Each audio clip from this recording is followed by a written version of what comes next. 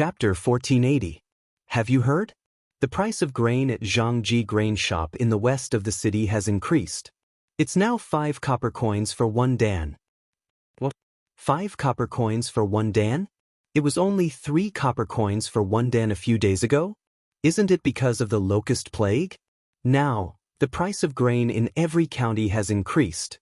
The shopkeeper of Zhangji grain shop said that if we don't buy now, the price of grain will only get higher. Then let's go buy some. I heard that the farms outside the city have all been destroyed by the locust plague. I think there won't be any harvest this year. Then what are we waiting for? Let's go buy some grain from the shop. Li Ku, Cheng Chumo, and the others had just arrived at Xinfeng County when they saw some people hurrying towards the west side of the city, whispering as they walked. The price of grain in Xinfeng County is increasing? I haven't heard of any increase in the price of grain in Chang'an City. Why would the price increase here? Cheng Chumo couldn't help but ask when he heard the discussions of the citizens. Li Ku frowned and thought for a moment before saying, "Then we'll have to ask the Xinfeng County magistrate. Let's go, we'll go to the bank first before going to the county office." Cheng Chumo nodded and the group headed towards the Yanhuang Bank in the north. Shopkeeper Jean, what do you think of the matter that I mentioned earlier? In a study in the backyard of Yanhuang Bank in Xinfeng County, a middle-aged man with a fat head and big ears, who was dressed in luxurious clothes, asked with a smile. Sitting across from him was a middle-aged scholar of about 30 years old. That person frowned and said, "Boss Zhang, the Yellow Flame Bank can indeed provide loans to private merchants, and you have indeed provided sufficient guarantees. However, you must explain to this Jean the reason why you want to borrow so much money. Otherwise, this Jean will not lend you so much money." The man with the surname Zhang narrowed his eyes and said, "Shopkeeper Jean, the Yanhuang Bank is also a business. I am willing to borrow 6,000 strings of coins at double the interest rate of the bank.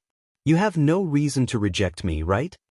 When Shopkeeper Jean heard this, he remained unmoved. Boss Zhang is right. The Yellow Flame Bank is no different from any other shop. We all need to make money. However, the Yanhuang Bank has its own rules. Every sum of money that is lent out must be used for a specific purpose. I do not dare to break the rules. So, if Mr. Zhang wants to borrow the money, please state your purpose." The man surnamed Zhang frowned, and there was a trace of displeasure in his expression. His fingers tapped on the table rhythmically. Dong dong dong, dong dong dong. After a moment of silence, he opened his mouth and said, "Don't worry. Since Shopkeeper Jean is so eager to know, there is no harm in me telling you. Recently, this Zhang's grain store is in urgent need of a sum of money. That's why this Zhang has come to the Yanhuang Bank. I hope that Shopkeeper Jean can help us out." Shopkeeper Jin's face revealed an expression that said he had expected it.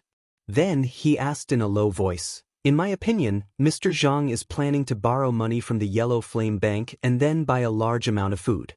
He's going to take advantage of the locust plague to make a fortune, right?" Although his intentions were exposed, the man surnamed Zhang did not show any signs of panic. Instead, he smiled and said, "Why does Shopkeeper Jean have to say such unpleasant words? With the locust plague, the farmlands outside the city are filled with locusts. This Zhang is doing this for the sake of the people of Xinfeng County. How can Shopkeeper Jean say that this Zhang is a profiteer who hoards food for profit?" Shopkeeper Jean said with a serious face, "Mr. Zhang, your words can only be used to deceive children who do not know the ways of the world. They are useless to this Jean.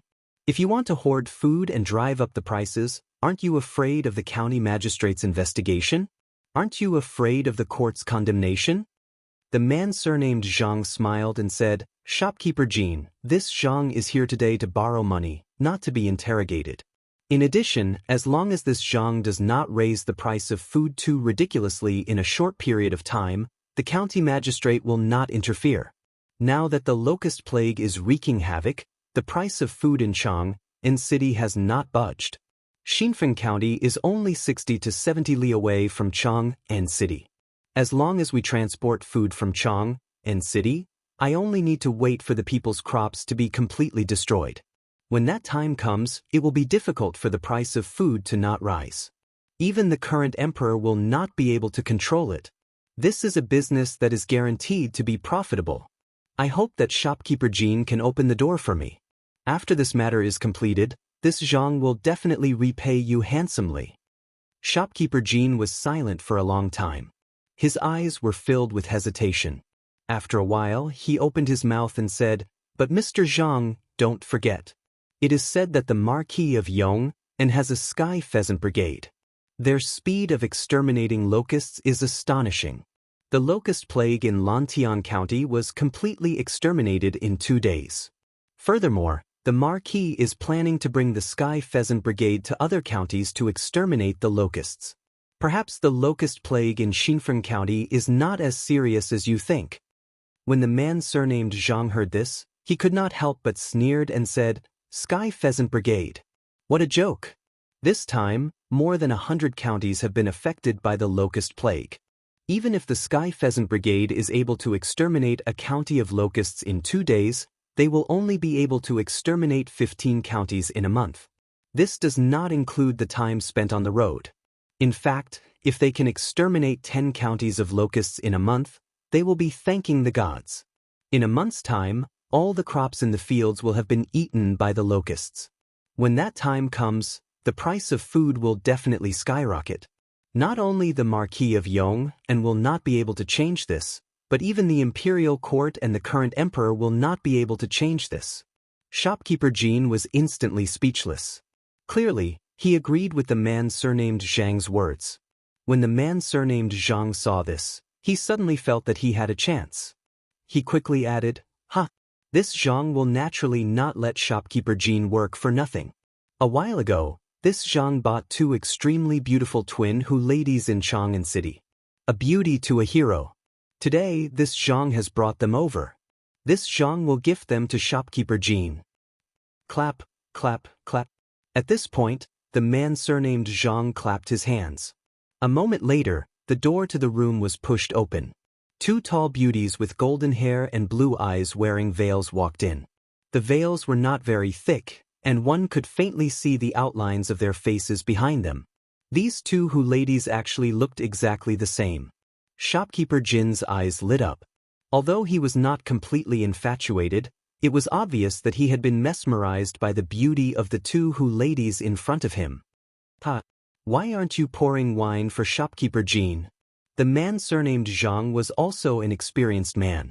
How could he not see that shopkeeper Jin's determination had already been shaken? Thus, he quickly ordered the 2 ladies. "Old master." The 2 ladies bowed and then came before shopkeeper Jin. One of them held a wine pot, while the other held a wine cup. Pink wine flowed down the spout of the pot, illuminating the beautiful faces of the ladies. Shopkeeper Jin could not help but swallow hard. "Shopkeeper Jin, please." A moment later, a woman approached shopkeeper Jin, handed him a cup, and whispered to him in a soft voice. Good. Shopkeeper Jin came back to his senses and quickly took the wine cup. Naturally, he would take advantage of the lady in the process, causing her to grumble coquettishly. Looks like shopkeeper Jin is also a man who has tender feelings for the fairer sex. Then this Zhang will be relieved to give them to shopkeeper Jin. I wonder if shopkeeper Jin will agree to this Zhang's proposal? The man surnamed Zhang struck while the iron was hot. Shopkeeper Jin rubbed his chin and pretended to be deep in thought. A moment later, he opened his mouth and said, "Since Boss Zhang is in urgent need of funds, this Jin, as the shopkeeper of Yanhuang Bank in Xianxia County, can naturally lend a sum of money to Boss Zhang. Let's go. This Jin will have someone pass the money to Boss Zhang today." The man surnamed Zhang was overjoyed when he heard this. He laughed heartily and said, Shopkeeper Jin is straightforward. Please. 15 minutes later, in front of Yanhuang Bank. Many thanks for shopkeeper Jin's generosity. If this Zhang comes again, I hope that shopkeeper Jin will not refuse me. The man surnamed Zhang said with a smile. Shopkeeper Jin's eyes flashed and he said with a fake smile, No problem. Then this Zhang will take his leave. The man surnamed Zhang clasped his hands and turned to leave. Who is that? Don't you have eyes when you walk? Who knew that when he turned around, he would bump into a towering figure and almost fall to the ground? He rubbed his forehead and could not help but feel annoyed. Does this road belong to your family? You're the one who walked with your eyes closed. How can you blame others? A young man beside him could not help but mock him. The man surnamed Zhang was instantly enraged and said, Where did this wild kid come from? How dare he behave so atrociously in Xinfeng County? Suddenly his pupils shrank, and he couldn't help but be shocked. The young man was pushing a strange-looking bicycle. If he wasn't mistaken, that was the latest limited edition variable speed bicycle from the Strange House workshop. There were only 3 of them in the entire market. And the young man in front of him and the young man beside him each had one. What did this mean? This meant that this group of people in front of him were either rich or powerful. He might not be able to afford to offend them. This Zhang has offended all of you. I'm really sorry. This Zhang still has things to do, so I'll take my leave first. In line with the principle of avoiding unnecessary trouble, the man surnamed Zhang apologized and hurriedly left. Why did this old bastard suddenly change his attitude? At least he knows what's good for him. Otherwise, I'll definitely beat him up until even his mother can't recognize him. The tall young man looked in the direction that the man surnamed Zhang left and snorted. That's right. This group of people in front of him was Li Ku, Cheng Chumo, Pang Feiji and the rest. Li Ku and Cheng Chumo rode bicycles into the county town, while Pang Feiji rode a horse. Chumo, forget it. We're new here. Let's not cause any trouble. Disaster relief is more important. Li Ku said sternly. Cheng Chumo snorted and said, It's not like I'm the one causing trouble. He's the one who ran into me. Do I have to praise him for running into me? Li Ku shook his head helplessly and said, All right. Let's go in quickly. After saying that, he parked his bicycle in the empty space outside the bank and walked straight in. He was not worried about his bicycle being stolen because Pang Feiji would be outside looking after it. Seeing this, Cheng Chumo quickly parked his bicycle and followed. Young masters, are you here to exchange money or to borrow money? Shopkeeper Jean had seen the scene outside the house. He had also seen the 2 bicycles that Li Ku and Cheng Chumo rode in. Thus, when he saw the 2 enter the bank, he personally went up to greet them. Speaking of which, the bank in Xinfeng County only had 2 businesses, exchanging copper coins for Tang Yuan and lending Tang Yuan. It was unlike the Yanhuang Bank in Lantian County, which also had a deposit business. Ask your shopkeeper to come out. We have something to talk to him about. Cheng Chumo raised his head and said arrogantly. Li Ku wanted to stop him, but it was too late. He could only shake his head helplessly. He had originally wanted to observe the attitude of the servants in the Yanhuang Bank in Xinfeng County, but after being yelled at by Cheng Chumo, he had no choice but to lay his cards on the table. I am the shopkeeper of the bank. May I ask what the 2 young masters need? Shopkeeper Jean guessed that Cheng Chumo and Li Ku were nobles from Chang, so he did not dare to offend them. Thus, he spoke politely. You're the shopkeeper of this bank? Tiske, you don't look like one. Your belly is not even as big as that old man at the door. Cheng Chumo glared at him and looked him up and down. Then he ridiculed him. Li Ku's face darkened. In order to prevent Cheng Chumo from continuing to spout nonsense, he quickly took out a fish talisman and showed it to shopkeeper Jean. He said, We're here today to check the accounts. Please cooperate with us, shopkeeper Jean. When he saw the dragon pattern on the fish talisman and the 2 words King of Shu, shopkeeper Jean was shocked. He quickly bowed and said, Your Highness, King of Shu. The servants in the room were stunned for a moment before they reacted. They bowed to Li Ku together and said, Your Highness, King of Shu. Li Ku waved his hand and said, I'm not here in the name of King of Shu. I'm here in the name of Deputy Manager of the Yanhuang Bank. Shopkeeper Jean, quickly go to Xinfeng County and retrieve the accounts of the Yanhuang Bank for the past 3 months. Li Zishuan was the head manager of the Yanhuang Bank, and Li Ku was now the deputy manager. This matter had been sent to the various branches of the bank in the form of an internal document.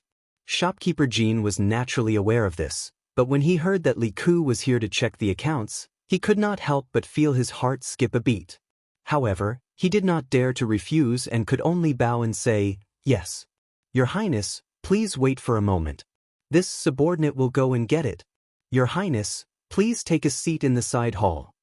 Moments later, shopkeeper Jean walked over with a thick book of account books in his arms.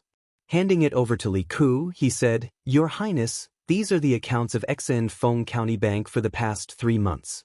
Please have a look." Li Ku nodded and said, You can go and do your work first. I'm just going to take a look." Shopkeeper Jean was flustered, but he did not dare to show any flaws on his face. He nodded and said, "Yes. Your Highness. This subordinate will take his leave." After shopkeeper Jean left, Chengchumo could not help but say, "Little Ku, how long will it take you to finish reading such a thick account book? We still have to go to the county yamen." Li Ku smiled and said, "Who said I'm going to finish reading? I'm just checking some of the accounts. Moreover, the bank's accounts are now recorded using double-entry bookkeeping. It's easy to check. As long as there are no problems, we'll go to the county yamen immediately." Cheng Chumo scratched his head and said, "Oh, that's fine. Little Ku, hurry up.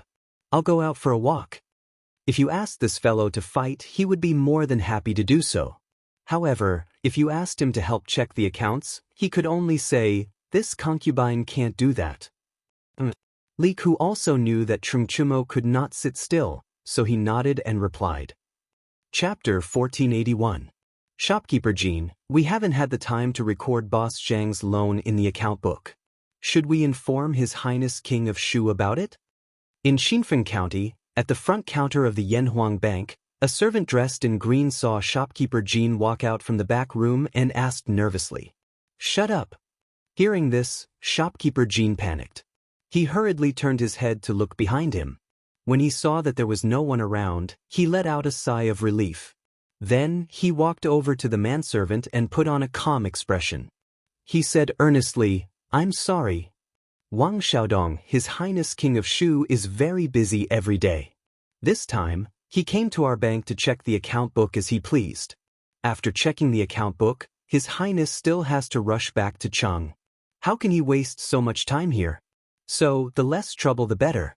Don't tell His Highness that Boss Zhang came to the bank to borrow money. If His Highness becomes impatient, even this old man won't be able to save you. Do you understand?" Wang Xiaodong was only a servant of the bank and had not seen much of the world. He also didn't know the nature of nobles like Li Ku. When he was frightened by shopkeeper Jean, he immediately panicked. "Don't worry, shopkeeper Jean. I definitely won't say anything. Thank you for your reminder." Shopkeeper Jean nodded with satisfaction and said, Xiaodong, you're very sensible. I heard that your mother was bedridden a while ago. Seeing a doctor must be very expensive, right? In a while, withdraw 2 strings of money from the account book. Take it as a token of my appreciations." When Wang Xiaodong heard this, he immediately shed tears of gratitude and said, "Thank you, shopkeeper Jean. You're really too good to me. If shopkeeper Jean has any requests in the future, this little one will definitely do it." Not bad, not bad. Xiaodong, you know how to repay kindness. This old man really didn't misjudge you. Now, bring some people to the 10,000 guests restaurant in the city and prepare a table of high-quality banquet for His Highness King of Shu. Remember, it must be the best wine and the best dishes. Shopkeeper Jean saw that he had achieved his goal and said with a smile. "Shopkeeper Jean," Wang Xiaodong replied excitedly. Then, he hurriedly put down the work in his hands and left the bank. Why do I feel that shopkeeper Jean wants to hide the account book that Wang Xiaodong mentioned? Who was Mr. Zhang? Oh, the person Xiao Ku and I bumped into outside the house was also surnamed Zhang. Could it be that Wang Xiaodong was talking about that person? No, there must be something fishy going on here. I'll go tell Xiao Ku. What shopkeeper Jean didn't know was that his conversation with Wang Xiaodong in the front hall had been overheard by Chengchumo, who had just come out of the side hall. Although Chengchumo was a straightforward person, that didn't mean he was stupid. The conversation between shopkeeper Jean and Wang Xiaodong made him think that shopkeeper Jean was hiding something. Thus, he hurriedly retracted his aura and quietly returned to the side hall. "Little Ku, how is it? Did you find anything wrong with the accounts?" After returning to the side hall, Cheng Chumo approached Li Ku and asked hurriedly. Li Ku flipped through the account book and replied, "How can it be so fast? However, I haven't found any problems with the accounts I've checked for the past few days." "Choax, didn't you say you were going out for a walk? Why are you back?" Cheng Chumo turned around and stuck his head out to look around. After confirming that there was no one outside, he closed the door and walked over to Li Ku and said mysteriously, "Little Ku, I feel that there's something wrong with shopkeeper Jean. I'm afraid that the account book he gave you is incomplete." Hearing this, Li Ku couldn't help but raise his head and asked, "Oh? Why does Brother Choax say that?" "I was just about to go out for a walk when I accidentally overheard shopkeeper Jean talking to the manservant in the front hall about an account." Cheng Chumo lowered his voice and told Li Ku what he had seen and heard. After listening, Li Ku couldn't help but frown deeply. "Choax, from what you said just now, it seems that there's something wrong with shopkeeper Jean. If we want to get to the bottom of this matter, we need to find out who this Mr. Zhang is and how much money Wang Xiaodong was talking about."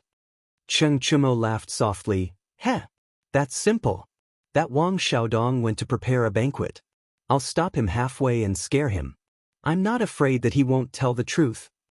Li Ku pondered for a moment and nodded. "That's good. But we still need to do it secretly to avoid alerting the enemy." Cheng Chumo nodded. "Little Ku, don't worry. Leave this matter to me." Bang bang bang. Not long after the two of them finished their discussion, there was a series of knocks on the door. Li Ku asked, "Who is it?" "Your Highness, it's me. It's Jean Wanfu. Your Highness must be tired from the long journey. I have prepared a banquet for Your Highness in the city's 10,000 guest restaurant to welcome Your Highness. I hope Your Highness will do me the honor."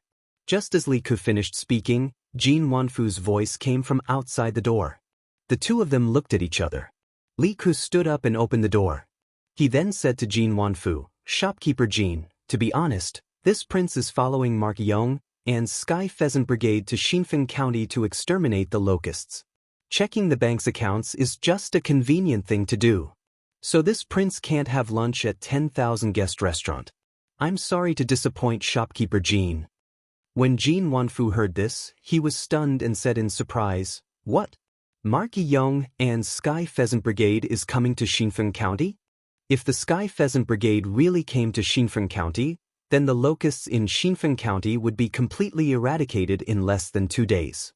By then, Xinfeng County would become the second county after Lantian County to completely exterminate the locusts. The price of food in the city would also stop increasing. And the 6,000 strings of coins that Zhang Xiongfei borrowed from the bank would not only not make a huge profit, but he would also suffer a loss." Li Ku's eyes flashed and he asked with deep meaning, "Why? Shopkeeper Jean doesn't want to see the Sky Pheasant Brigade come to Xinfeng County to exterminate the locusts?" When Jean Wanfu heard this, a layer of cold sweat instantly formed on his back. He quickly waved his hand and said, "No, that's not it. For Mark Yong and Sky Pheasant Brigade to come to Xinfeng County to exterminate the locusts, this Jean is more than happy. Why would this Jean be unwilling? This Jean is just a little surprised that Marquis would come to Xinfeng County so quickly. This Jean has no other intentions." Li Ku looked deeply at Jean Wanfu, then picked up the account book on the table and said, "Hee hee. I didn't expect shopkeeper Jean to be so concerned about the people's livelihood. This prince will take a look at this account book for a while. I will have someone send it back before dark. Right now, this prince still has some matters to attend to, so I will take my leave first." Although Jean Wanfu was extremely unwilling, he did not dare to raise any objections. He could only cup his hands and said, "Your Highness, please take care. If Your Highness has any orders, just say the word and this Jean will be at your beck and call." "Chonyo, let's go." Li Ku nodded and called out to Cheng Chumo. The two of them then left. Could it be that King Shu found something in the account book? That shouldn't be the case. This account book follows the rules and regulations. This old man has personally checked it before. Although there are some small flaws, there are definitely no major problems. Sigh, maybe I am overthinking. Looking at the departing backs of Li Ku and Cheng Chumo, Jean Wanfu had a bad premonition, but he couldn't figure out where he had exposed himself, so he could only comfort himself with this thought. However, the bad premonition did not dissipate. Instead, it was like a stone that weighed heavily on his heart. It was to the extent that he did not have the mood to return to the backyard to meet the two beautiful ladies that he had just obtained. Little Ku, that's him. After leaving the bank and walking on the street, Cheng Chumo suddenly pointed to a servant in green who was walking towards them on a small path on the right. He said to Li Ku, "Little Ku, why don't you and Pang Feiji go to the county office first? I will go find Wang Xiaodong and ask him clearly." Seeing that it was almost lunchtime, Li Ku knew that there was no time to delay. He nodded and agreed, "All right. However, Chonyo, don't hurt anyone and don't alert the enemy. If possible, it is best to persuade that servant to submit to our side." Cheng Chumo patted Yu Xiong's chest and smiled, "Little Ku, don't worry. Alright, let's not talk too much. I will go first." After saying that, Cheng Chumo turned around and walked towards the servant in green. "Let's go. Let's go to the county office." Although Li Ku was still worried, he had limited manpower and could only trust Cheng Chumo this time. He turned his head and said something to Pang Feiji. Then, the two of them went straight to the county office of Xinfeng County. It is the fortune of the people of Xinfeng County that the Marquis of Yong and could bring the Sky Pheasant Brigade to Xinfeng County to exterminate the locusts. As the county magistrate of Xinfeng County, this lowly official has been worried sick about the locust plague. Now that the Marquis has solved this lowly official's problem, this lowly official must thank the Marquis in person. Otherwise, my heart will not be at ease. In the county office of Xinfeng County, after Li Ku stated his identity and purpose, County Magistrate Wang Dijing cupped his hands and said excitedly. Li Ku said calmly, "If County Magistrate Wang wants to thank Marquis Yong, and in person, that is fine. However, the most important thing now is to prepare food for the 100 people who came with us. I hope that County Magistrate Wang can arrange it as soon as possible. The food does not need to be luxurious. It just needs to have meat. Other than that, prepare a pot of throat-soothing soup and a pot of green bean soup. When the time comes, send them to the farmlands outside the city." Wang Dijing said in surprise, "Your Highness, Maryong, and the children of Lantian County are not going back to the county to eat?" Li Ku shook his head and said, "Eating back in the city is too much of a waste of time.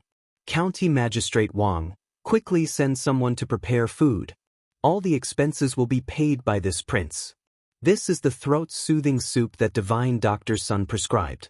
Get someone to brew it carefully. There must not be any mistakes. Otherwise, this prince will hold you accountable." Wang Dijing's face turned solemn. He received the prescription with both hands and said, "The Sky Pheasant Brigade is here to help Xinfeng County exterminate locusts. The expenses for the food should be paid by Xinfeng County.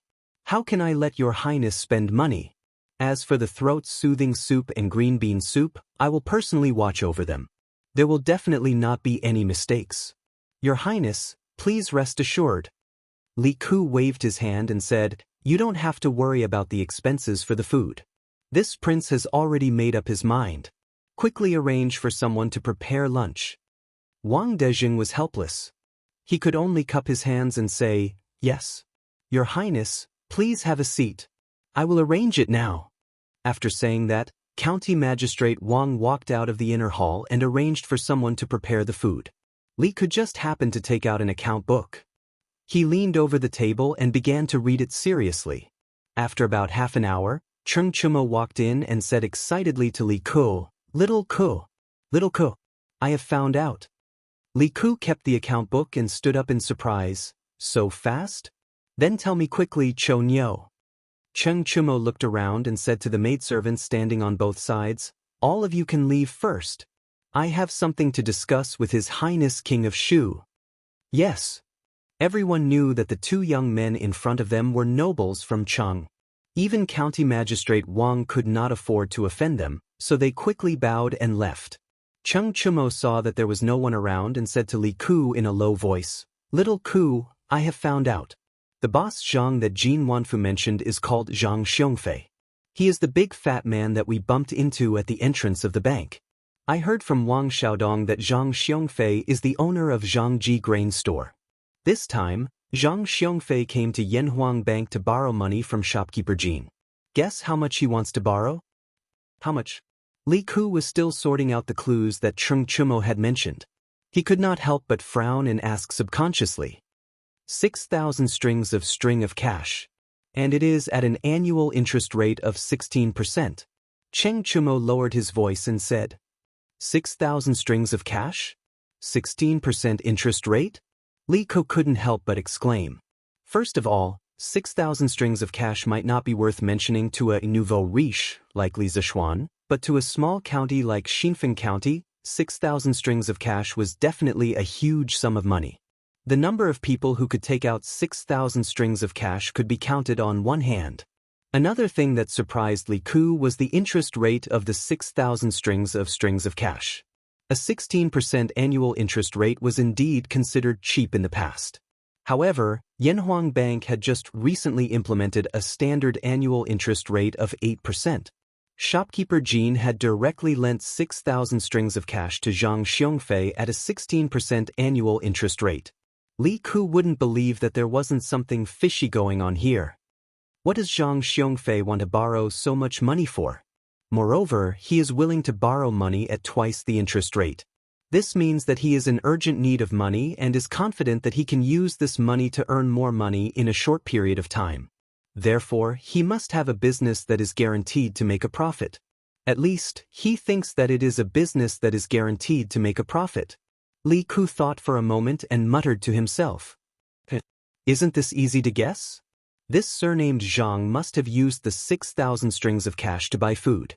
Now that there is a locust plague everywhere, this old man must want to stock up on more food. When the people's crops have been destroyed by the locust plague, he will take the opportunity to drive up the price of food and make a fortune. Little Ko, do you remember when we first entered the city? The people said that the price of food in Zhangji grain store in the west of the city increased again? Doesn't this mean that this old bastard is up to no good? Cheng Chumo laughed. Yes, Chumo, your analysis is very reasonable. Li Ku heard this and nodded his head in agreement. Suddenly, he looked at Cheng Chumo strangely and said, That's not right. Chonyo, when did your brain become so flexible? This is not like use. Cheng Chumo's old face suddenly froze. At this moment he probably had tens of thousands of alpacas galloping through his heart. *CK. Little Ku, you are not being kind. I worked so hard to get money and then help you investigate the case, and you are insulting your brother. Li Ku laughed and said, Hee, I was just joking with you. But then again, Chonyo, how did you make Wang Xiaodong tell you the truth willingly? Chapter 1482. What's so difficult about this? That Wang Xiaodong's mother has been suffering from chest pain for a long time. I told him my identity and told him that I am familiar with Sun Daozhong and he can treat his mother's illness. Then I told him that shopkeeper Jin broke the rules by lending money and is currently being investigated by the imperial court. If he cooperates with us, he will be fine and can even get Sun Daozhong to treat his mother's illness. If he insists on following shopkeeper Jin to the end, then he will go to jail with shopkeeper Jin. In the back hall of the Lantian County Yamen, Cheng Chumo smiled proudly when he heard Li Ku's question. Then, he briefly explained the cause and effect of the incident. Hearing this, Li Ku couldn't help but praise. Choox, you moved him with emotion, reason and even offered him benefits. Not bad, not bad. With this, that Wang Xiaodong should be on our side and we will have enough time to gather more evidence. If you ask me, what evidence do we need to gather? Let's just capture Jin Wanfu and Zhang Xiongfei and interrogate them. They will definitely confess.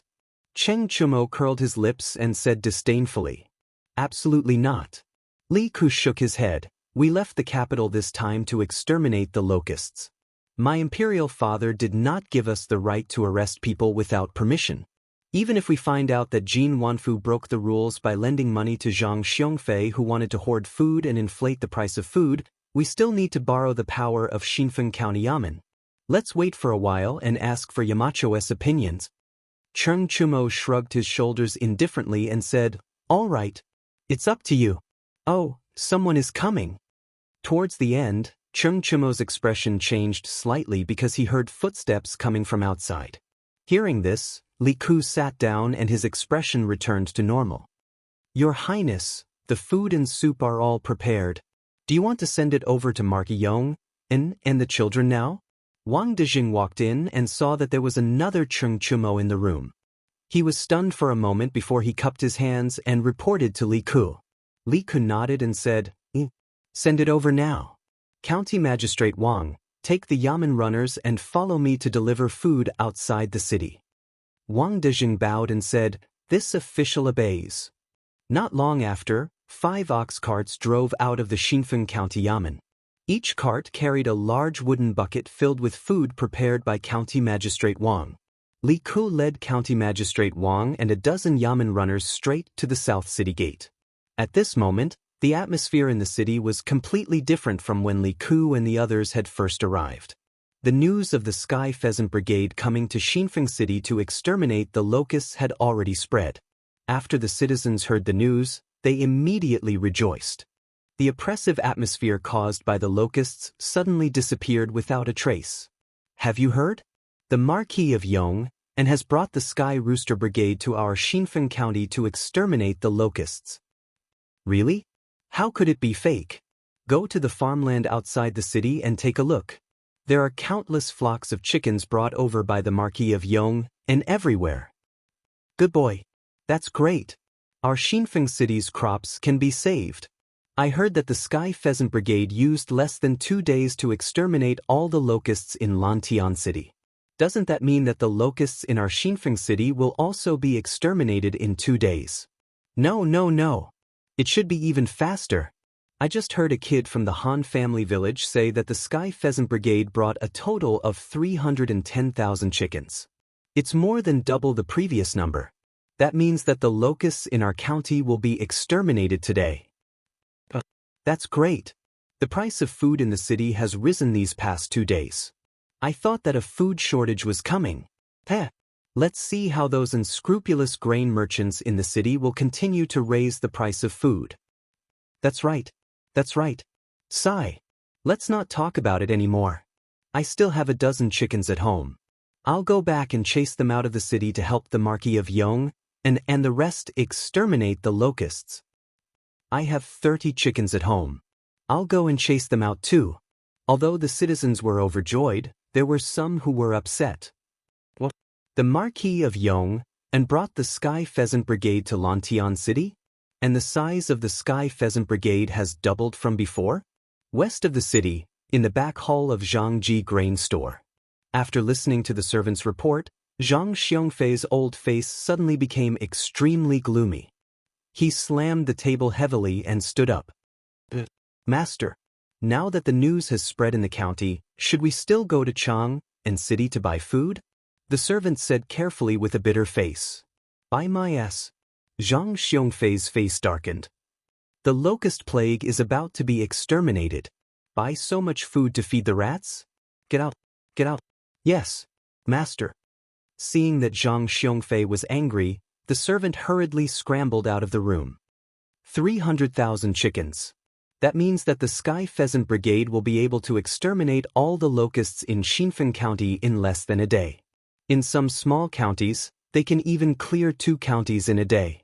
Even if there are hundreds of affected counties, the Sky Pheasant Brigade will be able to clear at least 20 of them in half a month. There will definitely be no more locust plague near Chang and city. If we want to sell our food at a high price, we can only go to other places. That's too much of a loss. Inside the room, Zhang Xiongfei muttered to himself with a gloomy face. After a moment, he suddenly remembered the 2 girls that he had given to Jin Wanfu in the morning. He slapped his thigh and said angrily, It's over.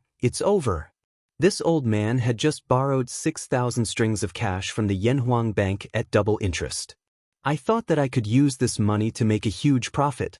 Now, does this count as losing the wife and losing the army? Sighed. My 2 delightful beauties. What a pity. Saying that, Zhang Xiongfei hammered his chest with a face full of heartache. He did not know that there was an even bigger problem waiting for him. This official greets Markang for Marquis to bring the Sky Pheasant Brigade to exterminate the locusts in Xinfeng County, This official and the 50,000 people in the county are extremely grateful to Marquis. In a village outside of Xinfeng County, after Li Ku and his group found the main army, they hurriedly distributed food to the children. Wang Dijing came before Li Zishuan and bowed sincerely. Li Zishuan nodded expressionlessly and said, "This Marquis brought the Sky Pheasant Brigade to exterminate the locusts. Firstly, it was because of the Emperor's orders. Secondly, it was because I could not bear to see the common people being poisoned by the locusts. However, this Marquis heard that the price of grain in Xinfeng County has recently reached 5 copper coins per dan. County Magistrate Wang, can you explain this?" Saying that, he stared at Wang Dijing with a burning gaze. Clearly, Li Ke had already told him everything that they had found in Xinfeng County. County Magistrate Wang's face was instantly covered in a few drops of sweat. It was unknown whether it was because the weather was too hot or because he was too nervous. He hurriedly cupped his hands and said, "This official did not manage the county well and caused the appearance of profiteers who took advantage of the locusts to raise the price of grain. This official has let down the imperial court and the emperor. After returning to the city, this official will write a letter of apology to the imperial court." Li Zishuan coldly said, "As the county magistrate of Xinfeng County, the price of grain in the county has skyrocketed. Of course, you cannot escape the crime of negligence. However, the most important thing right now is to find out which grain merchants took advantage of the locusts to raise the price of grain. The imperial court has repeatedly ordered all the counties to stabilize the price of grain. Xinfeng County is less than 100 li away from Chang. However, on the 3rd day of the locust plague, the price of grain had already risen. If this Marquis had come a little later, would the price of grain have become 10 copper coins per dan, or even 100 copper coins per dan?" County Magistrate Wang cupped his hands and said, "Marquis is right. This official will return to the city to investigate the merchants who raised the price of grain." Wait. County Magistrate Wang turned to leave. However, Li Zishuan stopped him and said meaningfully, "It's not scary for grain merchants to raise the price of grain. What's scary is that officials and merchants collude with each other to raise the price of grain. Therefore, there is no need for you to investigate this matter. This Marquis does not have the authority nor the time to investigate. Before the sky turns dark today, there will be officials from the Ministry of Personnel coming to investigate this matter. I hope that County Magistrate Wang can cooperate with them." According to Li Ku and Cheng Chimo's information, Li Zishuan felt that there was something wrong with this Wang Dijing. There was a need to investigate this matter. However, Li Zishuan was right. They only went to the counties to eliminate the locusts. Li Er did not give them the authority to investigate the officials and merchants in the counties. Even if they had the authority, Li Zishuan did not have the time to waste here. Therefore, he planned to send this matter back to Lantian County via telegram and let Li Tai report it to Li Er. When Wang Dijing heard this, his face instantly turned pale. He hurriedly said, "Mar, please forgive me. This official has been busy with the disaster relief and neglected the soaring price of grain in the city. This official is guilty of negligence." Yes, it's Zhang Xiongfei. This time, he was the one who led the charge to raise the price of grain. This official's wife is his sister, so he has nothing to fear. However, this official dares to swear to the heavens that this official did not receive a single copper coin from Zhang Xiongfei. This lowly official has been wrongly accused. I hope that Marquis will investigate this matter properly. When Li Zishuan heard this, he nodded thoughtfully and said, "Whether or not you received any benefits is not up to you nor this Marquis to say. The officials from the Ministry of Personnel will investigate this matter thoroughly. However, since you are willing to tell this Marquis all this, you are quite honest. This Marquis will pass on your words to the imperial court. As for whether you are guilty or not, that will be up to the emperor to decide." Wang Dijing cupped his hands and said, "Thank you, Marquis." At this moment, Li Ke quickly walked over and said, "Yamacho, there are many villagers over there, saying that they want to see you." Li Zishuan raised his eyebrows and asked, "See me? What do they want to see me for?" Li Ke smiled and said, "Some of them are here to deliver food, some are here to thank you in person, and some are here to deliver chickens." "Deliver chickens?" Li Zishuan could understand delivering food and thanking him in person, but the delivery of chickens made him unable to react. What Ku means is that the villagers want to send their chickens to the Sky Chicken Brigade to help catch locusts. When we are done with them, we will return them to them. Seeing Li Zishuan's puzzled expression, Li Ku quickly explained. There is such a thing? Let's go and take a look. When Li Zishuan heard this, he was very surprised. Although there were 90,000 chickens in the Sky Chicken Brigade that came from the villagers of Longtime County, Xinfeng County was not Longtime County. The villagers here did not trust him as much as the villagers of Longtime County. Now that someone was willing to lend their chickens, it really surprised him. The two of them walked towards the villagers not far away. County Magistrate Wang thought for a moment and followed them. Marquis is here. This is the Marquis of Yong. So young. No wonder he is the son of a deity, he is so handsome. If it was not for the Marquis of Yong, my crops would have been ruined by the locusts. I want to kowtow to the Marquis of Yong. When they saw Li Zishuan walking towards them, the villagers immediately became excited. Greetings, Marquis. When Li Zishuan was only 4 or 5 steps away from them, the villagers all bowed and greeted him. Li Zishuan took a look. Good heavens, there were over 1,000 people. It was currently noon, and these people most likely did not even have lunch before coming over to deliver food, chickens, and express their gratitude. He never thought that he would be so popular in Xinfeng County, and for a moment he was overwhelmed by the unexpected favor. Don't be so courteous. Please rise. Li Zishuan hurriedly raised his hands and said in a clear voice. You brought these children to help us exterminate the locusts, and we are extremely grateful. We just want to use some food to reward these children for their hard work. We hope that Marquis will not reject us. At this moment, a white-haired old man carrying a food basket stood out and said sincerely to Li Zishuan. As soon as he said that, the rest of the villagers immediately shouted excitedly. That's right. This is the chicken stewed by my wife. I hope it can nourish the children's bodies. We also stewed eggs. Marquis saved my crops, which means he saved my family of 7. This old man will kowtow to Marquis. I hope that Marquis will be safe and prosperous for the rest of his life. I will also kowtow to Marquis. Thank you, Marquis, for saving my family's 35 mu of crops. I have 30 chickens at home. Do you think we can join the Sky Chicken Brigade to exterminate the locusts? Marquis, I have 50 chickens at home, and I'm willing to lend them to you. It doesn't matter if we lose them. Please, Marquis, don't reject us. The villagers were all talking at once, and soon, there was a crowd of villagers kneeling in front of Li Zishuan. Among them, there were children of 7 or 8 years old, middle-aged people in their 30s and 40s, and even old people in their 60s and 70s. They were all people who had been in danger during the locust plague, and today, they were saved by Li Zishuan. No one could understand the joy and gratitude in their hearts. At this moment, they were willing to do anything for Li Zishuan. Li Zishuan didn't like people kneeling to him.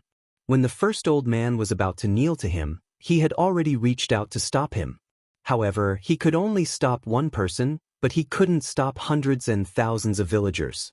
Seeing that more and more people were kneeling to him, and the scene was getting noisier and noisier, Li Zishuan hurriedly circulated his vital energy and shouted, "Villagers! Listen to me!" His loud and clear voice entered everyone's ears, and the excited villagers immediately quieted down. Li Zishuan continued, "Villagers, please get up first. This kid has just turned 20 years old. Many of you can be considered my elders. How can this kid bear such a big gift from all of you? You are not repaying me, you are shortening my lifespan. So, villagers, please get up quickly. Let's stand up and talk slowly." Hearing this, the villagers who were kneeling on the ground couldn't help but look at each other. After a while, they all stood up. Seeing this, Li Zishuan couldn't help but heave a sigh of relief. To prevent the villagers from kneeling again, he quickly struck while the iron was hot and said, "Villagers, I am very grateful that you sent food to the children of Longtime County. However, as you can see, the children already have food. To avoid wasting it, I would like to ask the villagers to bring back the food you brought." How can we do that? That's right. The children have already eaten, they can eat more. The moment Li Zishuan finished speaking, the villagers were instantly dissatisfied. Seeing this, Li Zishuan directly took a loudspeaker from Old Hu beside him and used his Junqi to suppress the voices of the common people. He only heard him say loudly, "This is the first time I've heard of this." He shouted, "I have extra food prepared. Villagers, please bring back the food you brought. However, you can keep the chickens you brought. Please mark the drumsticks of your chickens and register them with County Magistrate Wang. After that, they will be incorporated into the Sky Chicken Brigade. This marquee will take them to other provinces and counties to exterminate the locusts.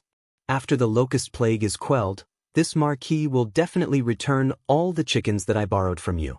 If any of them are lost, this marquee will pay double. On behalf of the people of other counties, I thank all of you for your help." Chapter 1483. According to Li Zishuan's original plan, he only wanted to bring these 300,000 chickens to sweep through the various provinces and counties. However, since the people of Xinfeng County were willing to lend their chickens to him, there was no reason for him to reject them. There were more than 8,000 households in Xinfeng County. If each household lent 30 to 40 chickens, they would be able to gather more than 20,000 chickens. This was a significant increase in the overall scale of the Sky Pheasant Brigade. On the other hand, now that the children of the Han Village and Plum Village had loudspeakers, the size of the flock they could control was much larger than before. The Sky Pheasant Brigade could completely eat the 20,000 chickens in Xinfeng County.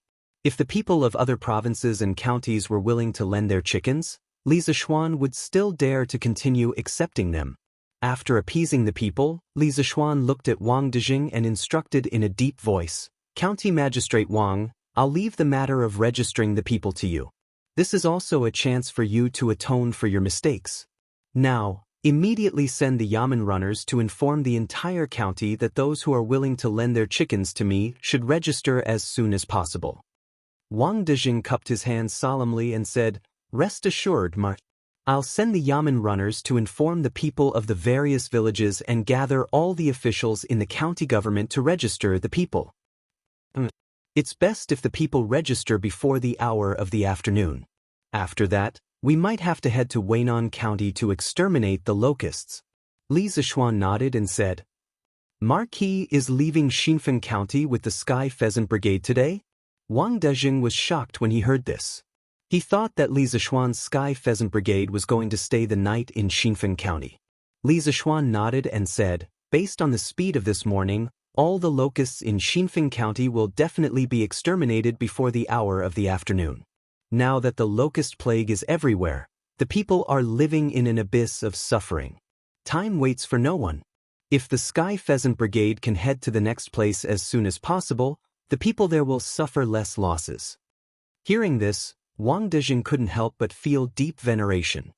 He bowed deeply to Li Zishuan and said, "Marquis is devoted to the country and loves the people as if they were your own children. Your noble character and unquestionable integrity has earned my admiration and shame. No matter how the imperial court deals with me, even if I can only be a small official in the future, I will remember Marquis' admonition today and be a good official who benefits the people." Seeing Wang Dijing's sincere face, Li Zishuan's impression of him changed greatly.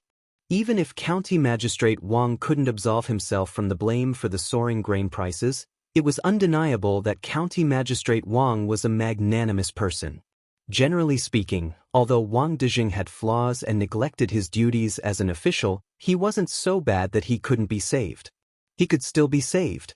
County Magistrate Wang, last year when the Chui clan was exterminated, I once said to His Majesty, "The ruler is a boat, the commoners are water. Water can carry a boat, but it can also capsize it." The Chui clan thought that the people were weak and powerless, so they wantonly oppressed the people and harmed the servants. They had no respect for the people and in the end, they died in the sea of people. In fact, the same principle applies to an official. County Magistrate Wang, if you don't care about the people and don't care about the people's livelihood, then one day when the people can't live anymore, that's when you, as an official, can no longer be an official. You must know that when an ordinary man is angry, blood will splash 5 steps away. There was no need for Li Zishuan to say these words. It was mainly because Wang Dijing could still be saved that he said a few more words. What if because of his words, there was another good official in this world? Wang Dijing obviously understood this principle. Hearing this, he bowed to Li Zishuan gratefully and said, "Thank you, Mar, for your admonition. I will remember it for the rest of my life. Go and do your work." Li Zishuan waved his hand and said, "Beep beep beep beep beep." Lantian County, Strange Interest Pavilion's new workshop. Accompanied by the DDD sound of the telegraph, Li Tai quickly came to the desk and took a pen to record the code. After about a quarter of an hour, the telegraph finally stopped ringing. Li Tai shook his sore wrist and began to translate the telegram. "Qingge, there are palace people outside looking for you. Quickly go out and see." At this time, Meng Wenhao walked into the room and said to Li Tai, who was in front of the desk. Since Li Tai was the deputy chief designer of the second and third trump card projects of Yanhuang College, he had a special office in this courtyard. It was convenient for him to receive and send telegrams. No one outside the project was allowed to enter this courtyard where the trump card project was carried out. Even the eunuchs from the palace were no exception. People from the palace? Why are they looking for me? Li Tai had just finished translating the telegram and asked curiously. Meng Wenhao shook his head and said, "I don't know about this." The little eunuch didn't say. "Qing, you should go out and see." "But I'll go take a look." Li Tai thought for a while, then took out a page and handed it to Meng Wenhao, saying, "Wenhao, this is a telegram from Yamacho. It's about publishing a notice in tomorrow's Datong Daily. Take it and give it to Mr. Ma Zhou." "But I'll go now." Meng Wenhao nodded, and the two of them went out together. "Your Highness, His Majesty summons you to the palace." The little eunuch outside the courtyard was a little angry because he was rejected, but when he saw Li Tai come out, he quickly put on a smile and greeted him. "Father summons me to the palace? What's the matter? I'm very busy here," Li Tai said reluctantly. The two trump card projects had entered the critical stage, and he was indeed very busy now. The little eunuch choked when he heard this. He thought to himself, what's wrong with Prince Wei that he doesn't even want to respond to His Majesty's summons? If the other party was a normal official, the little eunuch would have left in a huff. However, the other party was Li Tai, the Prince of Wei, who was greatly favored by the second emperor. The little eunuch did not dare to be arrogant or rash. He smiled and said, "Your Highness, His Majesty only said that he summoned you back to the palace for an important matter, but he didn't tell us what it was. Your Highness, do you want to go back to the palace to take a look?" Li Tai thought for a while, then nodded and said, "Okay. I also have something to talk to His Majesty about." The little eunuch heaved a sigh of relief and said, "Your Highness, this way please. The carriage has been prepared for you." "What carriage? Don't you know that my time is precious? Ride back to Chang'e." Li Tai glared at the little eunuch and said angrily. The little eunuch was stunned at first, then quickly bowed and said, "Yes, yes, yes. I will go and prepare a horse for your Highness." Speaking of which, Li Tai used to ride a carriage when he went out. After all, riding a carriage was much more comfortable than riding a horse. Today's abnormal behavior really made the little eunuch unable to understand. "Your son pays his respects to His Majesty." Sweet Du Hall. After being notified by the chamberlain, Li Tai walked in and bowed to Li Er, who was reading memorials. "You may dispense with the formalities." Li Er put down the memorials and raised his head to look at Li Tai. After a while, he frowned and said, "You've lost weight. Qing, why haven't you returned to the palace to pay your respects to me and your mother for so long? Even if you have classes on weekdays, you should still have time to return to Chang, and during the weekends at Yanhuang College. Your mother has already talked about you in front of me more than once." When Li Tai heard this, he said with some guilt, "Your son is unfilial and has caused His Majesty and mother to worry. In the future, when your son has time, I will definitely return to the palace to pay my respects to His Majesty and mother." Li Er narrowed his eyes and said, "What? From what you're saying, you haven't had time recently. Is there something important that you have to deal with?" Li Tai was a little dumbfounded. According to the rules of the Academy, the second and third trump card projects were classified as top secret projects. No one involved could reveal it to outsiders, not even their own family members. However, the person in front of him was not only his family member, but also the ruler of the empire. This made Li Tai feel awkward for a moment. Should he say it or not? What kind of thing made you hide it from me? Li Er's face suddenly became gloomy, and there was a trace of coldness in his voice. Although he already knew what Li Tai was busy with recently, seeing that his son even hid it from him as his father made him feel a little angry in his heart. Li Tai felt a chill down his spine and quickly said, "No. Father, your son doesn't dare." Yamacho started the second and third trump card projects at the Academy a few days ago. Your son has been busy with this matter recently. The second and third trump card projects? What is it for? Li Er's eyes flashed as he straightened his body and asked. He knew that the first trump card project of the Academy was the Ba River Hydroelectric Power Station project. As for the second and third trump card projects, he still knew nothing. The Academy's confidentiality work was really good. Li Tai had already decided to tell Li Er about the trump card project. At this moment, he had no scruples, so he continued, "Father, the second trump card project of the Academy aims to improve the current telegraph machine. On one hand, it will increase the transmission power of the telegraph machine. On the other hand, it will enhance the telegraph machine's signal recognition ability and anti-interference ability. On the other hand, it will build telegraph relay stations in key states and counties for electromagnetic wave transmission and reception relays. Finally, it will increase the effective communication range of the telegraph machine to more than 1,000 miles, or even further. 1,000 miles. When Li Er heard this, he was completely shocked. Previously, Li Zixuan had told him that there was still a lot of room for improvement in the telegraph machine. He was still a little skeptical, but now that the second trump card project had been set up to increase the communication range of the telegraph machine to more than 1,000 miles, and even the improvement plan had been formulated, he had no choice but to believe it. "Qingke, tell me, is it feasible to increase the communication range of the telegraph machine to more than 1,000 miles? After a moment of shock, Li Er came back to his senses and asked eagerly. Li Tai cupped his hands and said, "Father, the plan of this trump card project has been discussed several times by more than 10 teachers in the Academy. We all think that 1,000 miles communication range is absolutely feasible. Moreover, if the number of relay stations is enough, a few thousand miles communication range is not a problem." Could. When Li Er heard this, he was instantly delighted, but then he felt that there was something wrong with Li Tai's words. "We all think? Qingke, what are your responsibilities in this project?" When he heard Li Er ask this, Li Tai scratched his head a little embarrassedly.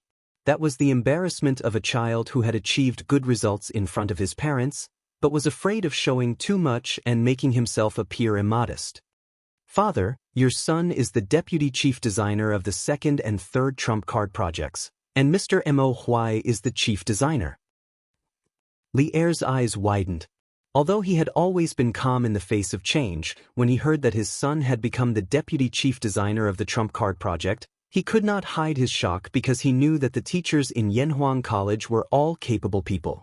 How rare was it that Li Tai, as a student, could stand out from the crowd and become the deputy chief designer. You are indeed worthy of being my son, Qingge. Good job." After the shock, Li Er could not help but laugh out loud. "Last year, Qingke, when you wanted to enter Li Zixuan's tutelage and study at Yanhuang College, I was still a little hesitant because you had always been studying Confucianism. I was worried that the proud and arrogant you would not be able to adapt to engineering in Yanhuang College. But I did not expect that in less than a year, Qingke, your achievements in engineering would reach such a level. Your father is very pleased." Li Tai was overjoyed in his heart, but he said modestly, "Father, you flatter me. Compared to Yamacho, your son is still far behind." Take it slow.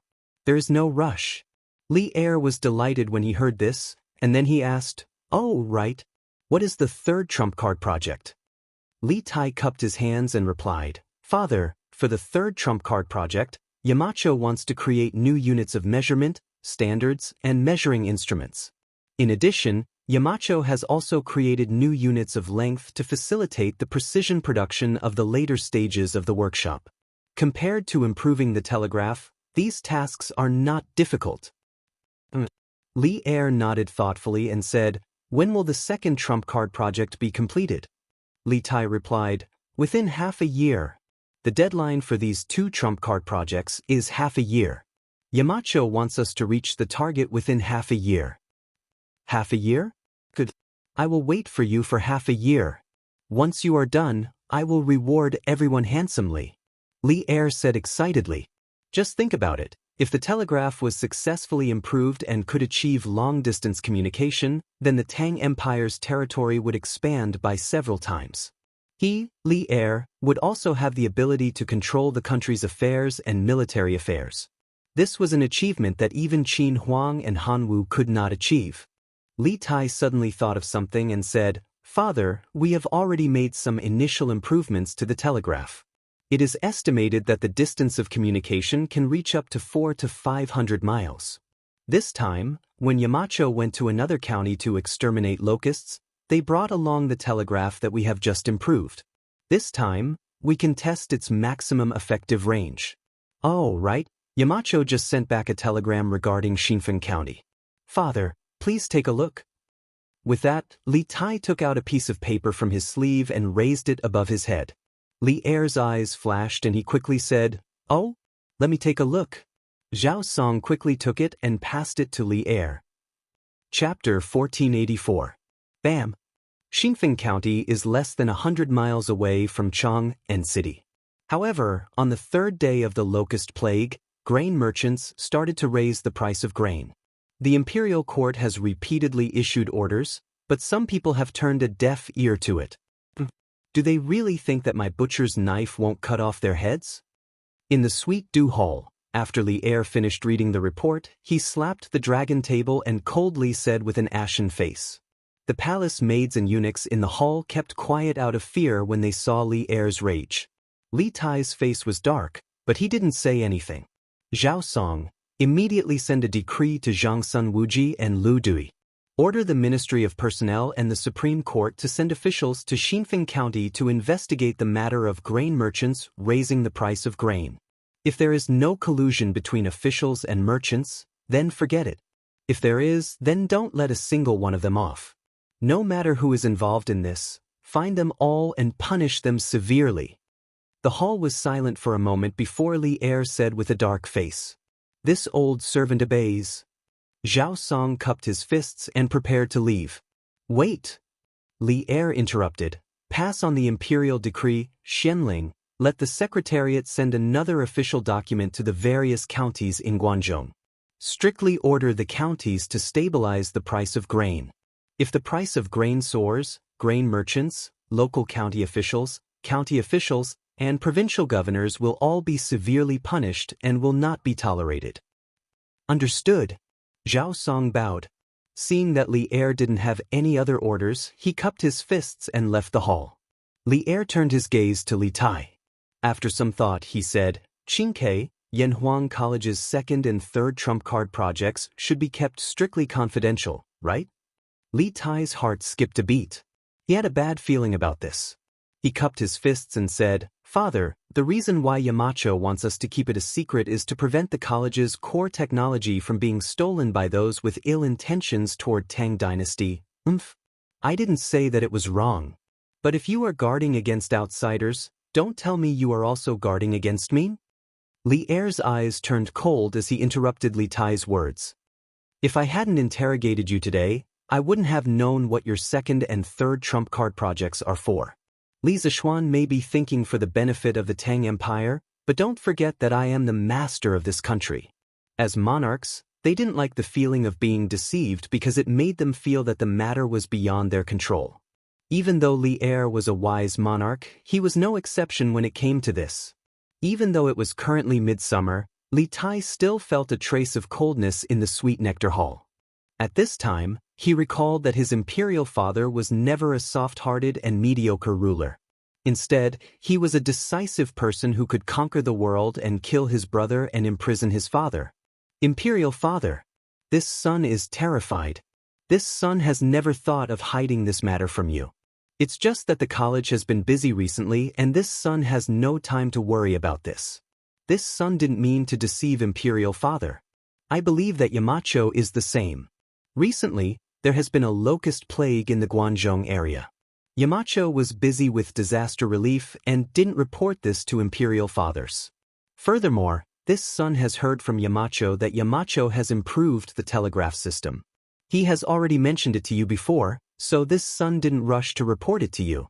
Imperial Father, please don't hold a grudge against Yamacho because of this.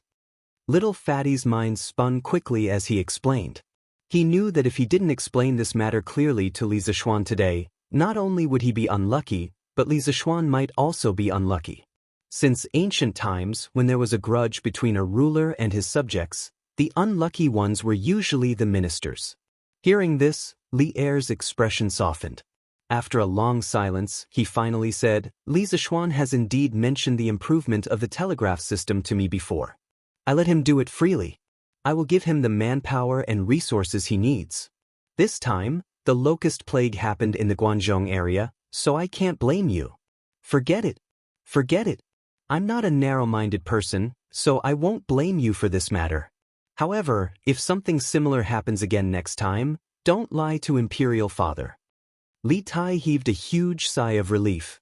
When Li Er was silent just now, he had already prepared himself to be punished. At this moment, his hanging heart finally settled down. Many thanks, Imperial Father. Imperial Father is broad-minded and will definitely become a benevolent ruler like Qin Huang and Han Wu. Li Er looked at Li Tai with a smile that wasn't a smile and said, Qin Ke, you also know how to flatter Imperial Father now? However, Imperial Father couldn't tell that you are actually so protective of Li Zishuan now? He was naturally talking about how Li Tai pleaded for Li Zishuan when he was angry just now. Li Tai was stunned. Not long ago, he and Li Zishuan were sworn enemies. Moreover, he had always been looking for trouble with Li Zishuan. But now, not only had he become Li Zishuan's student, he was even willing to take the risk of being punished by his Imperial Father to plead for Li Zishuan. How did things become like this? Scenes of the past flashed through Li Tai's mind. After a long time, Li Tai cupped his hands towards Li Er and said with a serious face, Imperial Father, not only is Yamacho knowledgeable, he is also a person worthy of respect. This son feels that the Tang Empire needs someone like Yamacho. Seeing his beloved son praising another person in front of him, Li Er felt a little jealous. However, for the sake of his face, he was embarrassed to show it. Moreover, Li Tai's words were generally correct. Thus, he waved his hand dispiritedly and said, Qing, you have grown up. Go and pay respects to your Imperial Mother, then go and do what you want to do. Yes, Imperial Father. Li Tai cupped his hands and was about to leave when he suddenly turned around and said, Imperial Father, this son will not be by your side. Please take care of your dragon body. Li Er's heart warmed as he chuckled and said, Imperial Father knows. Go, go. Li Tai nodded and turned to leave. The next day, on the front page of the Datong Daily, there was an eye-catching piece of news. Whose fault is it for the soaring grain prices? 108 official letters issued by the Secretariat, strictly ordering the affected counties to stabilize the grain prices. This piece of news described how Zhang Xiongfei of Xinfeng County had hoarded grain and inflated the grain prices. Furthermore, just yesterday evening, Zhang Xiongfei had already been detained by the Xinfeng County Yamen. Li Er had personally ordered that he would be executed 3 days later. One must know that ever since the Five Barbarians' Rebellion, the population of the Central Plains had sharply decreased. After experiencing the chaos at the end of the Sui dynasty, the Tang Empire had always pursued a policy of recuperation. Under such circumstances, the local Yamen rarely sentenced criminals to death. Even if they did, they had to report it to the higher levels and obtain the emperor's personal approval before the death penalty could be carried out. In the Jingguan dynasty, even if Li Er wanted to sentence someone to death, he had to obtain the approval of the court officials. It was recorded in the history books that when Taizong ascended the throne, he discussed with the court officials how to enforce justice. According to Wang Gui's suggestion, a righteous, kind, and impartial person would be appointed as a judge. After Zhang Yonggu was killed, Taizong immediately remembered that this young judge was a loyal follower of his cautious punishment policy and was dedicated to reversing the previous generation's practice of excessive punishment. He played chess with prisoners and exempted mentally ill people from punishment. These were all implementing the cautious punishment policy. When he was killed, he did not have the chance to defend himself. This was truly regrettable. Thus, Taizong ordered that in the future, even if the emperor ordered the death penalty to be immediately executed, there had to be 3 overturned memorials. Only after the overturned memorials could the death penalty be carried out.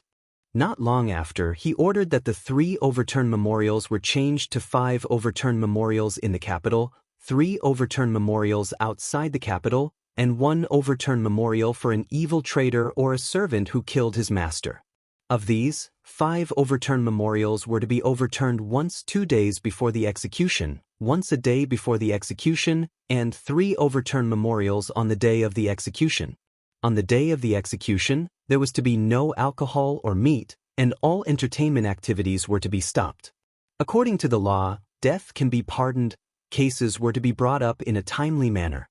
Such a complicated system of overturning the death penalty greatly reduced the number of people sentenced to death in the Jingguan dynasty.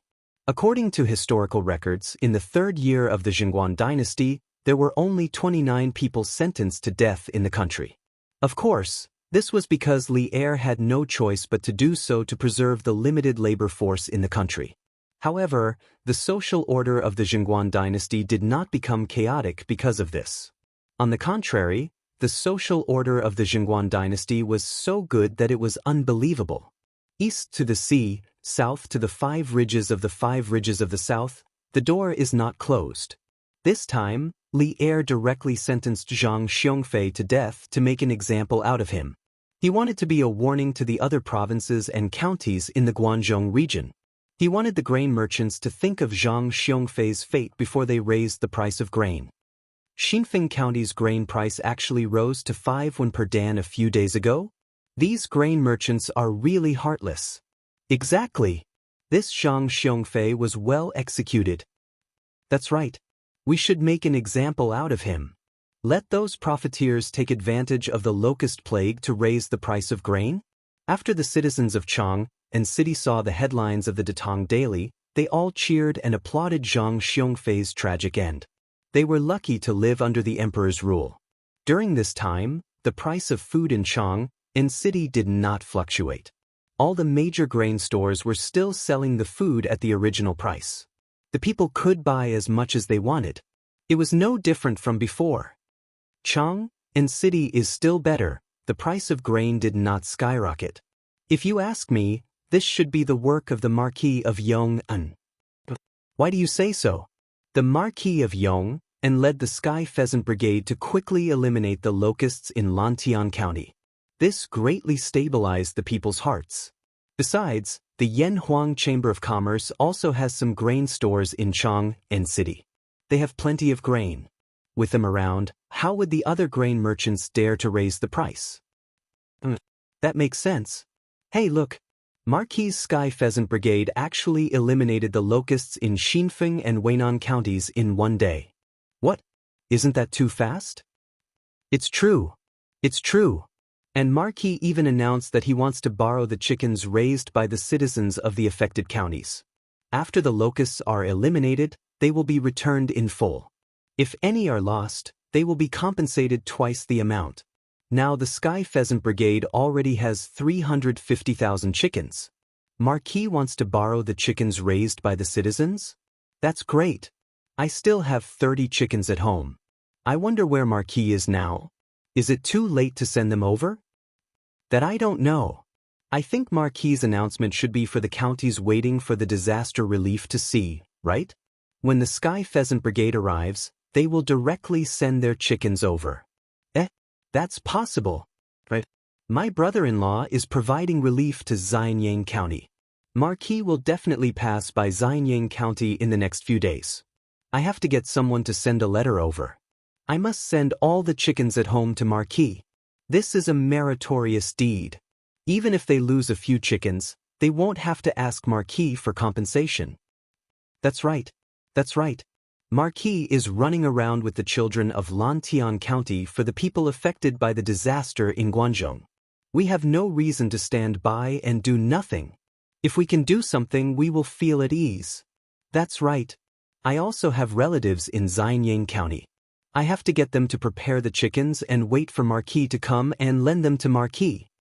When the citizens saw Li Zishuan's chicken recruitment notice published in Datong Daily, they were all enthusiastic and wanted to send all the chickens at home to the Sky Pheasant Brigade. However, the citizens of Chang and City didn't know where Li Zishuan's Sky Pheasant Brigade was now. It was obviously unrealistic to send chickens over. Therefore, the quick-witted citizens thought of getting their relatives in other affected counties to prepare their chickens for the Sky Pheasant Brigade. In fact, these warm-hearted citizens of the capital didn't have to do this at all. Datong Daily's speed of dissemination was much faster than their speed of sending letters. Since Li Zishuan founded Datong Daily at the beginning of last year, it had been more than a year. The editorial department of Datong Daily not only set up offices in various counties, but also established a complete communication network.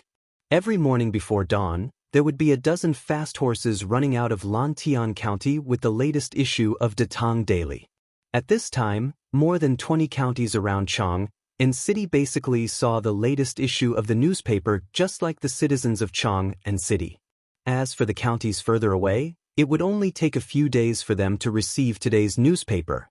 Therefore, in the counties around Chang and City, there were already citizens outside the county government, asking when the Sky Pheasant Brigade would come to their counties.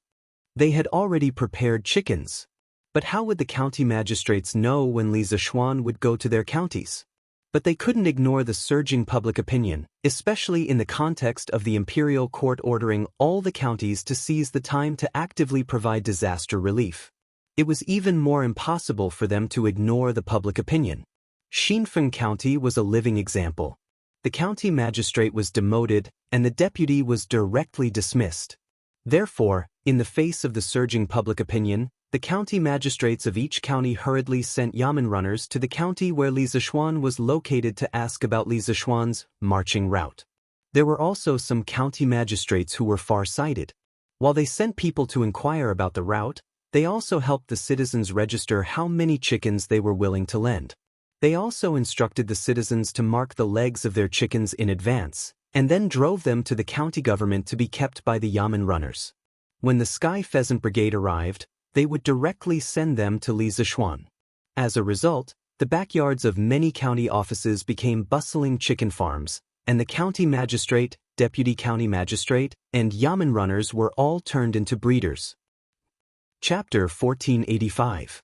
Mountain Elder Jin Wanfu has already been taken away by the Supreme Court. According to our investigation, he knew that Zhang Xiongfei was borrowing money to hoard food and drive up the price of food. However, he still chose to lend money because he accepted two beautiful women from Zhang Xiongfei. Those two women have already been dismissed. The 6,000 strings of cash that Jin Wanfu loaned to Zhang Xiongfei has also been recovered. I've sent someone to quickly send a letter back to the headquarters of the Yanhuang Bank to transfer a gentleman who is both virtuous and skilled to Xinfeng County to be the manager of the banks. Li Ku came to Li Zishuan's side on the fields outside Liang County and cupped his hands. They spent the night in Weinan County after exterminating the locusts yesterday and set off at dawn this morning to exterminate the locusts in Liang County. Along the way, they borrowed more than 20,000 chickens in Xinfeng County and more than 10,000 in Weinan County. After seeing the Datong Daily today, the people of Liang County had spontaneously started to send their chickens to the county government.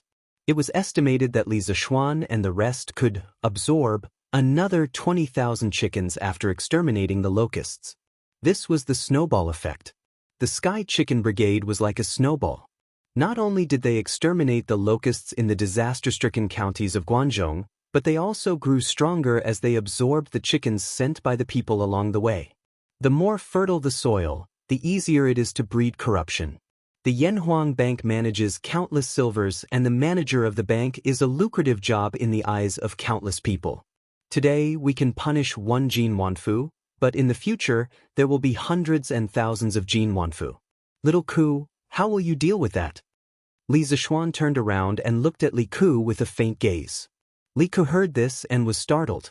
Clearly, he agreed with the first half of Li Zishuan's words, but he had not thought about how to solve this problem. After a moment of silence, Li Ku cupped his hands and said, "Yamacho, please teach me." Li Zishuan sighed and clasped his hands behind his back. We can't always find a corrupt manager of a money house and punish him. You and I don't have the time to do that. It's like His Majesty and the officials of the imperial court. His Majesty is usually busy, so how can he have the time to investigate whether the civil and military officials are corrupt?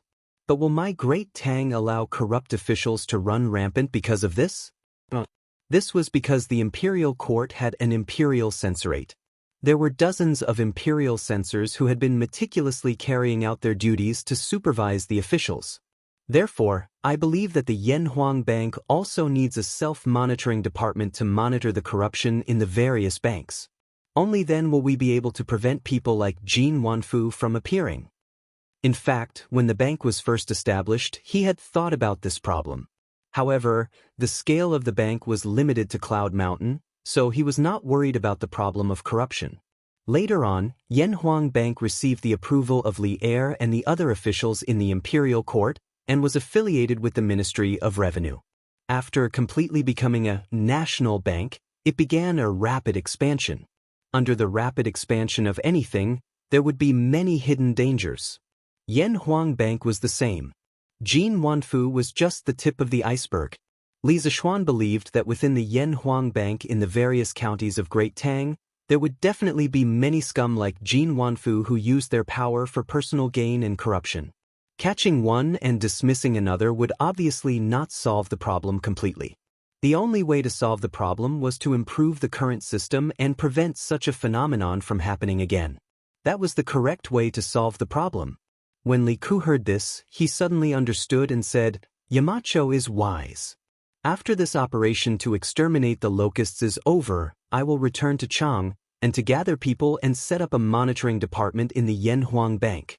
They will regularly check the accounts of the banks in the various counties, and from time to time, send monitoring officers to the local banks to investigate if there are any illegal activities by the managers of the local banks." Li Zishuan nodded and said, "That would be best. Otherwise, if there are too many people like Jin Wanfu, not only will it cause a great loss to the bank's economy, but it will also cause the bank's reputation among the people to plummet." At this point, Li Zishuan's face flashed with a hint of anger. Colluding with grain merchants to drive up the price of grain. Fortunately, this matter was not blown out of proportion and was nipped in the bud. Otherwise, our Yanhuang Bank would be hated by the people. Little Ku, immediately use Jin Wanfu's example as a model and issue an internal notice in the Yanhuang Bank. Let all the bank managers take note of this. Otherwise, they will end up like Jin Wanfu. Not only will their reputation be ruined, but they will also be imprisoned. The Yanhuang Bank was founded by Li Zishuan. Seeing someone destroy his hard work, of course he would be heartbroken and angry. Li Ku's expression turned serious as he cupped his hands and said, "Yamacho, don't worry. I have already released the internal notice yesterday. The managers of the various banks should have received it in the next few days. Also, what should we name the internal supervision department of our bank?" Li Zishuan pondered for a moment and said, "The bank is involved in gold and silver. Let's call them the gold-robed guards." The gold-robed guards not only need clerical personnel who are good at investigating and analyzing accounts, but also military personnel who are good at arresting and fighting. This department must be well-versed in both the pen and the sword, because in the future, the scale of the Yanhuang Bank will be bigger and bigger. When Li Ku heard this, he opened his mouth wide in shock. Obviously, he didn't expect Li Zishuan to play with such a big game. "Yamacho, this matter involves the military. I'm afraid we will need Father's permission to proceed." Li Zishuan nodded and said, "That's natural. Yanhuang Bank is, at best, a financial institution. Of course, it does not have the authority to set up an armed force.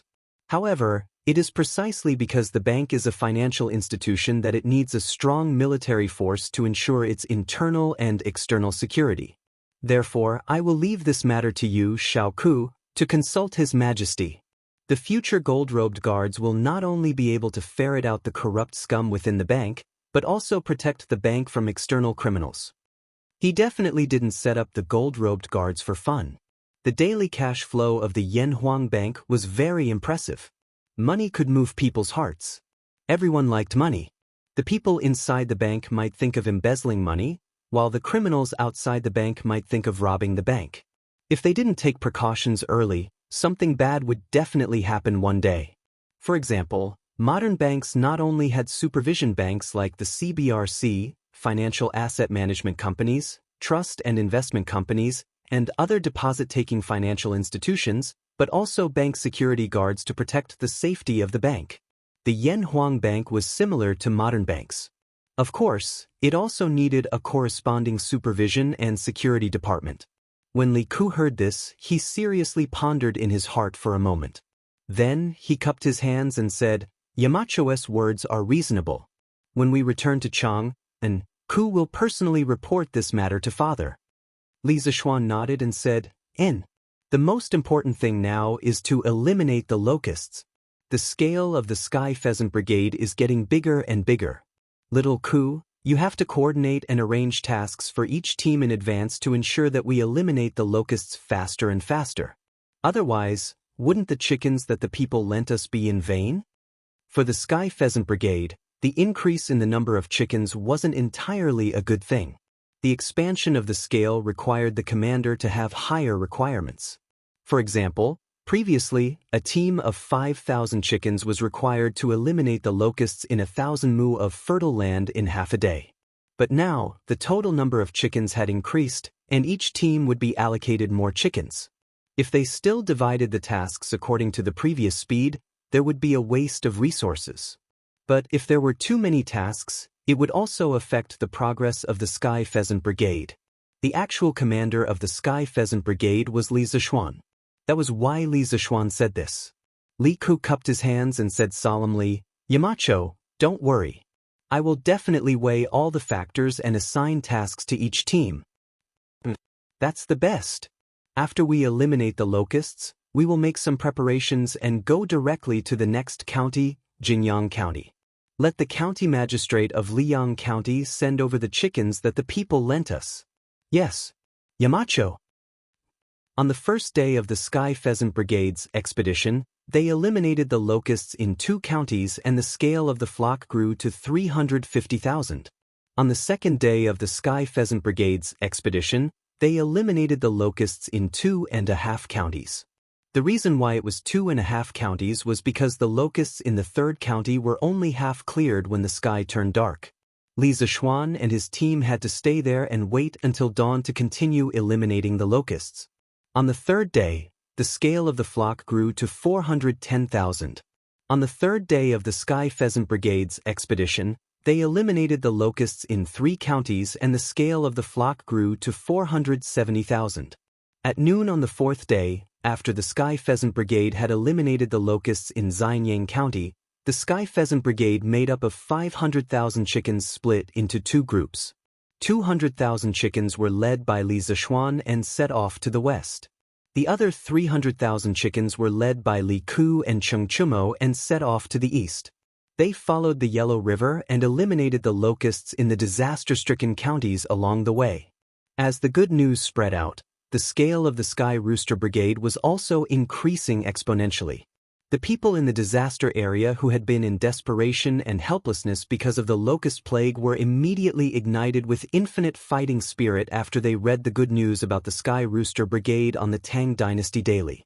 All the states and counties in the Guangzhou area that were affected by the disaster began to carry out large-scale relief operations. At the same time, the various departments of the imperial court had already begun to move. The 12 imperial censors had been sent by Li Er to the 12 disaster-stricken counties to investigate the officials who had failed to provide disaster relief and had even used the locust plague to make money. Moreover, Behind each imperial censor was a long transport team. Some of the transport teams even borrowed the power of the Yanhuang Chamber of Commerce. This could be considered the second time in the history of the Great Tang that officials and merchants had openly cooperated with each other. The first time was when the imperial court had sent a fleet south to trade for grain last year, and many private merchants had participated. As for the source of the grain, it all came from Chang'an's largest granary, Taicang. Taicang was considered the granary of the imperial family. Its main function was to provide for the imperial family's consumption, rewards, the salaries of officials, military supplies, and the government's financial aid. Although Taicang's main function was to serve the ruling center, it also had some positive functions. For example, whenever there was a famine, Taicang would take out grain to replenish Chongping's granary and suppress the soaring price of grain. It would also sell some grain at a low price to provide relief to the victims. Last year, the imperial court had sent a fleet south to trade for grain and directly filled Taicang to the brim. Now, Taicang had a total of 600,000 dan of grain, and Luoyang's Hanjia granary had more than 1,000,000 dan of grain stored. It could be said that the Great Tang had enough resources to deal with this locust plague. As the locust plague had started, the effects of the shortage of grain had not yet appeared. The imperial court had sent a portion of the grain to the various provinces and counties mainly to tell the affected people in the Guangzhou region that the imperial court had the strength and ability to help them through this difficult time. In the face of such a huge natural disaster, sometimes it was better to take out white rice than 10,000 words to make the people feel more at ease. Thus, the grain in Taicang was not only for disaster relief, but also to stabilize the people and stabilize the price of grain. Li Er not only had to stabilize the price of grain with his words, but also with his actions. On the evening of the 5th day of the Sky Rooster Brigade's expedition, Li Zishuan's group and the roosters arrived at Yong County. Li Zishuan also finally saw his old friend whom he had not seen for many days, Wang Rinbiao. "Ah, little Xian, I haven't seen you for nearly half a year. I didn't think that we would meet again under such circumstances. Rinbiao really doesn't know if I should be happy or sad in this situation." At the end of last year, Li Er had appointed Wang Rinbiao as the provincial governor of Qizhou and ordered him to go to Qizhou at the beginning of this year. Qizhou belonged to Jiangxi province and was also known as Fengxiang province. It had 9 counties under its jurisdiction, and the administrative center was Yong County, where Li Zishuan and the others were now. A natural disaster should be sad for the people, and a meeting should be happy for friends. There is no conflict between the two. Li Zishuan smiled and said. Wang Rinbiao's eyes lit up and he could not help but sigh. "Little Xian, you are still as cheerful and open-minded as before." After sighing, his expression suddenly turned solemn. He bowed solemnly and said, "Today, as a mere provincial governor, I welcome your Sky Rooster Brigade on behalf of the 400,000 people of Qizhou." Li Zishuan quickly helped him up and said, "You and I are brothers, there is no need to be so polite. Besides, it is the Sky Rooster Brigade's duty to kill locusts and provide disaster relief. We are just following the route that we planned before we set off. Even if you are not the provincial governor of Qizhou, the Sky Rooster Brigade will still come to Qizhou." Wang Rinbiao shook his head and said, "No matter what, I have to support you, little Xian. Little Xian, you must be tired after such a long journey. Follow me back to the provincial governor's mansion to rest." Li Zishuan thought about it and refused. "No, it is more important to kill the locusts. Actually, I am not very tired along the way. After all, I have martial arts. The ones who are most tired are these children." Wang Rinbiao could not help but look at the children in the field who were holding loudspeakers and directing the chickens. They were all sweating profusely. However, they were still as enthusiastic as before. He could not help but sigh with emotion. Longtime County is really a place with outstanding talents. With a virtuous and knowledgeable marquis like you, little Xian, these children will definitely be able to do well in the future. I have already ordered people to prepare meat, throat-soothing soup, and summer soup. How about I treat the children tonight? This, Li Zishuan wanted to refuse, but he was interrupted by Leng Yuyao who was beside him. "Marie, don't refuse. When my young master knew that you were coming to Chizhou today, he had already sent people to prepare these things yesterday. Yu Yao knows that you don't lack the money for these meals, but my young master also wants to show his sincerity. Please fulfill his wish. Li Zishuan was helpless. After thinking for a moment, he could only nod and agree. All right, Renbiao, you have to spend money. Actually, Renbiao, you are now the provincial governor of a province. You should prioritize your official duties. There is no need for you to personally come out of the city to welcome us. Wang Renbiao laughed and said, Little Xian, you and I are brothers. There is no need to be polite. The same words, but the answers were different. The two of them could not help but look at each other and smile. All right, I won't be polite with you. Prepare 20 watermelons for the children tonight. No problem. I will send people to buy them now. Chapter 1486. All of you eat more. Little guys, you've worked hard all the way here. At night, in Yong County, the provincial governor's mansion held a banquet and invited guests. The entire back garden of the provincial governor's mansion was decorated with lanterns and colored banquets. It was very lively, as if it was the new year. Wang Renbiao walked back and forth between the tables in high spirits and said loudly to the children around the table, Slurp. This official is really generous. He even gave us watermelons to eat. Nyo muttered as he ate the delicious watermelon. Nyo rolled his eyes and said, Heh, he's the provincial governor of Chizhou. How can he not be generous? Although he was talking, Nyo's mouth did not stop. Although Li Zishuan had also treated them to watermelon, this thing was not enough for the children. Moreover, they were almost scorched during the day. Eating some watermelon now could cool them down. Big brother, this watermelon is not cheap. This provincial governor gave us so many watermelons. Where did he get so much money? He can't be a corrupt official, right? In that case, wouldn't we be harming the young master? As Nyo ate, he suddenly said something for no reason. Nyo tilted his head and thought for a while. He also felt that what his second brother said made sense. He quickly spat out the watermelon in his mouth. But I didn't eat the watermelon of the corrupt official. I didn't harm the young master. Pa! I say, can the two of you not be so imaginative? This provincial governor of Chizhou is master's best friend. Moreover, he is the eldest young master of the Wang family of Taiyuan. It's just treating you to a watermelon meal. Is there a need for him to be corrupt because of this? Iron Egg, who was sitting at the side, could not listen anymore. He slapped Nyo's shoulder and said angrily, Today, more than 100 people were only notified by Li Zishuan to come here for a meal. Not many people knew about Wang Renbiao's identity. However, as Li Zishuan's disciple and brother-in-law, Iron Egg still knew the inside story. This provincial governor of Chizhou is young master's good friend, and he is the eldest young master of the Wang family? Nyo opened his mouth wide and was instantly dumbfounded. Swish, swish. What else was there to say? I want to eat 5 more watermelons. Nyo reacted and immediately started eating with full motivation. Last time when Li Zishuan treated them to watermelon, some of them were afraid that they would make Li Zishuan poor if they ate too much, so they didn't dare to eat too much. Today, eldest young master Wang treated them to watermelon, so what reason did they have to not eat as much as they wanted?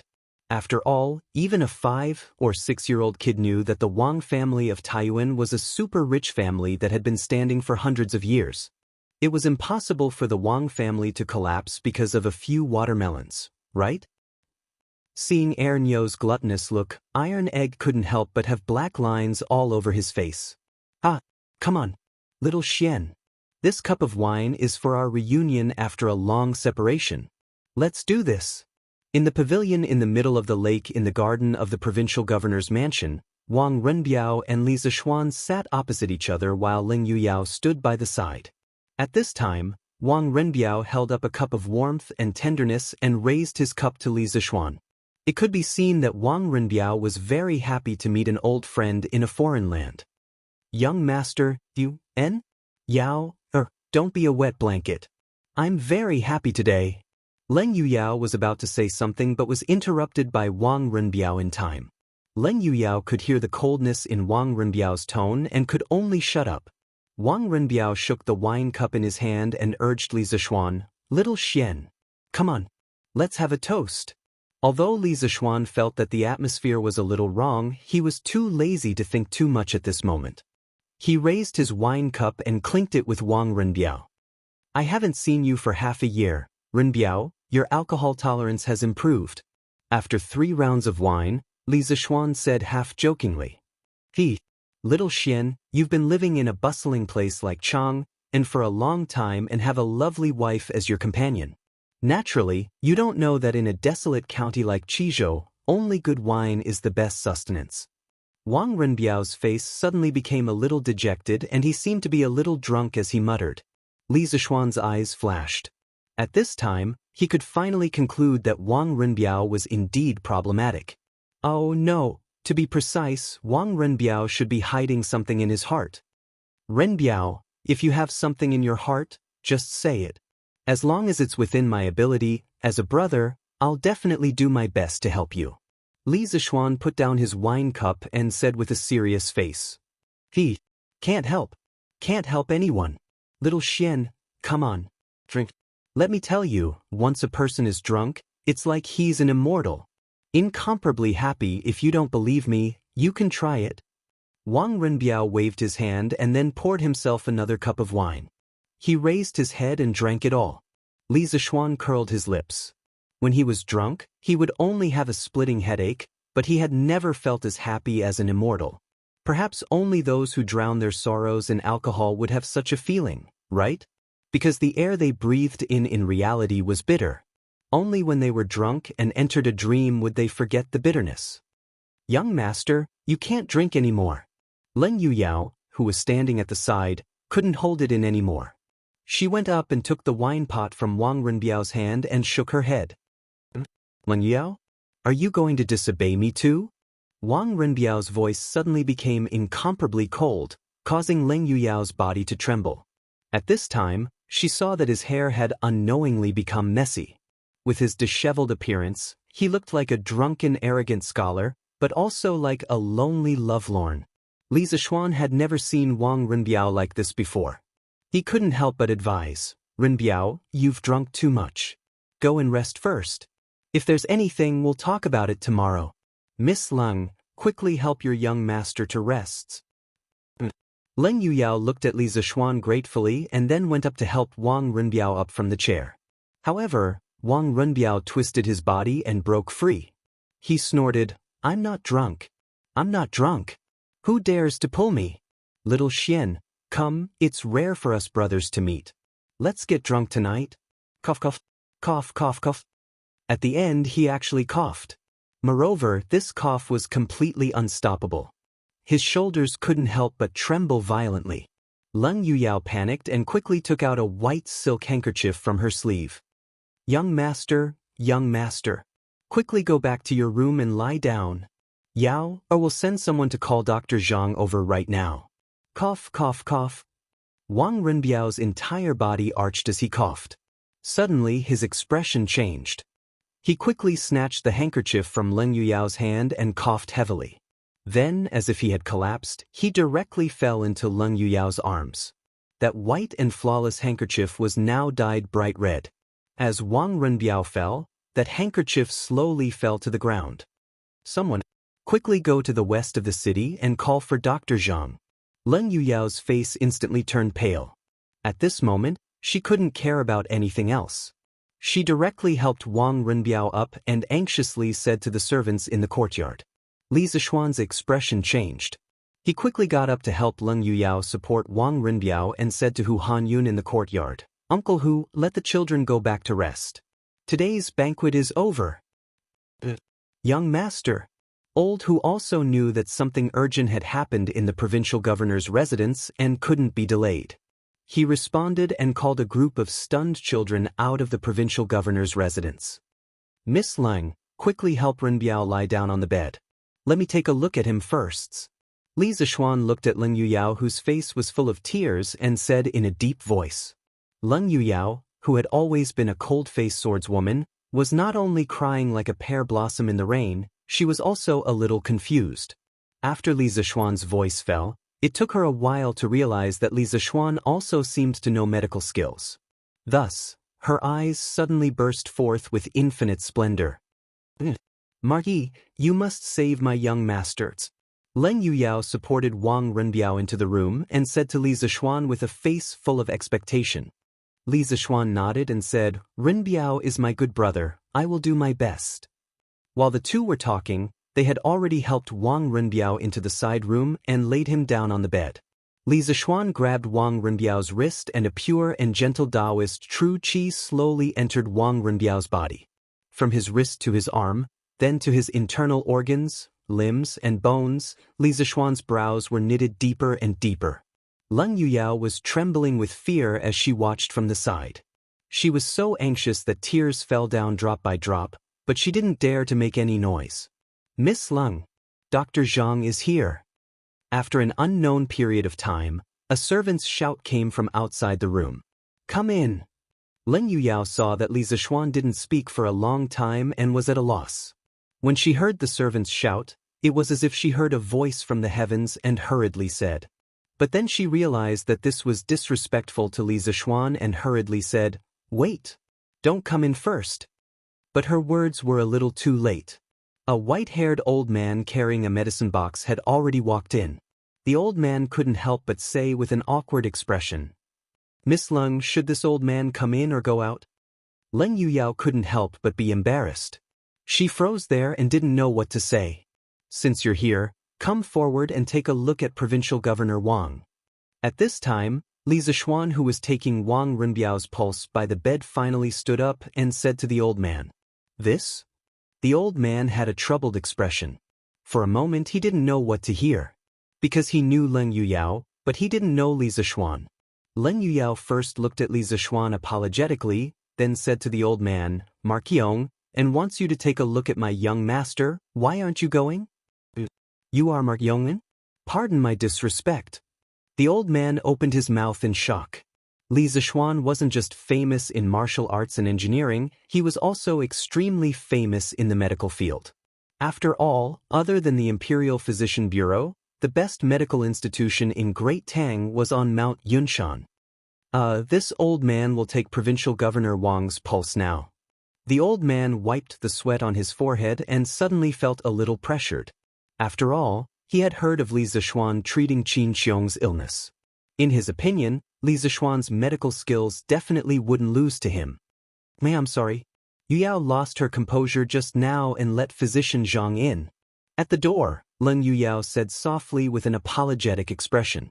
Li Zishuan waved his hand and said, This Marquis isn't a petty person.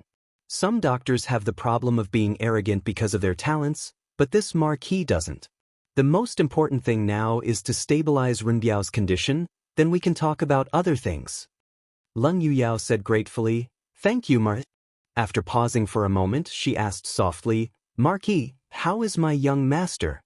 Li Zishuan shook his head and said in a deep voice, Let's talk about it after Physician Zhang is done.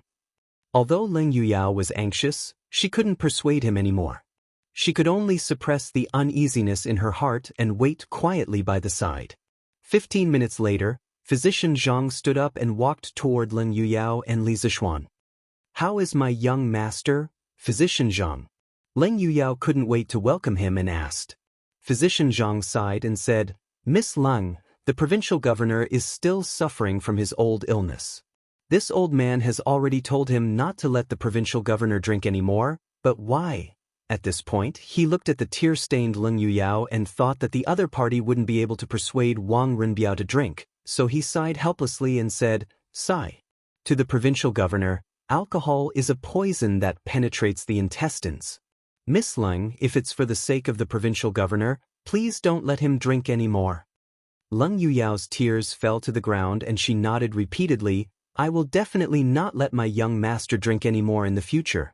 Physician Zhang, when do you think my young master will wake up? Physician Zhang shook his head and said with a difficult expression, It's hard to say. If it's short, it'll be an hour. If it's long, it'll be 3 to 5 days. Of course, this is only this old man's personal opinion. If I've said something wrong, I hope Miss Leng and Marquis can forgive me. After saying that, he cupped his hands toward Leng Yuyao and Li Zixuan. Leng Yuyao quickly turned her gaze to Li Zixuan. Li Zixuan said in a deep voice, "Physician Zhang's diagnosis is basically correct. It's just that this marquis feels that although drinking too much has hurt Renbiao's liver and stomach, Renbiao's biggest problem right now is that he overthinks and has a knot in his heart. If this heart disease can't be cured, even if he doesn't drink for the rest of his life, his body will continue to deteriorate." A trace of surprise flashed across Leng Yuyao's eyes, but it was more of pain. The tears in her eyes flowed faster. She probably didn't cry as much as she did in the past 10 years. At this time, Physician Zhang nodded and said, "Marquis is right. This old man has also said that the provincial governor has more of a heart disease. But this old man has lived for dozens of years and only knows how to treat physical illnesses, but not mental illnesses. Please forgive this old man for being powerless, Miss Leng. Farewell." After saying that, Physician Zhang carried the medicine box and turned to leave without waiting for Leng Yuyao's persuasion. Physician Zhang. By the time Leng Yuyao reacted, Physician Zhang had already gone out of the door. She could only look at Li Zixuan and begged, "Your medical skills are brilliant. Yuyao begs you to save my young masters." Li Zixuan said with a pained face, "Renbiao is my brother."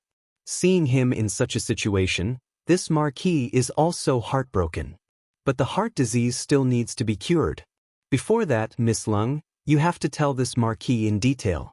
What has Renbiao experienced in the past 6 months in Qizhou?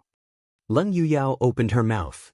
After hesitating for a moment, she said softly, "My young master, he fell in love with a commoner girl."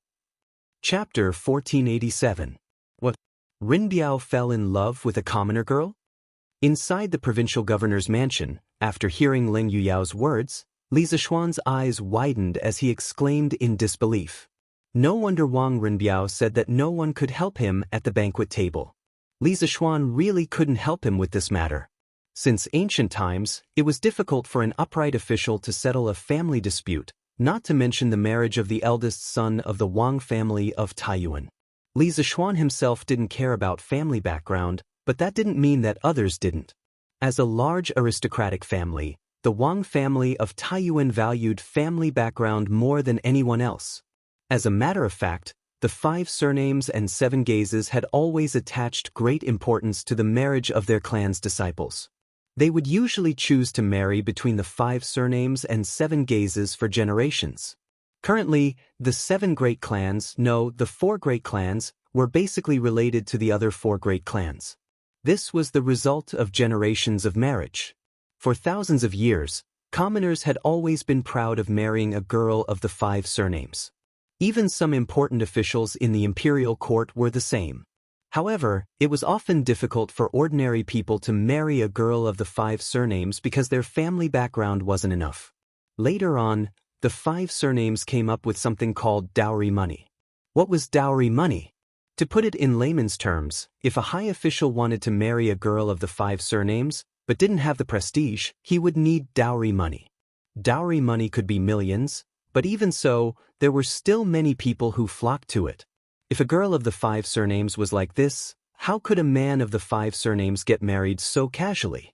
Especially since Wang Renbiao was the eldest son of the Wang family of Taiyuan. It was almost impossible for him to marry a commoner girl. Wang Yu wouldn't agree, Princess Tong, and wouldn't agree, and the other elders of the Wang family of Taiyuan wouldn't agree either. Young master did fall in love with a commoner girl, but that girl doesn't seem to like young master. This damned girl is really blind. Young master is willing to lower himself to take a fancy to her, but she doesn't know what's good for her. At the end, a trace of anger appeared on Leng Yuyao's face. Li Zixuan couldn't help but say, "That girl doesn't like Renbiao, shouldn't Miss Leng be happy?" Li Zixuan had long seen through Leng Yuyao's feelings for Wang Renbiao, so he asked this question. Leng Yuyao stared blankly for a moment before her face flushed red. This made Li Zixuan click his tongue in wonder. Even an icy beauty like Leng Yuyao would blush? "I am only young master's shadow. Wherever young master goes, I will be there. But I will never be young master's woman, because I know that I don't have the qualifications." In this life, I only want to silently guard by young master's side. I will never have any improper thoughts. After a moment of silence, Leng Yuyao said softly. Li Zixuan was speechless. He didn't think that Leng Yuyao's love would be so humble. Sure enough, the prejudice of family status killed people. Miss Leng, what's the name of the woman that Renbiao likes? Where does he live? How did they know each other? Can you tell me more about it? The awkward atmosphere lasted for a long time. Li Zixuan wasn't good at comforting people, so the two just stood there quietly. After a long time, Li Zixuan opened his mouth and asked faintly. He was really curious about the woman that could make Wang Renbiao fall head over heels for her. Who is she? Leng Yuyao's face turned cold. She paused for a moment and recalled. At the beginning of this year, young master was ordered to take up his position in Qizhou. When he arrived at Yong County, the people of Yong County lined the streets to welcome him, but there was one exception. Just as young master was about to enter the city, a white-clothed woman in mourning clothes and two servants carrying a coffin blocked the city gate. Wearing mourning clothes and blocking the gate with a coffin. Could it be that there was an unjust case in Yong County? Li Zixuan couldn't help but interject when he heard this. Leng Yuyao nodded expressionlessly and said, there was indeed an unjust case. At that time, young master also didn't expect to encounter such a thing. But young master was kind and didn't blame her for it. Instead, he went up and asked the woman if there was an unjust case. After some questioning, he found out that the woman's name was Li Jingchu. Her father's name was Li Xingyun. Li Xingyun had owned a carriage shop when he was alive. It was the largest carriage shop in the Qizhou. He bought goods from the members of the Yan Huang Chamber of Commerce and specialized in selling carriages and bicycles from the Strange Taste Pavilion in the Qizhou. But by chance, the former county magistrate of Yong County, Zhang Liang, took a fancy to Li Jingchu's beauty and wanted to take her as his concubine. Although Li Jingchu was the daughter of a merchant, she had her own pride. Of course, she wouldn't marry a man in his 40s and would rather die than become his concubine. Zhang Liang couldn't be forced, so he could only set his sights on Li Xingyun. He first invited Li Xingyun to the county office and tried to persuade him. But Li Xingyun wasn't willing to use his daughter's happiness to climb up the social ladder, so he tactfully refused. Zhang Liang was furious and threatened to make Li Xingyun unable to do business in Yong County. From then on, the Li family's carriage shop had local ruffians causing trouble every few days. Li Xingyun reported it to the officials a few times, but in the end, nothing was done. What was more serious was that one night, a large group of bailiffs suddenly surrounded the Li family's residence. Zhang Liang said that there was a treasonous item in the Li family's residence and wanted to search it. When Li Xingyun heard the news, he immediately came out of his bedroom. But he couldn't stop the bailiffs from searching the residence. The entire Li family was in chaos. The women were also alarmed. They all put on their clothes and left their rooms to avoid being violated. Li Xingyun thought that Zhang Liang was just trying to scare him, but who knew that the bailiffs really found a treasonous item in the Li family's residence? It was a gold medal. Gold medal? What gold medal? Li Zixuan was curious. Leng Yuyao paused for a moment and said softly, that gold medal came from the Eastern Palace. And it was engraved in the Wuda era. Hidden Crown Prince? Li Zixuan sucked in a breath of cold air. He secretly thought that the county magistrate was really King Ruthless. He actually used King Shi Li Jianxing to frame Li Xingyun. This was playing with fire. Leng Yuyao nodded and said, that's right. That was the gold medal used by the Eastern Palace when the hidden crown prince was still in power. Zhang Liang used this as an excuse to put Li Xingyun in jail. In jail, he ordered the jailers to torture Li Xingyun and force Li Xingyun to agree to marry his daughter to him. He also secretly sent someone to send a message to Li Jingchu, saying that if she wanted to save her father, she would obediently become his concubine. In order to save her father, Li Jingchu hesitated for a while before finally deciding to give up her lifelong happiness. That day, she went to the county yamen alone and expressed her willingness to give herself to Zhang Liang, begging him to let her father go. Zhang Liang naturally agreed and immediately ordered the yamen runner to bring Li Xingyun out of the prison. But who knew that the yamen runner would return empty-handed in less than a quarter of an hour? It turned out that Li Xingyun was worried that Li Jingchu would do something stupid in order to save him. Coupled with the fact that he couldn't endure Zhang Liang's torture, he used a wooden chopstick to pierce his throat and committed suicide. Li Zishuan's eyes flashed with a trace of anger. He couldn't help but say, "Bastard! How can such a scum be worthy of being a county magistrate?" "Miss Leng, what happened after that? Where is that Zhang Liang now?" Leng Yuyao sighed softly and continued to narrate. When Li Jingchu heard that Li Xingyun had committed suicide in the prison, she was extremely sad. She immediately pulled out the knife in the Yamen runner's hand and was about to slash at Zhang Liang, but Zhang Liang narrowly dodged it. Zhang Liang was naturally shocked and furious that his head was almost chopped off. He quickly ordered his men to capture Li Jingchu.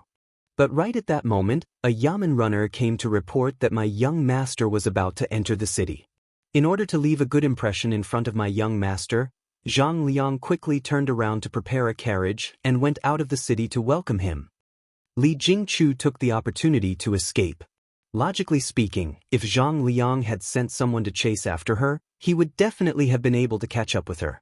But in order to welcome my young master, he didn't want to create unnecessary trouble at such a crucial time, so he didn't send anyone to chase after her. After Li Jingchu returned home, she immediately asked the servants to prepare mourning clothes for her and went to a coffin shop to buy a coffin. Then, she put on her mourning clothes and led people to carry the coffin to the city gates of Yong County. Coincidentally, she blocked my young master's path. Thus, the scene just now happened. It's actually an empty coffin. This woman is quite quick-witted. Li Zishuan couldn't help but sigh. Leng Yuyao sneered and continued. At that time, Li Jingchu told my young master that if my young master could make a decision for her, this coffin would be prepared for her father who died unjustly in prison. If my young master and Zhang Liang were in cahoots, then this coffin would be prepared for her. What the F***CK, so ruthless. Li Zishuan couldn't help but take a deep breath. This woman was so ruthless. She was even tougher than most men. Isn't she very special? Leng Yuyao asked without rhyme or reason. Li Zishuan nodded subconsciously. Then he realized that something was wrong and quickly shook his head. Leng Yuyao smiled bitterly and said, "At that time, my young master also saw Zhang Jingchu in a new light because of this sentence. In my impression, my young master had never looked at other women with that kind of gaze. There was gentleness and pity in that gaze, and there was even some indescribable and inexplicable feelings. Now that I think about it, it should be love." Li Zishuan pursed his lips and didn't say anything. Usually, the best choice at such a time was to stay silent and be a quiet and pure listener. After a moment's pause, Leng Yuyao continued. After hearing Li Jingchu's statement, my young master immediately ordered the arrest of Zhang Liang. However, Zhang Liang was long gone by then. My young master had no choice but to order a search in the entire Qizhou. "And then? Did you find this Zhang Liang?" Li Zishuan asked. Leng Yuyao shook her head and said, "No."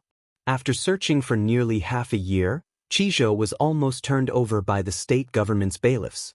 My young master even mobilized the family's secret guards, but he still couldn't find Zhang Liang's shadow. It was as if this person had evaporated into thin air. There's actually such a strange thing? Li Zishuan couldn't help but frown. In his heart, he felt that this matter revealed a trace of strangeness. Regarding the secret guards of the aristocratic families, he had already heard about it during the rebellion in Guan City. Even the black armored army would suffer relatively large casualties when facing them head-on. It was enough to show that the secret guards of the aristocratic families were definitely not ordinary. The entire Qizhou's army, plus some of the Wang family's secret guards, couldn't find Zhang Liang after half a year. Leng Yuyao nodded and said, "My young master and I also feel that it's very strange. Although it's said that finding a person in a vast sea of people is like finding a needle in a haystack, it's impossible for my young master to not find him after mobilizing so many people and searching for half a year. Unless this person can fly and escape from Qizhou in a short period of time." Li Zishuan was silent for a moment, then shook his head and said, "Forget it, let's not talk about this first.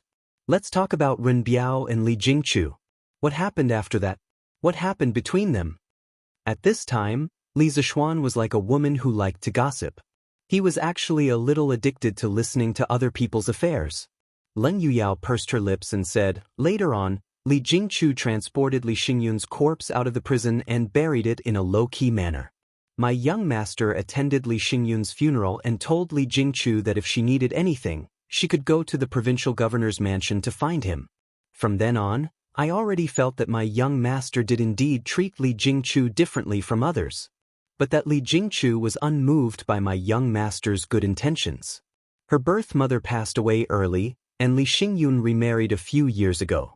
After Li Xingyun committed suicide, the Li family's huge assets were all seized by her concubine mother because her younger brother was born from her concubine mother.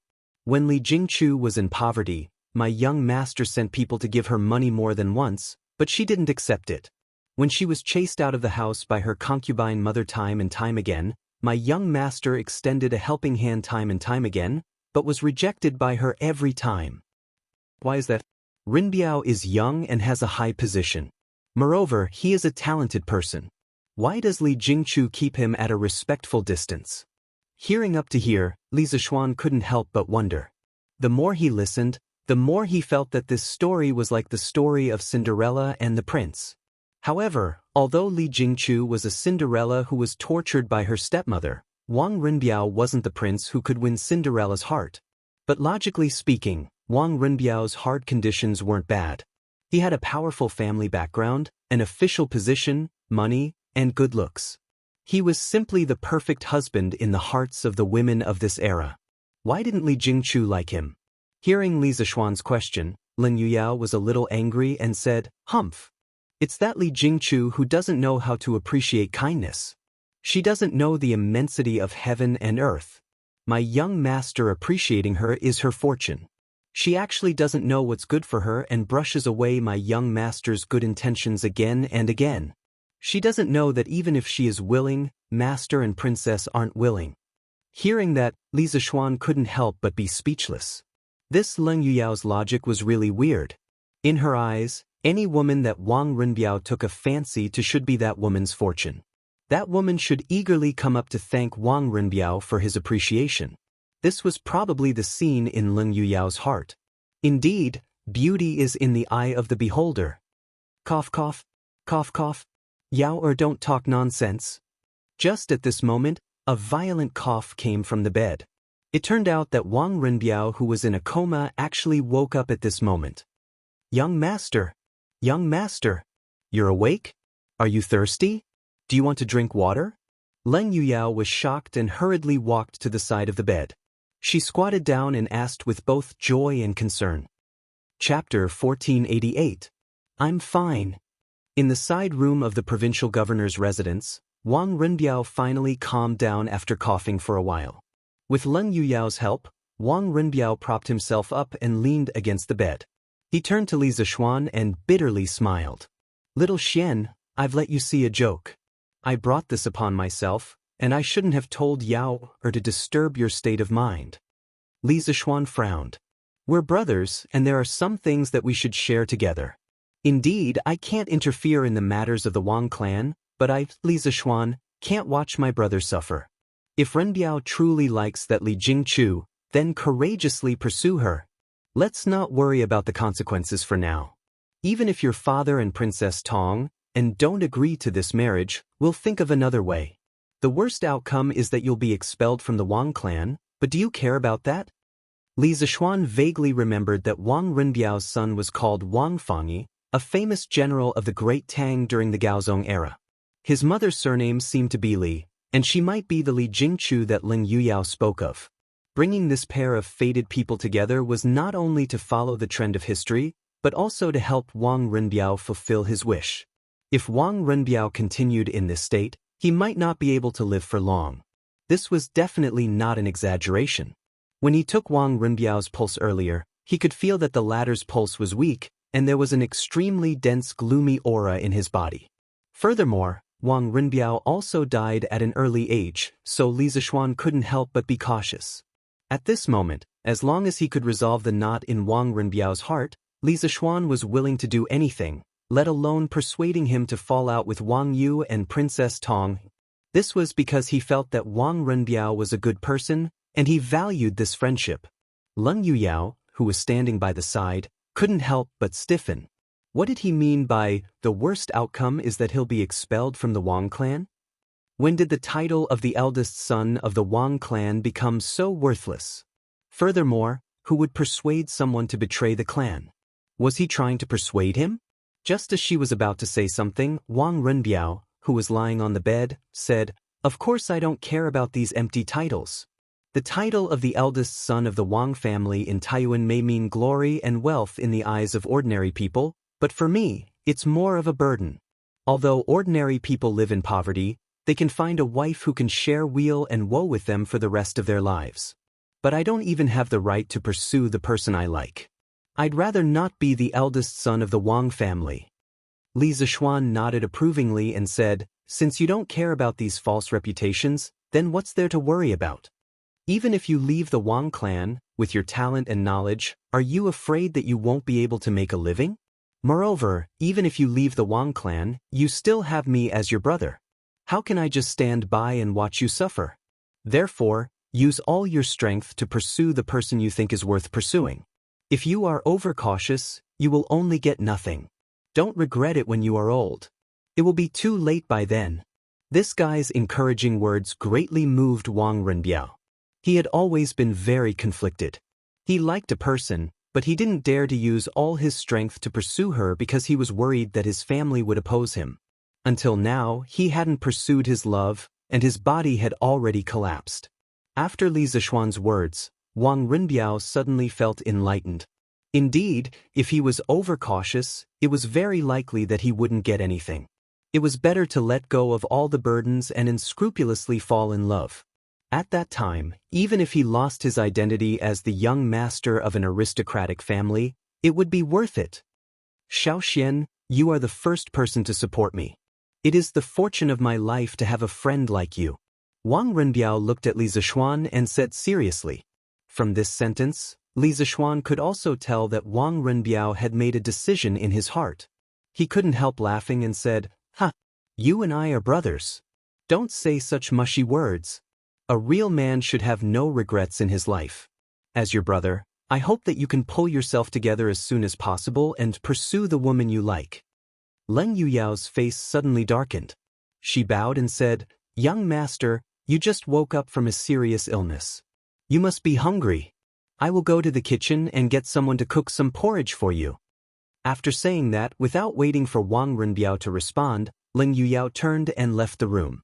Her back view was very bleak. Li Zishuan looked at Leng Yuyao with a complicated gaze. He felt a little uncomfortable in his heart.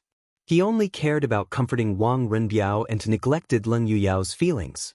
Although Leng Yuyao once said that she didn't have any extravagant hopes of becoming Wang Renbiao's woman, this kind of behavior in front of her, encouraging Wang Renbiao to pursue another woman, would more or less hurt her. So, it's also troublesome to have too many women. Fortunately, I only have one wife. At the end of his thoughts, Li Zishuan couldn't help but rejoice. Miss Leng is also a good woman. Seeing Wang Renbiao looking at Leng Yuyao's back view with a complicated gaze, Li Zishuan, who came back to his senses, suddenly said meaningfully. Wang Renbiao was startled. He then smiled bitterly and said, "Little Xian, don't make fun of me. I only treat Yao as a younger sister. There are no feelings between us." "Enough. I don't care about your matters. As a brother, I only hope that you can untie the knot in your heart as soon as possible and pursue your own happiness. This way, we can continue to drink and chat merrily in the future." Li Zishuan waved his hand and said. Wang Renbiao nodded, but then frowned again. He smiled bitterly and said, "Sigh.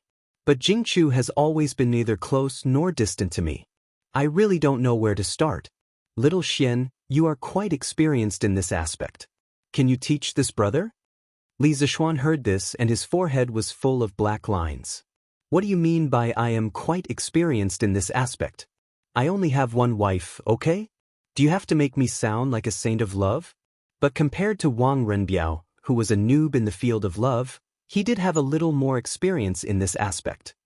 "Renbiao, Have you ever thought about why Miss Li has been keeping a distance from you? Could it be that she feels that she is of low birth and not worthy of you?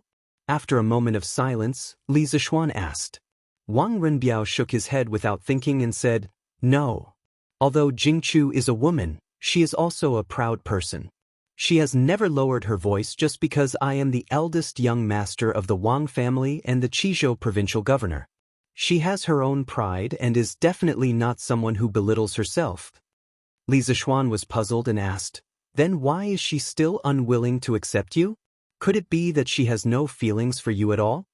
Wang Renbiao hesitated for a moment and said, That shouldn't be the case. In the process of interacting with her, I can feel that she definitely has some feelings for me. But I feel that she might have some misgivings in her heart, so she has been keeping a distance from me. Misgivings? What misgivings could it be? Li Zishuan rubbed his chin and fell into deep thought. Just like that, the two big men were not sleeping in the middle of the night, but were thinking about the thoughts of a little woman together. He did not know if Li Jingchu should feel honored or unlucky if she knew about it. Why don't I go meet that Li Jingchu and help you sound her out? If you don't mind. After a long silence, Li Zishuan looked at Wang Renbiao and said. Wang Renbiao nodded and said, Xiao Xian, it would be best if you could help her out. Why would I mind? Li Zishuan laughed bitterly in his heart. He secretly wondered why he was acting like a matchmaker. He said, That's good. It should take a few more days for the Sky Pheasant Brigade to clear out the locusts in Qizhou. Tomorrow I will go to the Li family to meet Li Jingchu. Wang Renbiao solemnly cupped his hands and said, Xiao Xian, I can't thank you enough. I, Wang Renbiao, will remember this kindness. Li Zishuan did not mind and said, Let's not talk about this first. After you get married, just treat me to a cup of wine. Wang Renbiao smiled. He suddenly remembered something and quickly said, Oh, right, Xiao Xian. There's something I forgot to tell you. When I heard that your Sky Pheasant Brigade was coming to Qizhou, I ordered the county magistrates to start collecting chickens from the people. Now, 120,000 chickens from the counties have gathered in the city, and all of them have been marked and registered. Xiao Xian, you can add them to the Sky Pheasant Brigade tomorrow. Li Zishuan's eyes lit up and said happily, 120,000? That's great. With these 120,000 chickens, the Sky Pheasant Brigade's scale will increase to 620,000. It has basically reached the limit of the children's control ability. Wang Renbiao nodded and said, Yes. As long as it can help you, Xiao Xian. Li Zishuan thanked him and then left. You jinx, why did you come back again? Do you want to kill everyone in your family before you are satisfied? In a luxurious mansion in the west of Yong County, a woman in embroidered clothes and a group of servants blocked the gate of the mansion and said fiercely to a woman in white clothes, This is my home. Why can't I go back? The plain-clothed woman, however, remained fearless as she retorted with a cold expression. You damn girl, how dare you talk back? If it weren't for you, Jinx, how could Master be harmed by that corrupt official Zhang Liang? How can you still have the face to step into this house? The woman in embroidered clothes said with a sharp voice. My father? You still have the face to mention my father? The plain-clothed woman's expression turned cold, and the temperature around her dropped to freezing point.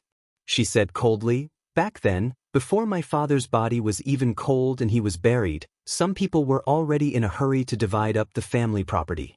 They replaced the shopkeeper and accountant of the carriage shop with their own family members.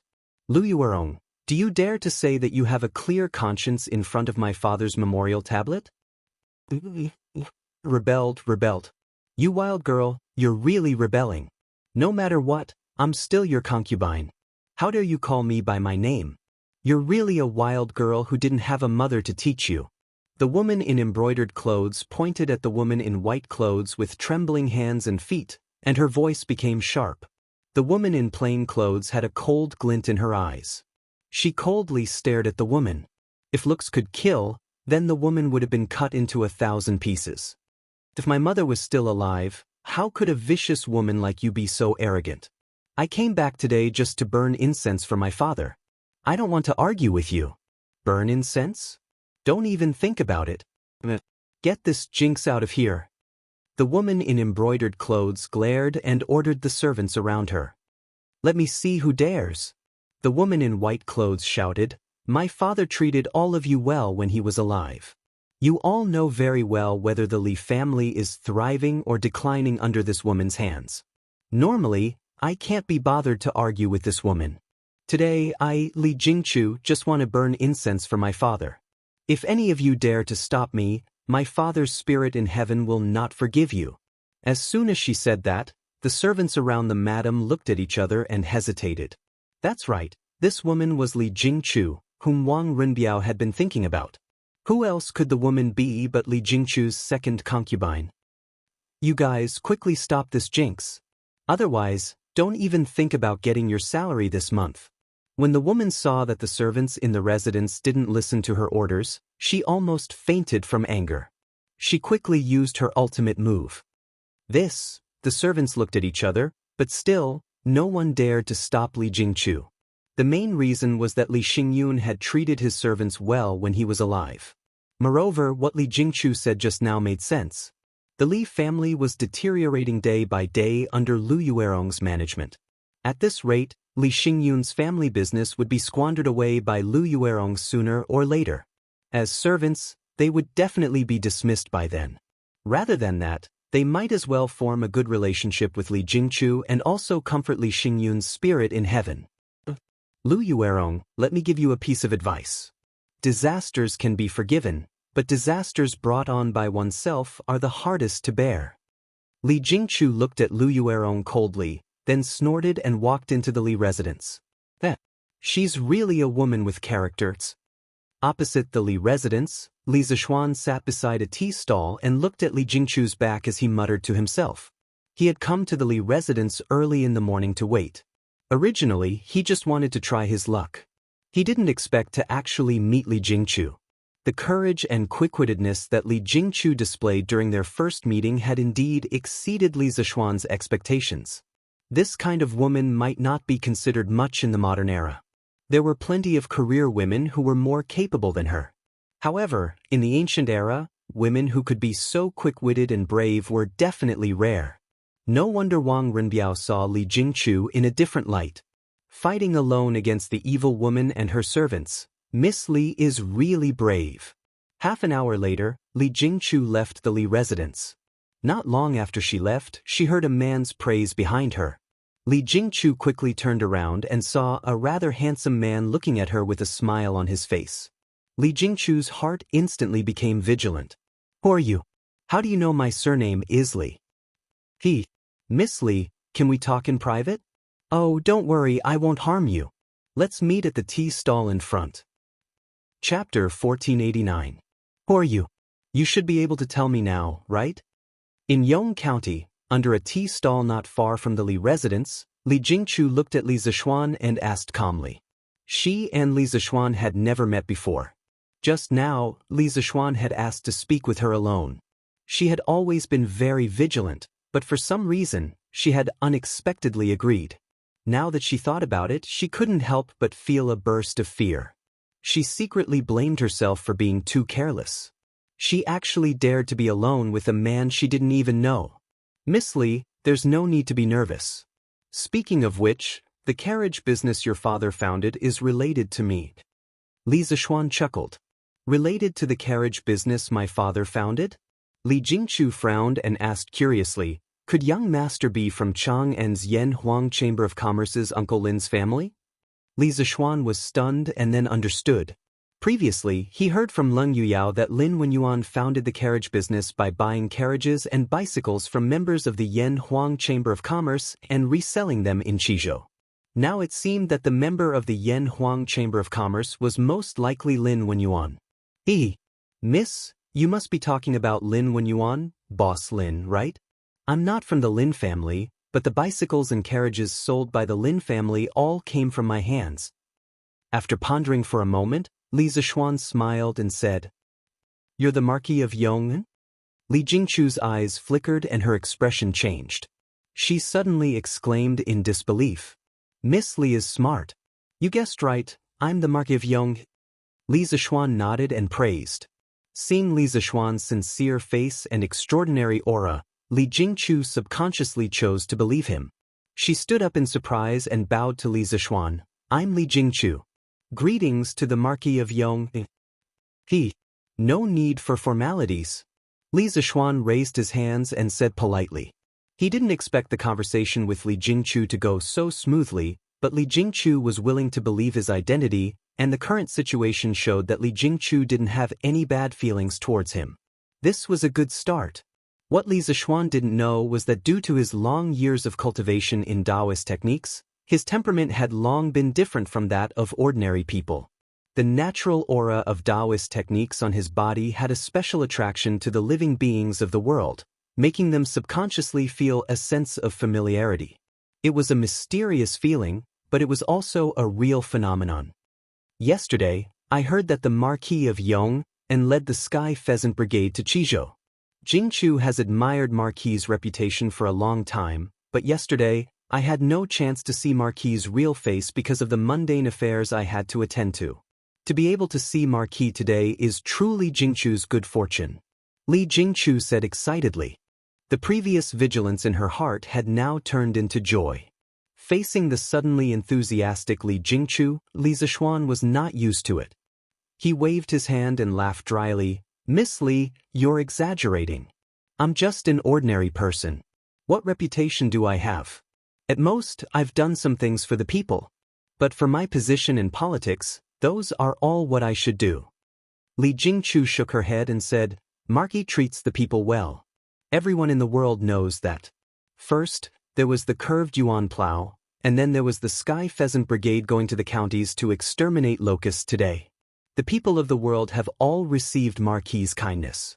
If this is only for his position and politics, then I don't know how many officials in the dynasty are incompetent. The person my father admired the most when he was alive was you, Martin.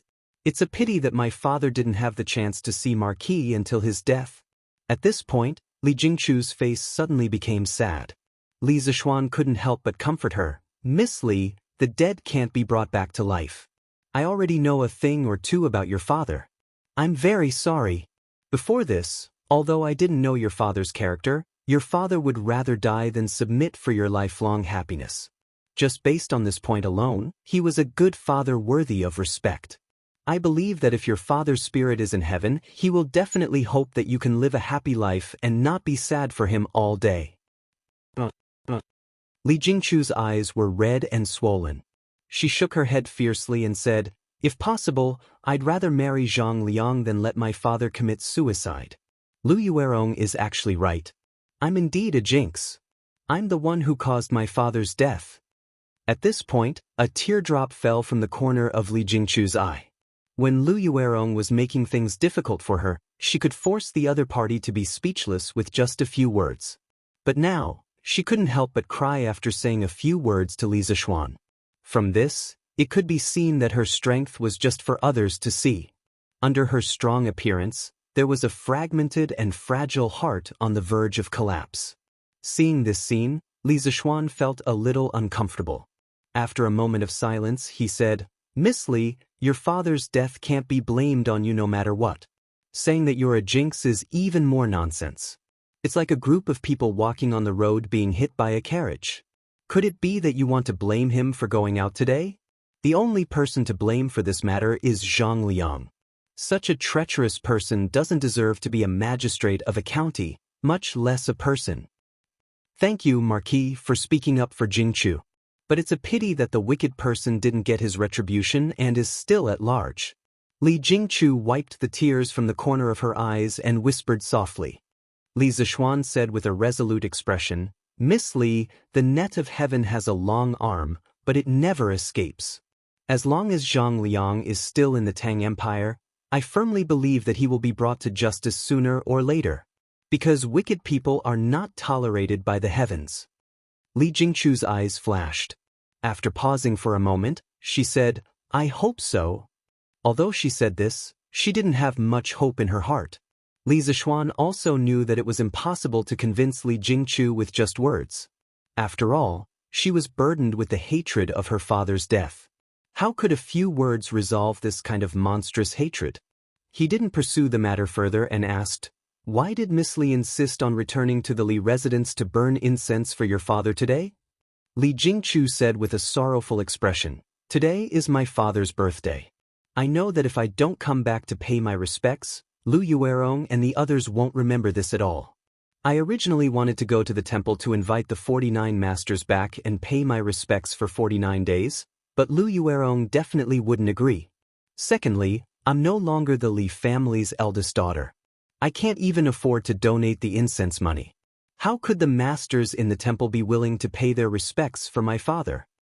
The so-called birthday of the dead referred to the birthday of the deceased. It was a custom derived from celebrating the birthday of the deceased. In terms of its nature, it was a filial and commemorative event for the ancestors by the family and the family as a unit. It was meant to be cautious and loyal, to pursue the distant, and bright and generous, to enhance the family's glory. The birthday of the dead was first done at home and second at the temple. There was no ceremony at home. It was done on land and water. It could be done for 1 to 3 days or even 7 days. The day of completion was the official day. The most solemn ceremony was to invite the 49 monks back and pay their respects for 49 days. After the ceremony, the memorial tablets could be placed in the main hall of the temple to receive the incense. Although there was no specific time limit for the birthday of the dead, it was still mostly done by newly deceased people. Grandparents and parents had died less than 3 years ago, and their descendants had yet to mourn. Or less than 10 years ago, their descendants inherited their elders' property, business, and even titles, out of gratitude for the grace of the heavens. When Li Zishuan heard this, he couldn't help but sigh with emotion. Miss Li's filial piety is commendable and admirable. I'm willing to step forward to help you regain control of the Li family. This way, Miss Li can openly celebrate your father's birthday. What do you think, Miss Li? Li Jingchu was suddenly startled. Obviously, she didn't expect Li Zishuan to propose such an idea. After hesitating for a moment, she shook her head and said, "Thank you for your kindness, Marquis. However, Li Jingchu, only want to take back what I've lost. I want everyone to be convinced. I want the Li family to flourish in my hands. Only in this way can I comfort my father's soul in heaven." When he heard this, Li Zishuan couldn't help but raise his opinion of Li Jingchu. He nodded and said, "Miss Li is very bold. Your father can be considered to have a smile in the underworld for having a daughter like you. Since Miss Li has made up your mind, I won't interfere in this matter anymore." Li Jingchu raised her head to look at Li Zishuan and said, "Thank you, for your understanding. However, Marquis made a special trip to find Jingchu today. It shouldn't be just about my father, right? If Marquis has any instructions, please don't hesitate to tell me. Jingchu will do her best to help." This question stumped Li Zishuan. He couldn't just directly tell Li Jingchu, "I'm here to matchmake you, right?" If he really said it out loud, he might be scolded as a lecher. After thinking for a while, Li Zishuan coughed dryly and said, "Miss Li, do you know the governor of Qizhou?" Li Jingchu's expression changed slightly. She paused for a moment and replied, "Governor Wang is a benefactor to our Li family. He has helped Jingchu time and time again. Of course Jingchu knows him. However, what does Marquis mean by this question?" Li Zishuan faintly glanced at Li Jingchu. Her skin was white and smooth, as if it could be broken by the wind. Her pair of watery eyes were indescribably delicate and moving. It was as if the spiritual energy between heaven and earth was concentrated on her body. Even though she was wearing plain clothes, it couldn't hide the spiritual energy on her body. Not to mention other things, Li Jingchu's appearance was indeed top-notch. Coupled with her maverick personality, she could indeed be considered an outstanding female talent. It was no wonder that Wang Renbiao yearned for her day and night. To tell you the truth, Governor Wang and I are best friends. Last night, Renbiao suddenly fell ill. He vomited 3 liters of blood and is bedridden. After a moment of silence, Li Zishuan suddenly spoke. "What?" Li Zishuan's words were like a bolt from the blue, causing Li Jingchu's small face to instantly turn pale. A trace of anxiety flashed in her eyes as she hurriedly asked, "Marquis, why is Governor Wang bedridden? What illness does he have? Marquis, please tell me how Governor Wang is now." Towards the end, There was actually a trace of trembling in her voice. Li Zixuan couldn't help but nod secretly. From Li Jingchu's reaction, she wasn't completely devoid of feelings for Wang Renbiao. Wang Renbiao's judgment last night wasn't wrong.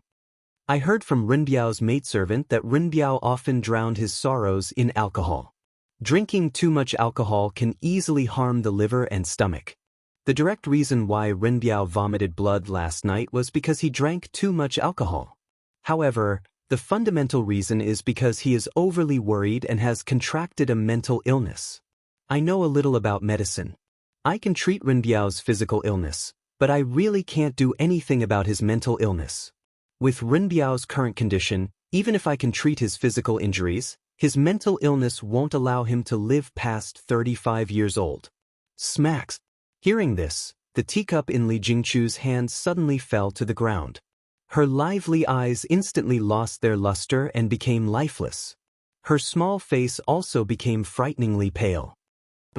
Impossible. How can he not live past 35 years old? He is the eldest young master of the Wang family. All the famous doctors in the world will definitely be willing to treat him. His illness will definitely be cured. He will definitely be able to live a long and healthy life. Marquis, this can't be true. Hurry up and tell me, this can't be true. Towards the end, Li Jingchu was already sobbing uncontrollably. She didn't know what kind of trust it was, but she had already shed all her disguises in front of Li Zixuan and revealed her truest and weakest side. She looked at Li Zixuan anxiously, as if she was praying and pleading at the same time. Li Zixuan said in a deep voice, "Miss Li, Renbiao's illness is indeed very serious. I'm definitely not lying to you. Last night, when Renbiao was unconscious, he once muttered your name. I asked around about you from the others because I'm guessing that the crux of Renbiao's mental illness is very likely related to you." A hint of panic flashed across Li Jingchu's eyes. She stroked the hair in front of her forehead and said, "Oh, Marquis Jingchu is just a commoner. How can Governor Wang's mental illness be related to Jingchu?" The people around the tea stall had long been sent away by Li Zixuan's guards. Now that there was no one else here, Li Zixuan decided to lay his cards on the table. He looked at Li Jingchu with a burning gaze and said in an extremely serious tone, "Miss Li, I don't believe that you can't sense Renbiao's feelings for you. Today, there's only the two of us here. Can you tell me your true thoughts?" Li Jingchu's body trembled and she was stunned. At first, she was shy, but then she hesitated and struggled. After a long silence, she finally opened her mouth and said, "Marquis, Governor Wang's kindness to Jingchu, of course Jingchu can feel it. Jingchu is very grateful for Governor Wang's help time and time again. However, my father's death has not been avenged and Zhang Liang is still at large. The Li family has also declined because of this. At this juncture, Jingchu really doesn't have the heart to care about personal feelings. Governor Wang's feelings are not something Jingchu can accept." When Li Zixuan heard this, he finally knew what Jingchu's misgivings were. He couldn't help but frown and say, "According to what I know, in the past 6 months, Renbiao has not only mobilized the provincial government's troops, but also many Wang family's secret guards. He almost turned the entire Qizhou upside down, but he still couldn't find any traces of Zhang Liang. If Zhang Liang can't be found in 10 years, will Miss Li not get married for 10 years? If your father sees you like this in heaven, I'm afraid he will be more heartbroken than anyone else, right? Besides, can you bear to see Renbiao's body and mind deteriorate and die young because of you?" Li Jingchu hugged her head and said with a pained expression, "Mar, don't force me. I don't want to let my father down, and I don't want anything to happen to Governor Wang. Please don't force me." Seeing Jingchu's pained expression, Li Zixuan also couldn't bear it. He thought for a while, then gritted his teeth and said, "Fine. Since that's the case, I will make a gentleman's agreement with Miss Li today.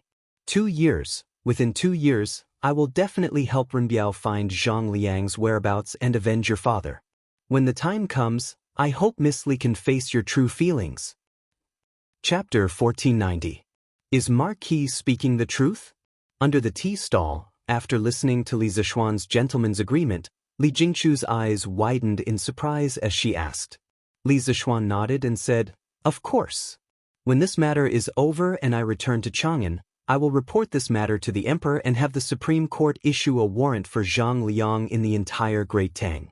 In addition, I will use the power of the Flaming Yellow Chamber of Commerce to mobilize all the merchants and commoners in the world to find Zhang Liang. As long as this person is still in the Great Tang, he will have nowhere to hide. Yes.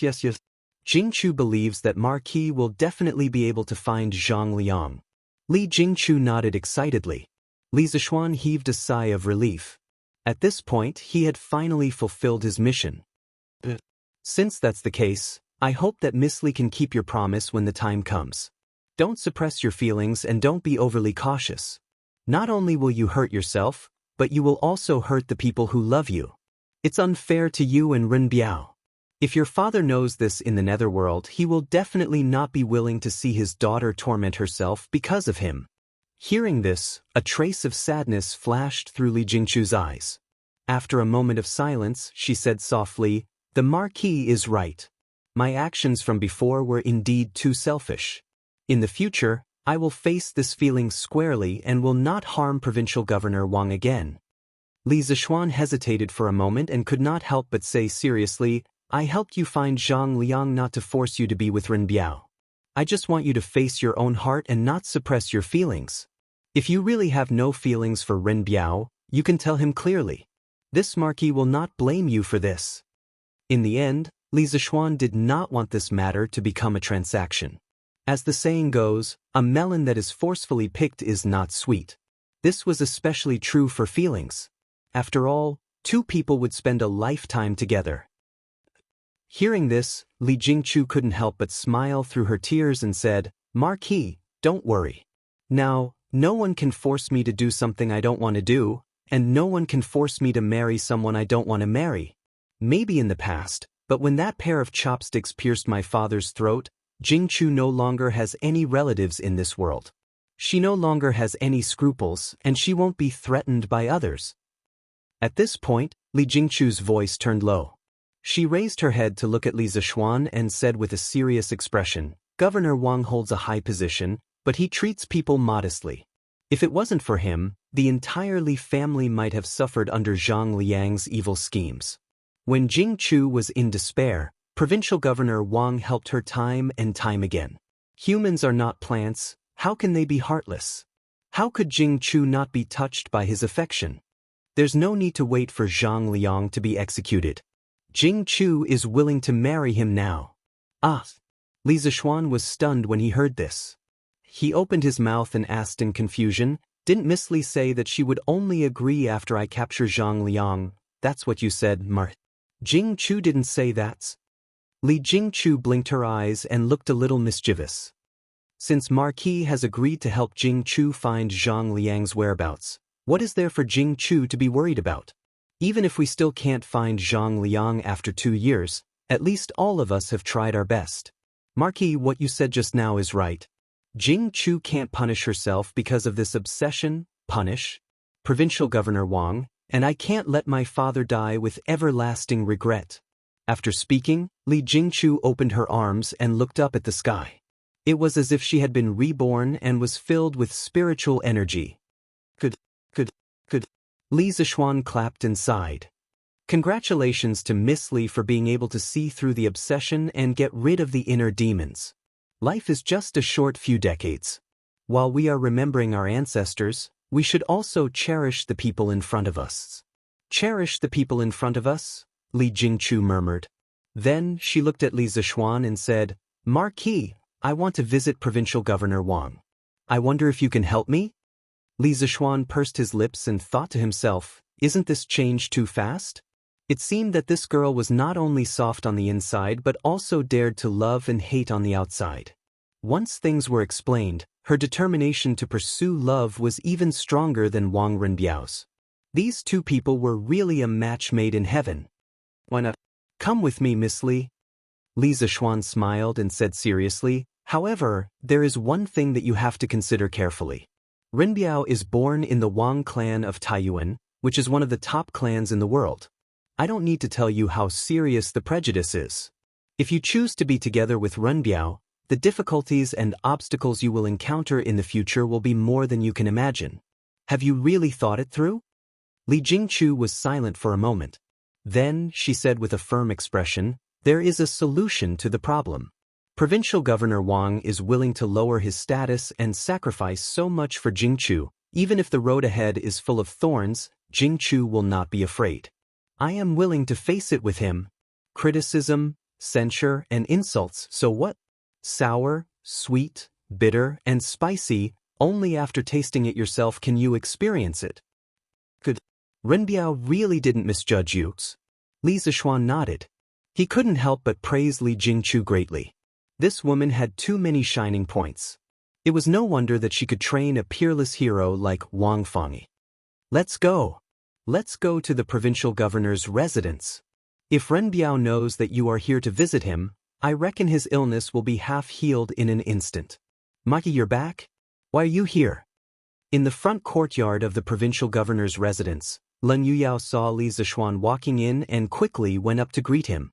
However, when she saw Li Jingchu behind Li Zishuan, Leng Yuyao's expression instantly turned cold. "Miss Leng, I heard that Provincial Governor Wang is seriously ill.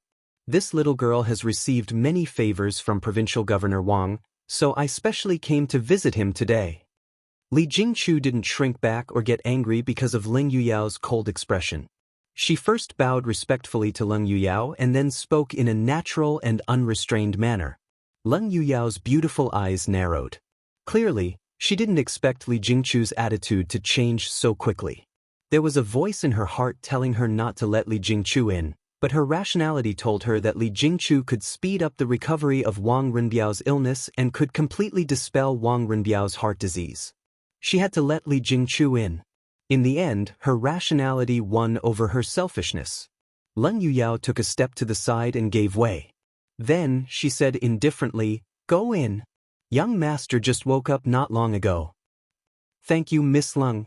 Li Jingchu looked at Leng Yuyao gratefully and then walked towards the side room. Li Zishuan thought about it and didn't want to join in the fun or be a third wheel. He looked at Leng Yuyao and wanted to say a few words of comfort. However, he realized that he couldn't because he wasn't Wang Renbiao. His comfort was pale and powerless. "Marquis, you don't have to worry about Yuyao. Yuyao said before that I don't dare to have extravagant hopes of becoming young master's woman. I only hope to be able to protect young master for the rest of my life." Leng Yuyao seemed to have sensed Li Zishuan's thoughts and said softly. Li Zishuan heaved a sigh and said, "Sigh. I hope all the lovers in the world can find their way together. Take good care of Renbiao and let him get better as soon as possible. The 400,000 people of Qizhou are counting on him. This marquis can't stay here for long. I have to leave in 2 days." After that, he clasped his hands behind his back and turned to go out. As for the progress of Wang Renbiao and Li Jingchu, he was not in the mood to care about it now. Now that Li Jingchu had untied the knot in her heart, there was no obstacle between her and Wang Renbiao. It was only a matter of time before they got together. There was no suspense. On the other hand, Li Zishuan felt that he had brought a couple together, but he had hurt the other person's heart. This made him feel guilty. Wang Renbiao, now you owe me too much.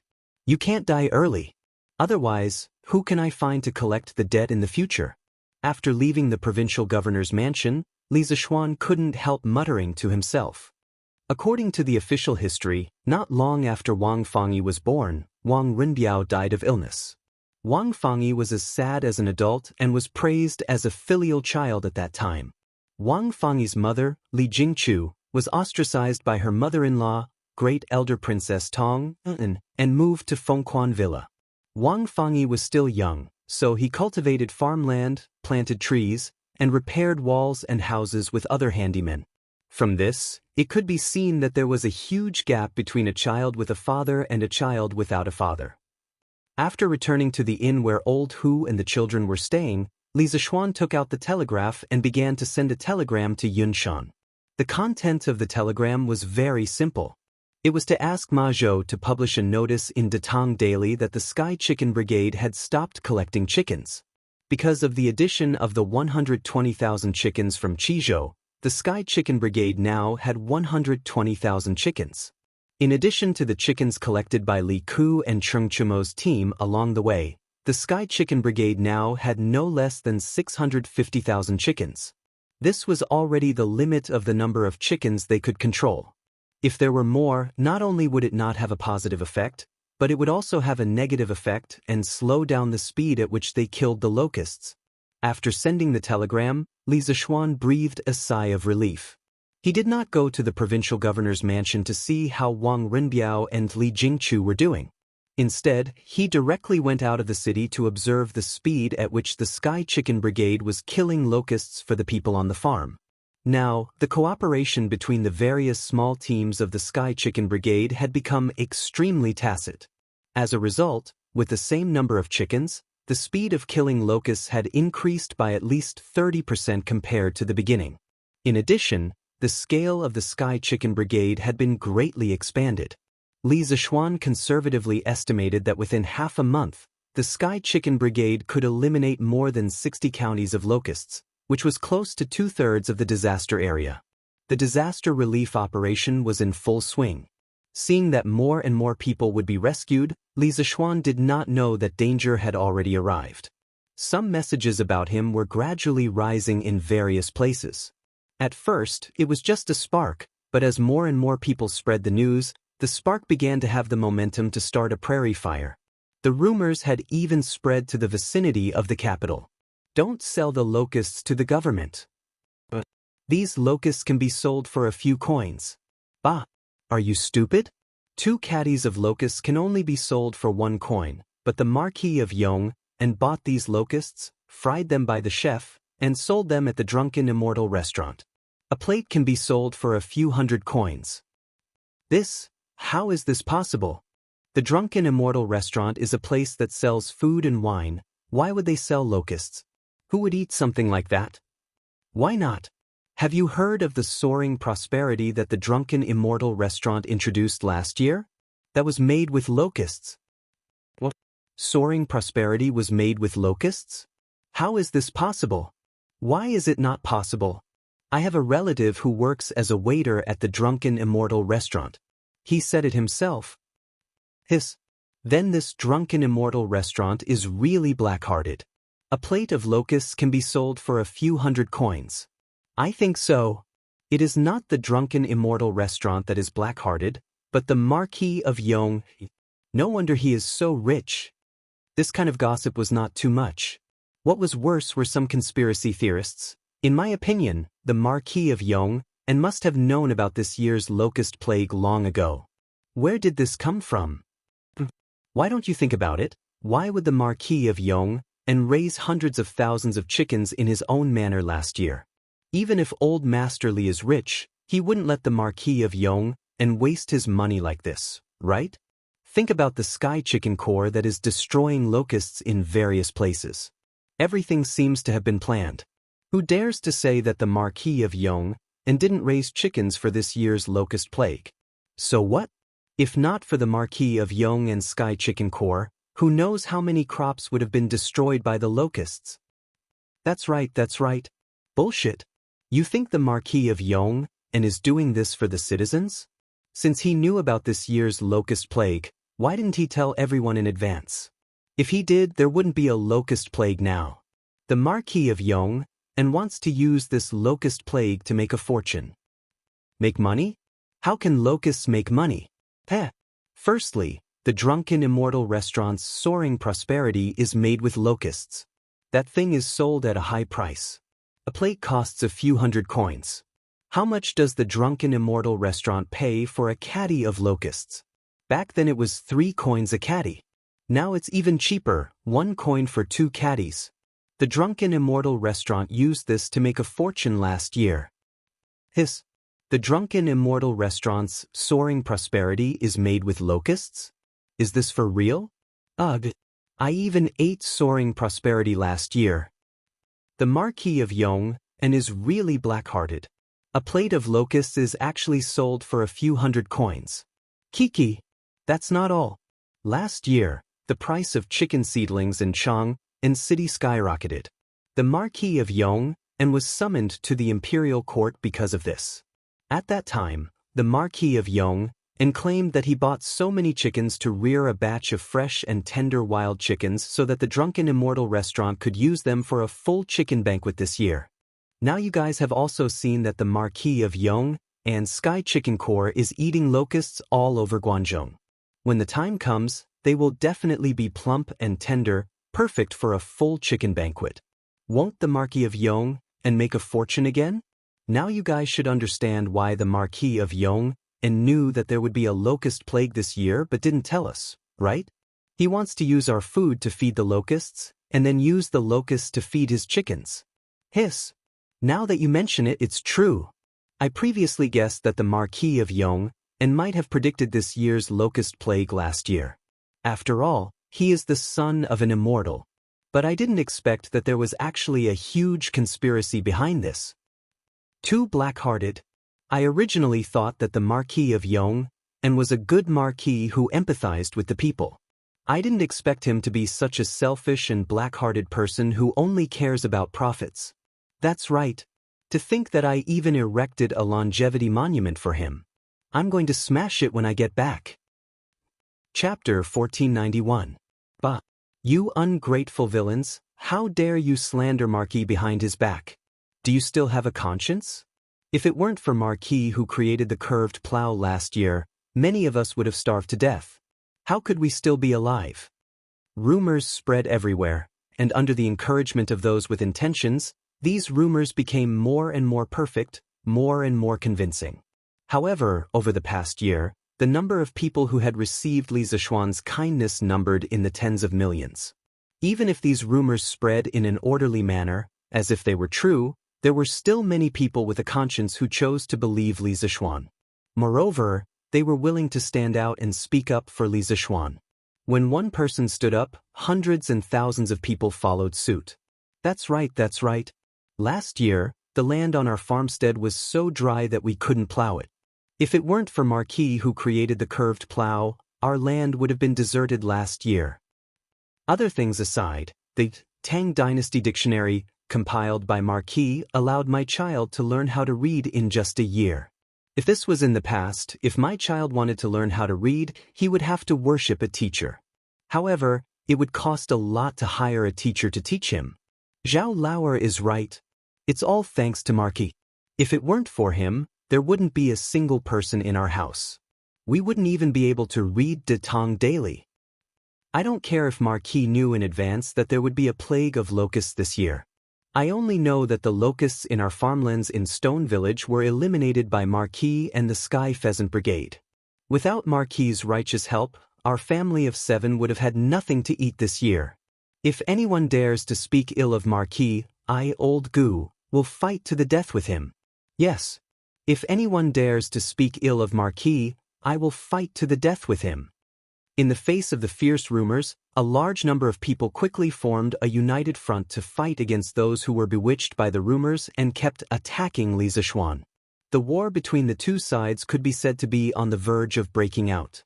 In fact, if it was any other day, there would not be so many people talking bad about Li Zishuan. This was because Li Zishuan had always had a good reputation among the people. But now that the locust plague had broken out in Guangzhou, it was a time when the people were panicking. Someone had coincidentally released such a reasonable and irrefutable statement at this time. Those people who were not firm in their stance and had little contact with Li Zishuan were naturally bewitched. If the Marquis of Yong and had informed the people of this year's locust plague earlier, then every household would have raised over 100 chickens. Would we still have to wait for the Sky Chicken Brigade to exterminate the locusts for us? We'll destroy them ourselves. The Marquis of Yong and is clearly a hypocrite. He wants to use our crops to feed the locusts and then feed the locusts to the chickens. Yes, the Marquis of Yong and is a hypocrite, a selfish villain. Using our crops to feed the locusts and wanting us to be grateful to him, he is a villain who only wants to make money. T. Even if Marquis knew that there would be a locust plague this year, even if Marquis told this news to you, son Laochi, with your little wealth, how many chickens can you afford?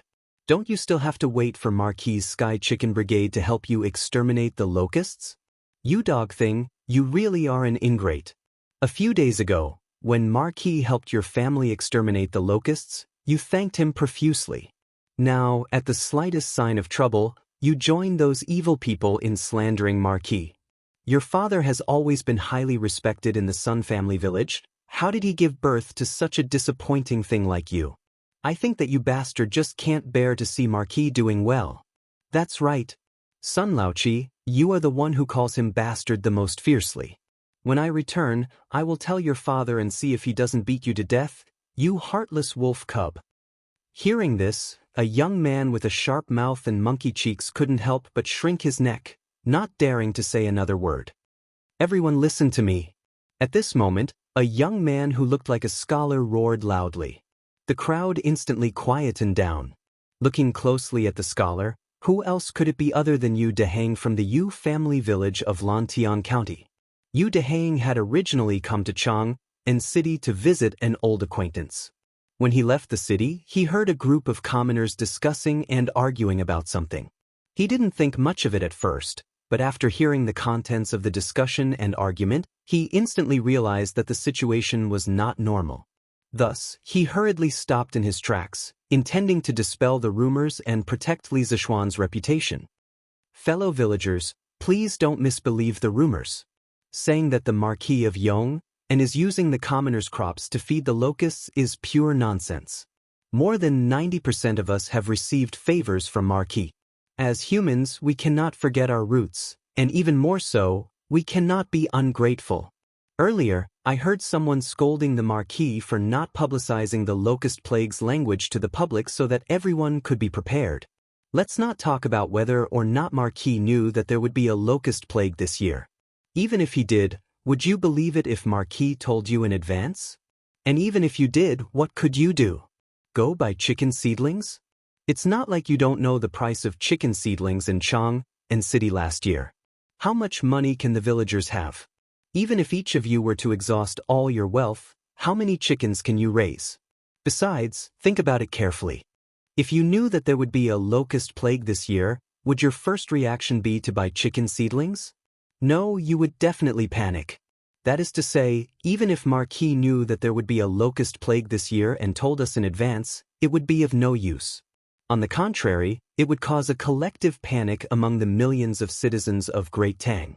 If that was the case, we would have already panicked before the locust plague today. Yu Dehang's meticulous analysis calmed the restless commoners down. After he finished speaking, the commoners couldn't help but whisper among themselves, "Who is that scholar? I know him. He is Scholar Yu from the Yu family manor of Lantian County. Last year, when the Chui family caused a ruckus, he was almost beheaded by the Chui family's guards. Thankfully, Marquis arrived in time to save him. So he is from Lantian County. No wonder he would speak up for the Marquis of Yong. But what he said makes sense. Even if Marquis told us in advance that there would be a locust plague this year, it would still be useless. Based on the price of chicken seedlings in Chang and City last year, even if we used all our money to buy chickens, we would only be able to buy 60 to 70 of them. It is not enough. That's right. It seems like the Marquis of Yong and really cares about us commoners. In order to help us exterminate the locusts, he specially bought tens of thousands of chickens.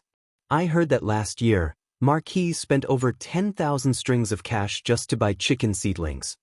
We have wrongly blamed Marquis. Then what about the drunken Immortal restaurants soaring to meteoric success? Just as some of the commoners were about to change their minds, a gloomy voice suddenly sounded out from the crowd. Yu Dehang frowned.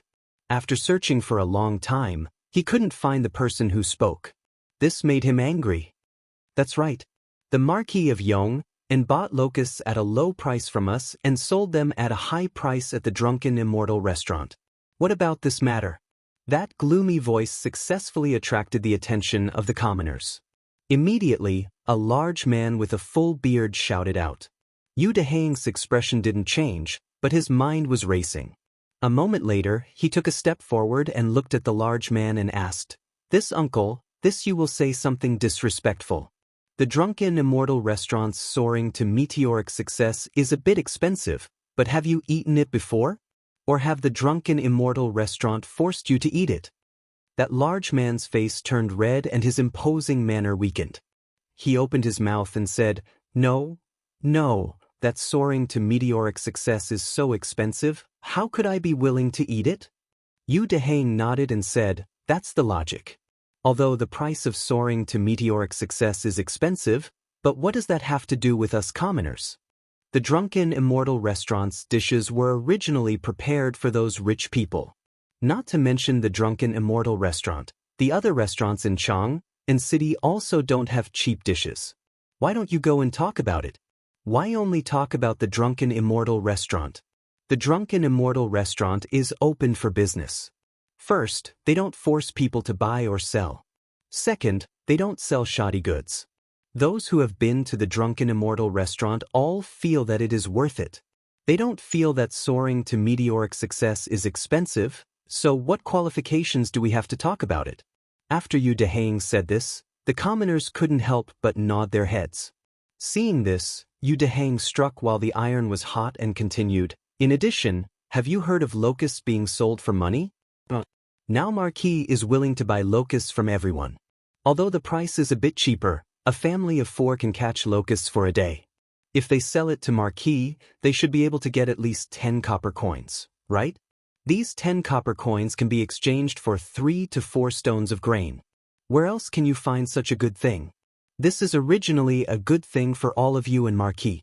Some of you have mistakenly believed in slanderous words, thinking that Marquis is making black-hearted money. Where is your conscience? Enlightening to the deaf." Yu Deheng's 2 reasonable and well-founded words could be said to be enlightening to the deaf. Hearing this, the commoners who had been bewitched earlier all blushed and lowered their heads in shame, not daring to say another word. Scholar Yu is right. This is originally a good thing, but some people are insatiable. They think that the benefits they get are too little. These bastards don't even think about it. Without Marquis, what kind of life would he be living now? He would probably be starving to death. That's right. Since we are indebted to Marquis, we have no reason to slander Marquis. If anyone dares to say anything bad about Marquis, I will beat them to death even if I have to risk my life." Seeing that the commoners had finally come to their senses, Yu Deheng couldn't help but breathe a sigh of relief. At this moment he suddenly caught a glimpse of a mysterious person wearing a bamboo hat in the crowd retreating and quickly walking away. Yu Deheng's intuition told him that there was something wrong with that person. He wanted to chase after him, but before he could take 2 steps, the mysterious person had disappeared. Yu Deheng's heart sank. He felt that this matter wasn't as simple as it seemed. Otherwise, why would there be so many rumors about Li Zishuan out of the blue? There's no smoke without fire. There must be something fishy about this. I have to go to Yanhuang College and tell Mr. Li Gang about this. I'm afraid that someone is trying to harm Marquis. Yu Deheng's eyes narrowed. Almost in an instant, he had made up his mind to go to Yanhuang College. "Hey, you've ruined Grandpa's plans. Where else do you want to go?" After leaving the official road outside Chang and City, Yu Deheng stepped onto the cement road to Yun Mountain. When she went around a mountain, 2 masked men in black suddenly appeared in front of Yu Deheng. One of them stepped forward and directly blocked Yu Deheng's path and said, "What do you want?" Yu Deheng's expression changed, and his heart was in his throat. His mind was racing, but he didn't forget to scan his surroundings. There were hills on both sides, so it wasn't convenient for him to escape. If he wanted to escape, he could only run backward. Thinking of this, Yu Deheng took half a step back. We are the ones who want your life. What do you think we want?" The man in black laughed sinisterly. He didn't seem to move, but a cold dagger suddenly appeared in his hand. These 2 people actually wanted to kill Yu Deheng directly. Yu Deheng's heart was instantly nervous to the extreme, but at the critical moment, Yu Deheng forced himself to calm down with strong willpower. He said without changing his expression, "There must be a reason to kill, right? I have no grudges with you. Why do you want to kill me?" He wanted to stall for time because this cement road wasn't unfrequented. There were often farmers who were going to Chang and City to attend the market, passing by here. He wanted to wait for reinforcements. The man in black opposite him seemed to have seen through Yu Deheng's thoughts. He sneered and said, If you want to blame it on you for being a busybody. I'll send you to hell today. You can continue to be a busybody when you reach the netherworld. After saying that, the man in black flew out and stabbed Yu Dehang's throat with the sharp dagger. The moment the black-clothed man spoke, Yu Dehang was already prepared to escape. So almost at the same time the black-clothed man made his move, Yu Dehang had already finished turning around. At this moment, she was using all her strength to sprint desperately. Bams! Yu Dehang was fast, but someone was faster than him. When he turned around, the other man in black had already flashed behind him. Yu Dehang turned around and ran, and directly bumped into the man in black. Sadly, he felt that he had bumped into an iron wall. Then, without any suspense, he was directly shaken to the ground. Yu Dehang hurriedly got up from the ground. Before the dagger of the other man in black was about to pierce his throat, he suddenly pointed at the man in black and said loudly, "You are the man wearing a bamboo hat outside Chong in city just now. Why did you frame market? Who ordered you to do this?" When the man in black heard this, his hand movements couldn't help but stagnate. Then he sneered and said, "Kid, do you know that the more you know, the faster you'll die? Today, I'll send you to hell no matter what. Save your questions for the king of hell." After saying that, the man in black sneered and stabbed the dagger directly at Yu Dehang's heart. It's over. This time, it's really over. Yu Dehang closed his eyes in despair. He was now sure that this man in black was the one who wanted to harm Li Zixuan. But so what if he knew? He was going to die soon. It's not that he didn't want to fight back, but the difference in strength was too great. At this moment, hey! Isn't that scholar you? Bastard. Someone actually dares to commit murder in Longtime County. Boss. Number 2, number 3, number 4, number 5, number 6, number 7, quickly attack for me. Chapter 1492. Now that the living conditions of the people in Longtime County had improved, many farmers who had some spare cash started to renovate their houses. After all, this was an ancient nation.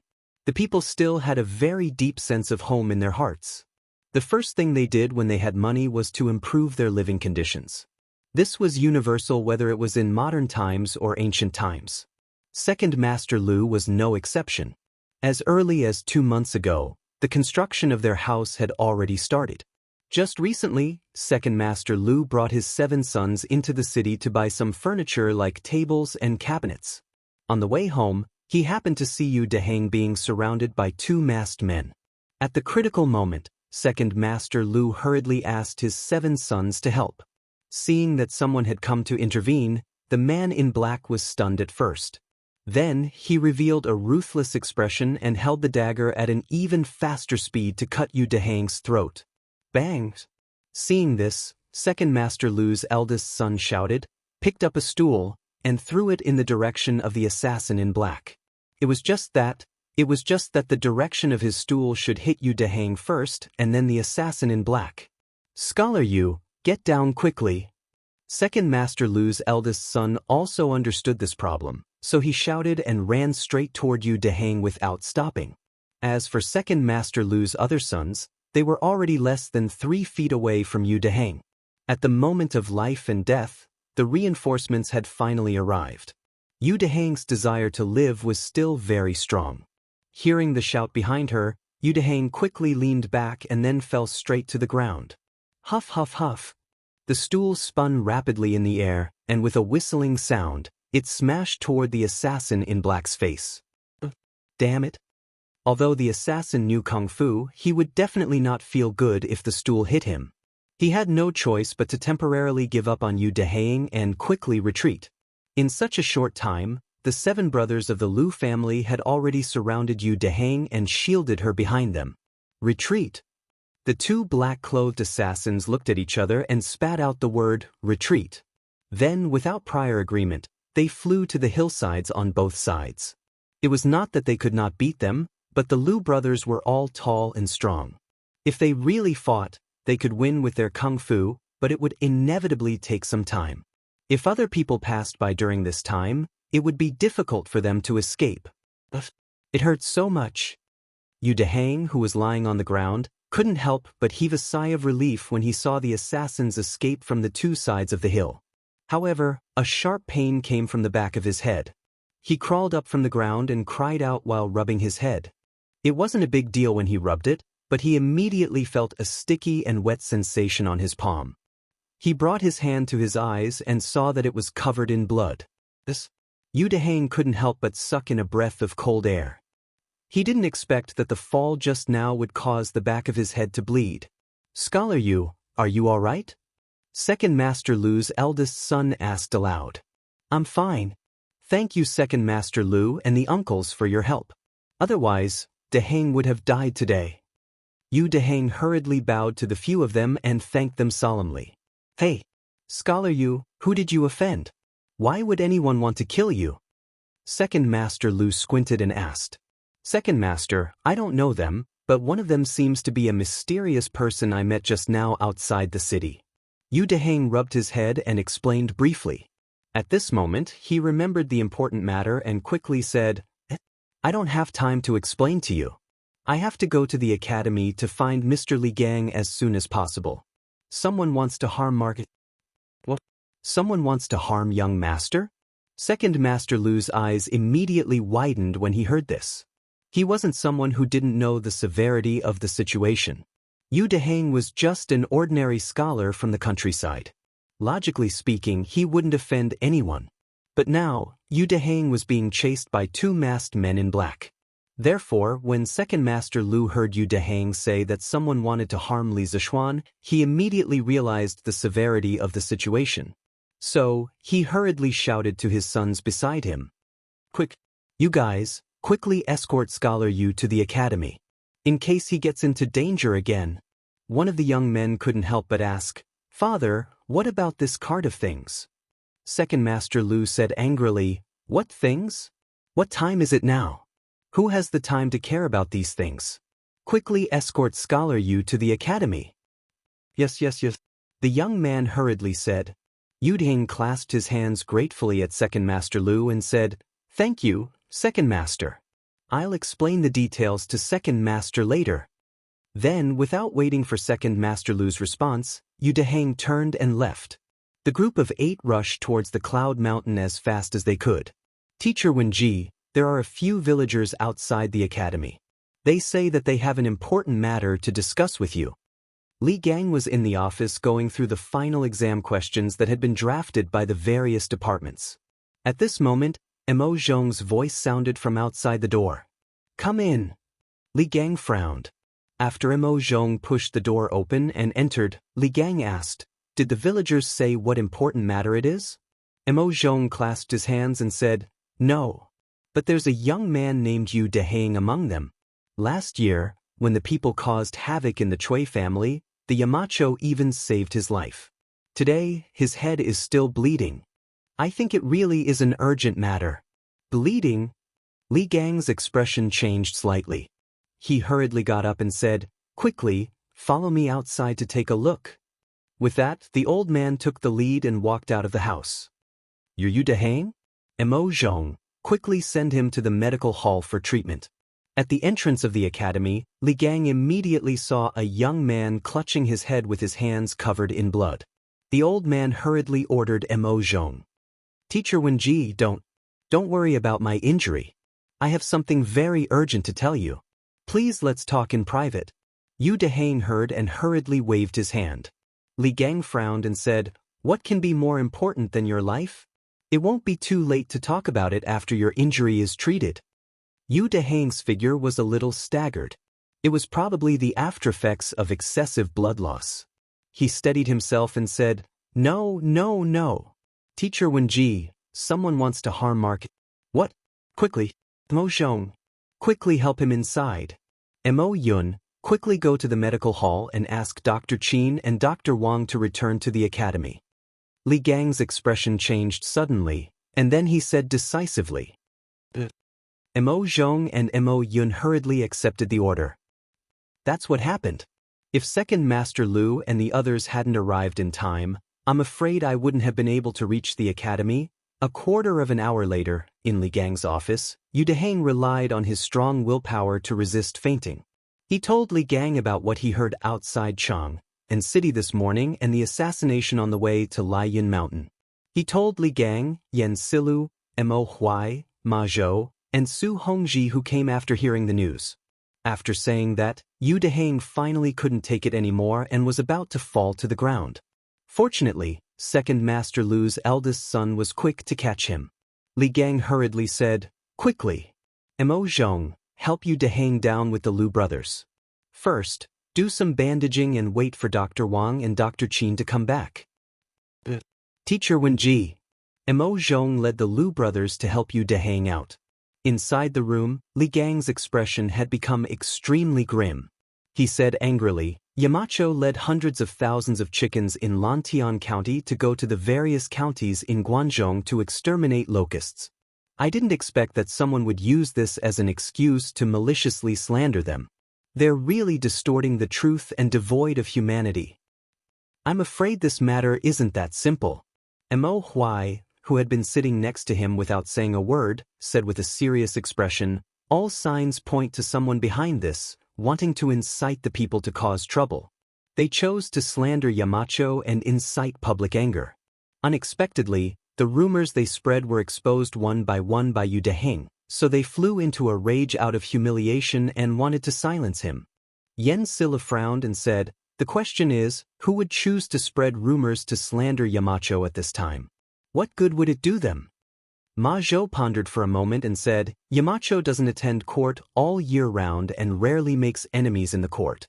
Even if they do have enemies, those people don't seem to be so bold. Mr. Mo is right. I'm afraid this matter isn't as simple as it seems on the surface." Li Gang had calmed down by now. He frowned and said, "In your opinion, what should we do now?" Mo Huai pondered for a moment and said, "No matter what the true purpose of those people is, they must have come with ill intentions. The Academy should immediately clarify those rumors through Datang Daily to prevent more people from being confused and bewitched by the rumors." Li Gang nodded and said, "I'll write an article to refute Yamacho according to those rumors one by one. Not only me but Ma Zhou, you also have to write. In addition, make arrangements for Datang Daily as soon as possible. Leave some places for us in tomorrow's newspaper." Ma Zhou cupped his hands and said, "Yes. Mr. Wenji. Should we inform Yamacho of this matter through the telegraph?" Seeing that the plan was set, Su Hongji suddenly asked. The room instantly quieted down. After a moment of silence, Li Gang said, "No need. Yamacho has rushed thousands of miles to provide disaster relief. It's not good to be distracted at this time. In addition to clarifying the rumors, I'll also write a report to His Majesty and let His Majesty send people to thoroughly investigate who is spreading the rumors." Su Hongji nodded and said, "Mr. Wenji has thought it through thoroughly. I have no objections." "I have no objections either." "I have no objections either." Mo Huai frowned. He felt that there was a bigger conspiracy behind this matter, but he had no evidence and could only agree. "I have no objections either."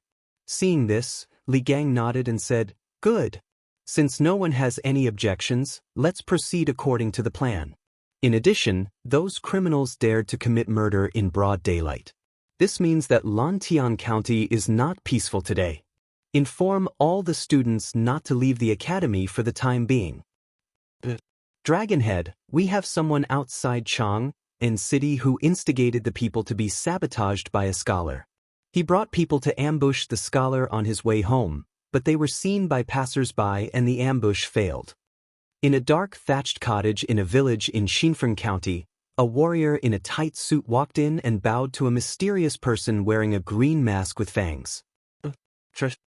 A cracked and hoarse voice came from under the ferocious-looking mask. The warrior could not help but shudder. The mysterious man continued, "Have their identities been exposed?" The warrior in tight suit bowed and replied. The room fell into a short silence. After a while, the mysterious person said, "We'll spare their lives for now. They can be spared the death penalty, but they can't escape punishment. Cut a tendon in each of their hands." The warrior in tight suit trembled and left to carry out the order. "Dragonhead, it seems that this Li Zishuan has the people's hearts." At this time, A ghostly figure walked out from the darkness of the room. Upon closer inspection, there was a sinister scar above his eyebrows. He looked like an evil spirit from hell. He said in a gloomy voice, "The more he gets, the more I will make him lose. Only when he has nothing and is notorious will he be completely useful to me. This is only the first step, the more exciting part is yet to come." Speaking of this, the masked man's voice had a trace of fanaticism. "Have you got the formula for the gunpowder?" The scarred man replied, "No. That Li Zishuan is cunning and ruthless. There is no place in the Strange Taste Pavilion to produce gunpowder, and no one knows the complete formula. Now we can only use that thing as a substitute. Although it's a little weak, it should be enough." Gunpowder. Logically speaking, only Li Zishuan and Li Er knew about gunpowder. Who would have thought that these two people knew about gunpowder? The so-called dragon head nodded and said, "That's the only way. Tell the people below to be careful. Don't cause any unnecessary trouble. Don't be like that idiot Jin Wanfu, carelessly ruining this dragonhead's plans." "Don't worry, dragonhead, I will tell the people below to be careful." The scarred man replied. The mysterious dragonhead nodded and said after a moment of silence, "Tomorrow, release another rumor. I'd like to see how Li Shimin will react when he finds out." "Dragonhead, isn't it a little too early?" the scarred man asked hesitantly. It's not early. It's not early." The mysterious dragonhead smiled and said, "We need to make the Tang Empire fall into chaos as soon as possible. Only then can we do things better. This is called taking advantage of the situation. Tell the Earth Emanations group to get ready. Once the time is right, we will act immediately." Dragonhead. Dragonhead is wise. The warrior in tight suit bowed and left. Only the dragonhead was left in the room. With his hands behind his back, he looked in the direction of the Southwest Imperial Palace and sneered twice. Then he muttered, "The show is about to start. Li Shiming, oh Li Shiming, I want you to become my prisoner." Chapter 1493. Your Majesty, Mr. Li Gang of Yanhuang College has sent a memorial. Afternoon, evening. Zhao Song brought a memorial to the Ganlu Hall and bowed to Li Er, who was sitting at the head of the table. Although Li Gang did not hold any position in the imperial court, the old man was well versed in both ancient and modern times. He had been the teacher of two crown princes, Yang Yong and Li Jianxing. Last year, he had almost become Li Qingxian's teacher. The old man was an influential figure in the literary world of the Great Tang. Although he was not in the imperial court, he still had the authority to listen to memorials. Li Gang's memorial? Li Er had just finished reviewing the memorial. Confused, he hurriedly said, "Hurry and present it."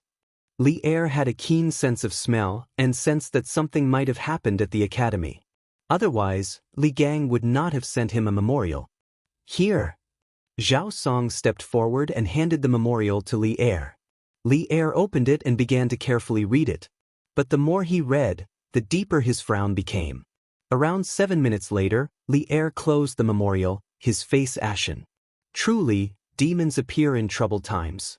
It hasn't even been 10 days since the plague of locusts began, but some people are already unable to hold themselves back. Zhao Song had been listening in on the side, confused. He hurriedly said, "This old servant is here. Take a look as well." Li Er threw the memorial to Zhao Song.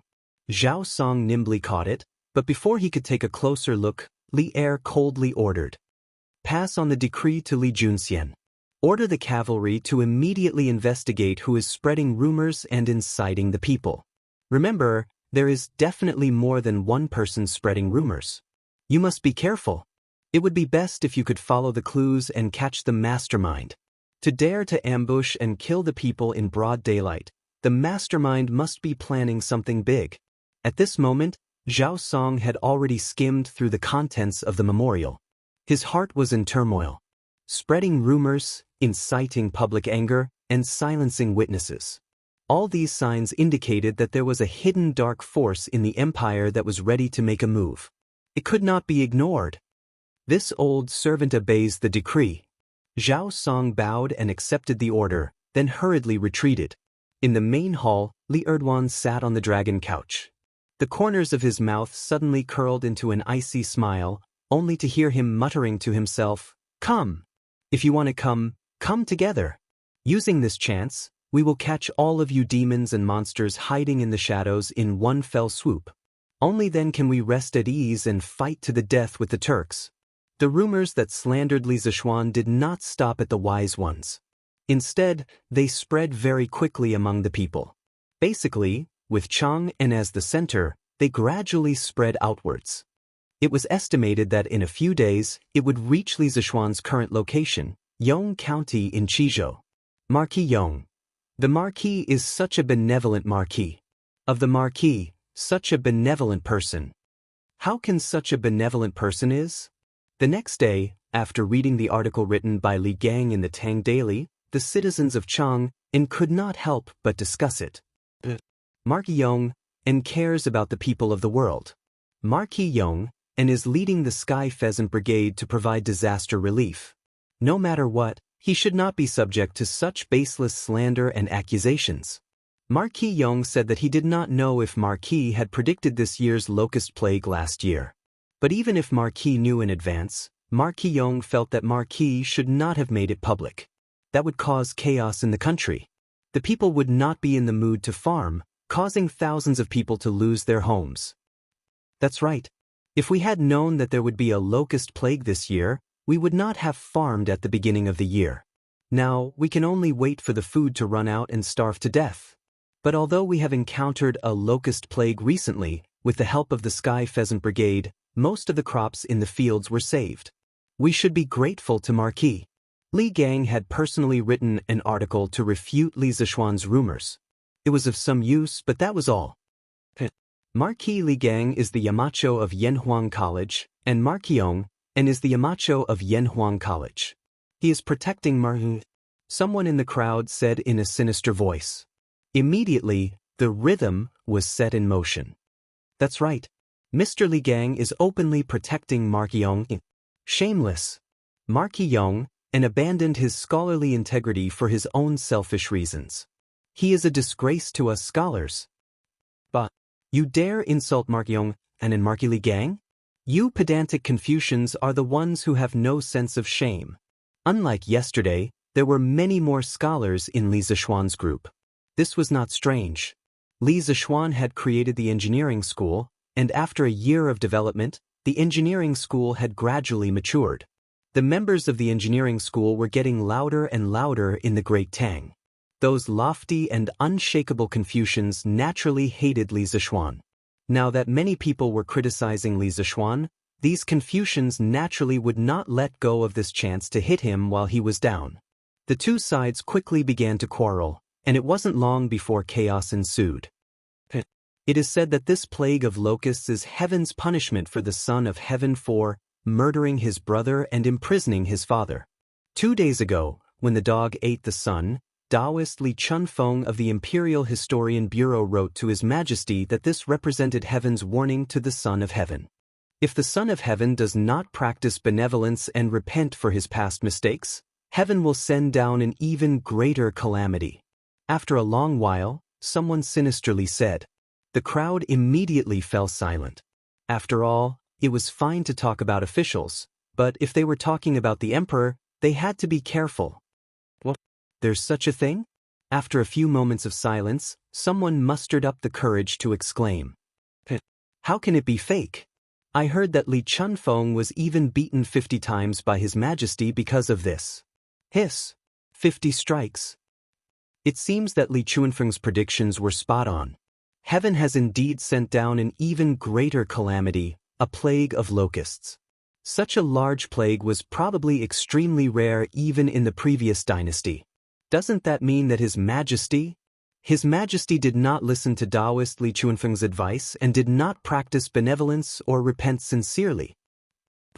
With an emperor who killed his brother, imprisoned his father, and infuriated the heavens, our lives are going to be miserable.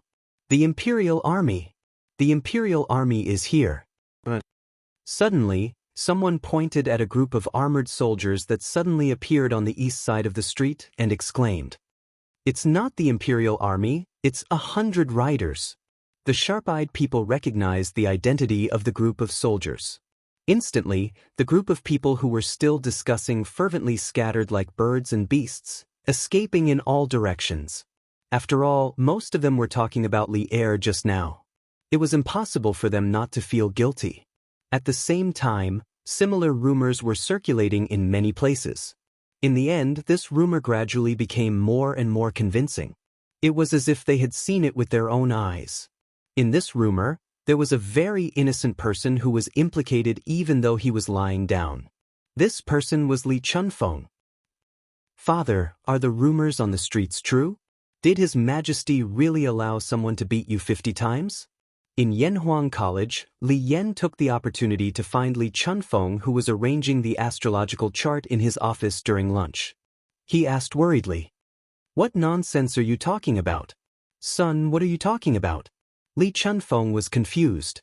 He could not figure out what was going on. "Dad, don't hide it from me. I heard it from the auntie who was sweeping the floor of the teaching building." Li Yan thought that Li Chunfeng was deliberately hiding it from him. He could not help but feel helpless. "Hide it from you? When did I hide it from you? Also, what did the auntie say?" Li Chunfeng frowned. Li Yan saw that Li Chunfeng was going to play dumb, so he said, "Dad, the auntie said that when the heavenly dog devoured the sun more than a month ago, you wrote to His Majesty that it represented God's warning to the emperor. If the emperor did not practice benevolence and repent for the mistakes he made in the past, God would send an even greater disaster. Because of this, you were beaten 50 times by His Majesty. Dad, is this true?" "Nonsense." Li Chunfeng's expression changed when he heard this. He stood up and looked at Li Yan. He asked sternly, "Son, where did these rumors come from?" Seeing his father's big reaction, Li Yan quickly said seriously, "Father, these words were heard by the sweeping auntie outside the academy. And she said that now many people in Chang and city are saying that His Majesty got the throne unjustly and has no intention of repentance. So your prophecy is right. Heaven has sent a bigger disaster, which is the plague of locusts this time." Li Chunfeng's face darkened. He gritted his teeth and said angrily, "This is outrageous. This is outrageous. These people are not only audacious, they even pushed me into the fire. No, I have to go to the palace and explain this to His Majesty." "Dad, since you did not do this, why do you have to go to the palace?" Li Yan quickly asked. Li Chunfeng looked at his son and said, "As the saying goes, gossip is a fearful thing. Moreover, this matter was definitely not as simple as it seemed on the surface. Someone probably wanted to incite the common people to do such a heresy and immoral thing. You stay in the school. I will go to Chang'an City." "Shut up. You ungrateful people. His Majesty loves the people like his own children. Mark Yong, and went thousands of miles to destroy the locusts for the sake of the people. Not only are you ungrateful, you are even speaking ill of His Majesty and Mark Yong and behind their backs. Are you even human?" In Chang'an City, a beautiful young lady shouted angrily at 3 to 5 people. "Hey, where did this little girl come from? She actually doesn't know the immensity of heaven and earth and is pointing fingers here." A rascally-looking young man was sizing up the little girl with a malicious gaze. The corner of his mouth was currently curled into a wretched smile. "That's right. You're such an insensible little girl. Not only did you eavesdrop on us, you even dared to criticize us. Come, let me teach you how to behave." Another young man, who was slightly fatter, agreed. Then he stretched out his hand to grab the young lady. "Bastard! I am Liu. Don't you dare touch me." The young lady took 2 steps back and shouted angrily. That's right, she was Li Yu. Little Yu came to Chang and City today to collect literature. Yesterday, when she heard that someone was slandering Li Zishuan, she was very angry. When she found out that Li Gang and Ma Zhou had written an article to refute Li Zishuan's rumors in the Datong Daily, she wanted to see the reaction of the people. As for why she chose to come to Chang'an City and not Lantian County, it was mainly because no matter what happened outside, the people of Lantian County were always grateful and supportive of Li Zishuan. Therefore, she came to Chang'an City to collect literature. When she came to Chang and City, she found that the number of people slandering Li Zishuan did not decrease because of Li Gang and Ma Zhou's articles. Instead, there were more of them. This was because, under the guidance of some people, most of the people thought that Li Gang, Ma Zhou, and Li Zishuan were all jackals of the same tribe. Naturally, their words were not convincing. Because of this, little Yu had already reprimanded several groups of people today. With her glib tongue and smart mind, those who were reprimanded by her were all ashamed and said that they did not dare to slander Li Zishuan anymore. When she was riding on the crest of success, little Yu did not expect to meet a tough nut. Li Yu? You're the gold medal reporter of Datang Daily? The young man who spoke first said with his eyes lit up. How is it? Are you scared? Seeing the other party's surprised face, Li Yu said proudly. Scared. Of course I'm scared. Come with me, the gold medal reporter of Datang Daily. I should be able to sell you for a good price. The young man smiled wretchedly and then pounced on Li Yu. How dare you? What are you doing? I'm going to call for help. Li Yu reacted quickly and dodged the young man's bear hug. She said in shock and anger, and then shouted loudly. Shout. Even if you shout until your throat is broken, no one will come to save you. As the young man spoke, he pounced on Li Yu again. The other people also surrounded Li Yu from the front and back. They were in an alley between two old houses in the south of the city. Usually, people would not pass by here. Stop! How dare you act so presumptuously in broad daylight? Coincidentally, at this moment, a loud shout came from the alley. A middle-aged man in a Daoist robe suddenly shouted, "Where did you come from? How dare you meddle in our business? Brothers, let's go." The young man was furious that someone had ruined his plan. He waved his hand and the few of them ran towards the Daoist priest. Daoist priest Li, be careful. Seeing that someone had come to save her, especially someone she knew, Li Yu was relieved. However, she was worried again and could not help but shout loudly. That Daoist priest was none other than the unlucky Li Chunfeng. Li Chunfeng and Li Yu were caught in the crossfire, while Li Chunfeng was like a fish swimming in shallow water. Chapter 1494. Although Li Chunfeng was not a Daoist who specialized in combat, he had been cultivating his qi for a long time. His physique and reaction speed were better than the average person's. In comparison, the hooligans were worried that they would attract the attention of the patrolling marquis, so they did not bother him too much. After a short fight, Li Chunfeng and Li Yu escaped from the deserted alley. Daoist Li, why are you in Chang'an City?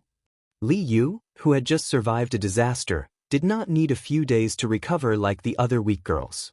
She had a big heart, and in just a short while, she was back to her usual lively self. She looked at Li Chunfeng and asked. Li Chunfeng replied, I need to go to the palace for something. Miss Li Yu, you are a girl, and you are alone. It is best that you don't do such dangerous things alone in the future. So what if I am a girl?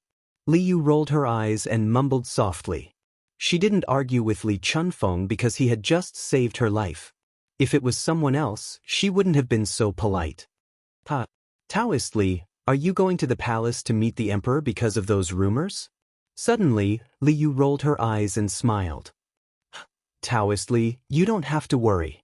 The emperor is a wise man, and he knows what is right and what is wrong. Why would he believe those rumors? Li Chunfeng looked at Li Yu and said in a serious tone, I don't care about my own reputation, but I will not allow someone to use my name to do such a thing. If I don't clear the rumors soon, I will not be able to eat or sleep in peace. Stealing the sky and changing the sun? Daoist Li, have you also noticed that someone behind these rumors is trying to take advantage of this opportunity to create trouble? Li Yu raised her eyebrows in surprise when she heard this. Li Chunfeng nodded solemnly. Although the locust plague has engulfed the entire Guangzhou area, the imperial court has been actively helping the people. The people are far from being in dire straits, and there will not be so many people slandering the emperor and the Marquis of Yong. If there is no one behind this, I will not believe it. Daoist Li, you are right. Shall I go to the palace with you? I've also been investigating the source of these rumors these past few days. It's a good opportunity to report to His Majesty. Li Yu thought for a moment and looked up at Li Chunfeng. Let's go. Li Yu was the top reporter of Datong Daily. She had the right to go to the Emperor's palace and have an audience with the Emperor. Therefore, Li Chunfeng did not reject her request.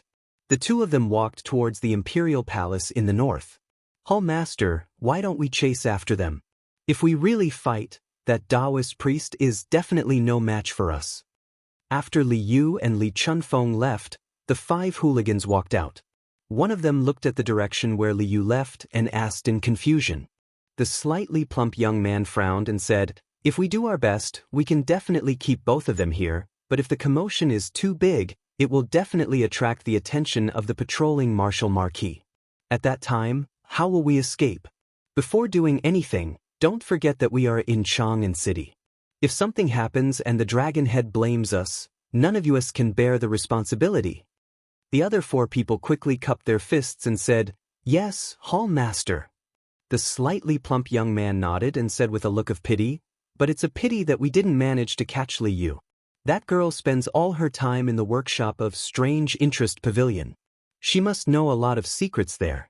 If we can catch her alive, it will be a great achievement."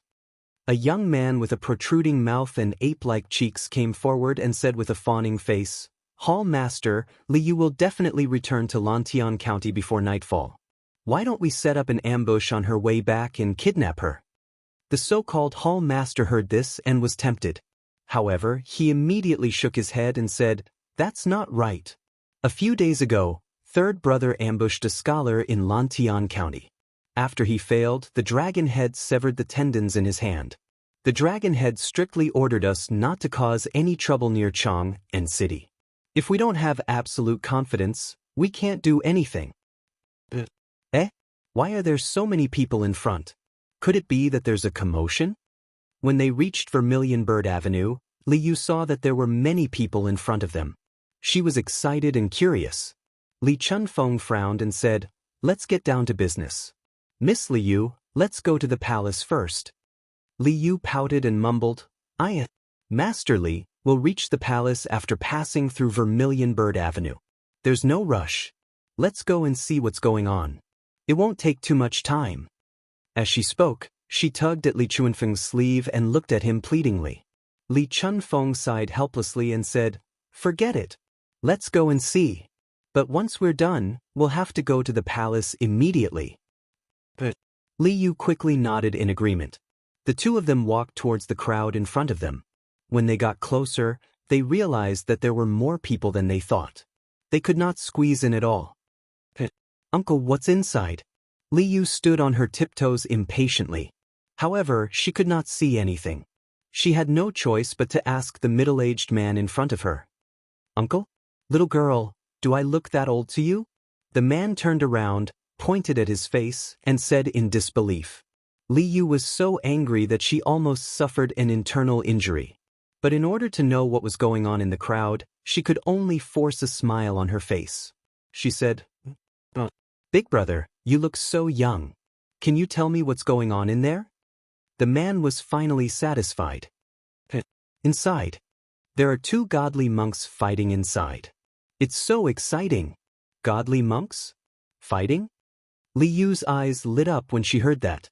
She quickly asked, "Which 2 godly monks are they? What are they fighting about?" The man pouted and said, "Why do you have so many questions, little girl? I still want to see the fight. If you want to know, go and see for yourself." After that, he turned around and ignored Li Yu. But Li Yu opened her mouth. Li Yu opened her mouth. If it was not for the fact that it was inappropriate for a girl to scold someone in public, she would have already yelled at the man. "Master Li, can you help me squeeze to the front to see what's going on?" Li Yu was amazed by Li Chunfeng's lightness skills when they were fighting with the hooligans in the South Alley. Li Yu believed that Li Chunfeng would be able to help her squeeze to the front in this situation. Li Chunfeng was speechless. He said, "The fight between the godly monks is just a smokescreen. What's there to see? Let's just go to the palace." Li Yu tilted her head and suddenly laughed. "Master Li, Buddhism and Taoism are at odds. As a Taoist, don't you want to see what these 2 godly monks are capable of?" The art of war says that only by knowing yourself and your enemy can you win 100 battles. If you don't go and see, how can you know yourself and your enemy? Li Chunfeng was stunned. He realized that he could not refute because what Li Yu said was the truth. In fact, the conflict between Buddhism and Taoism did not happen when Buddhism came from the East. As a foreign religion, Buddhism and Taoism had the same purpose when they first arrived in China. Therefore, the relationship between the two religions was relatively harmonious. However, as Buddhism and Taoism continued to be perfected in China, the two religions gradually formed an independent religious consciousness. Subsequently, the two religions developed a strong exclusionary ideology. Therefore, the two religions started to compete fiercely for the support of the upper class and the support of the lower class. Especially during the West Jin dynasty, Buddhism developed very quickly and put a lot of pressure on Taoism. Now, the Tang dynasty's ruler did not have any obvious hostility towards Buddhism and Taoism, although Li Er seemed to be closer to Taoism. Taoism and Buddhism developed together. Under such circumstances, the two religions fought even harder to gain the ruler's favor. Follow behind this poor Taoist. Li Chunfeng, who was tempted by Li Yu's words, took the lead and walked in front to help Li Yu open the way. Okay. Thank you so much, Taoist Li. Li Yu quickly followed behind Li Chunfeng with a smile. Li Chunfeng seemed to be surrounded by a strong and invisible force field. Wherever he went, the crowd would make way for him. After a while, the two of them arrived at the front of the line. Wow. Taoist Li, you're so good. Li Yu patted Li Chunfeng's arm and praised him. Although Li Chunfeng did not show it on his face, he was quite proud of himself. However, what Li Yu said next made him lose all his pride. He almost vomited blood. Taoist Li, since you're so capable, does that mean you don't have to line up at the academy's cafeteria? If I go to the academy next time, I'll look for you to have a meal together. If he could swear, Li Chunfeng would be cursing right now. He had cultivated for more than 10 years and finally managed to cultivate some pure Daoist vital qi. In Li Yu's eyes, this vital qi was only used to cut in line. Who was he looking down on?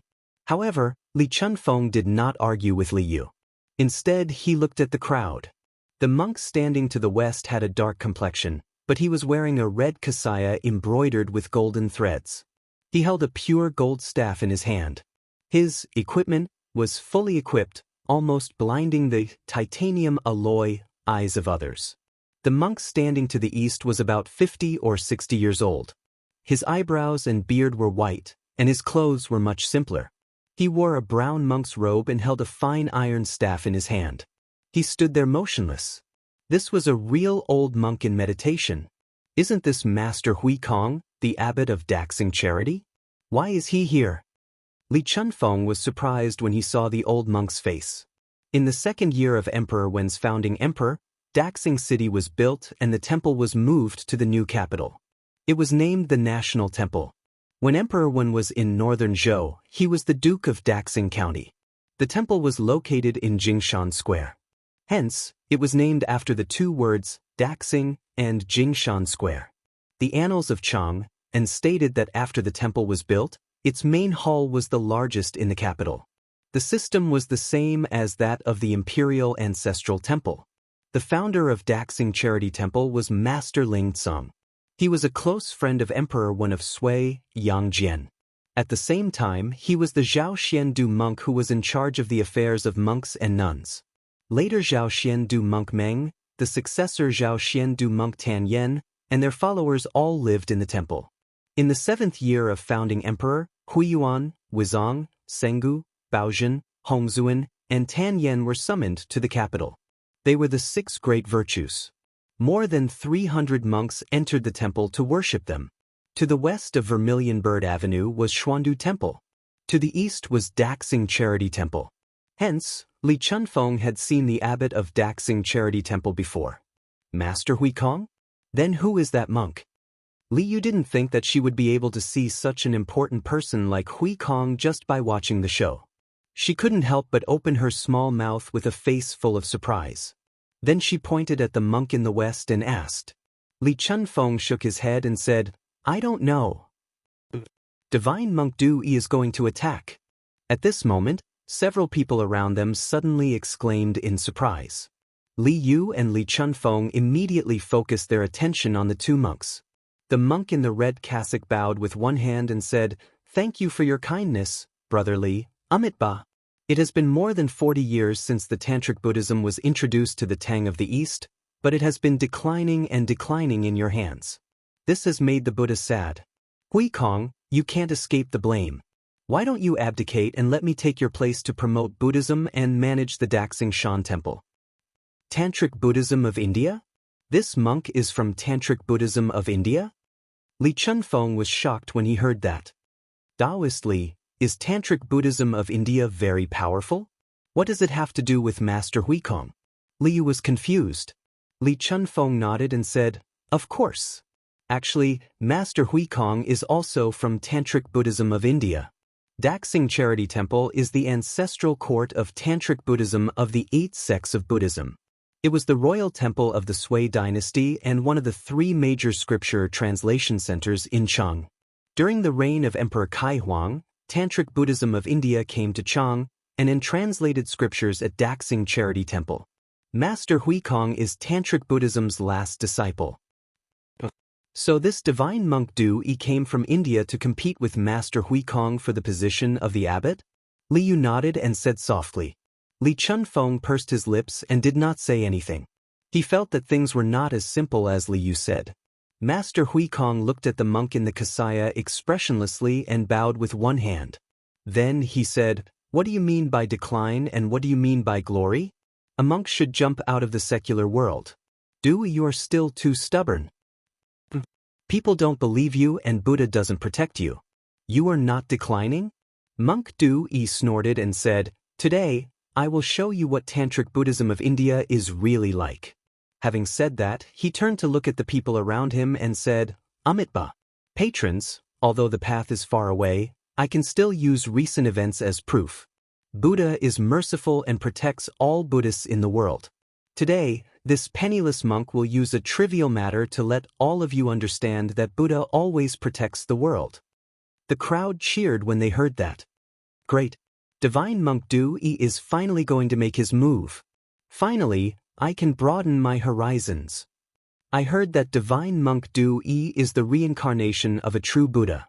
He can summon the wind and rain. His dermic powers are boundless. Really? How can it be fake? You will know if you don't believe me. Chapter 1495.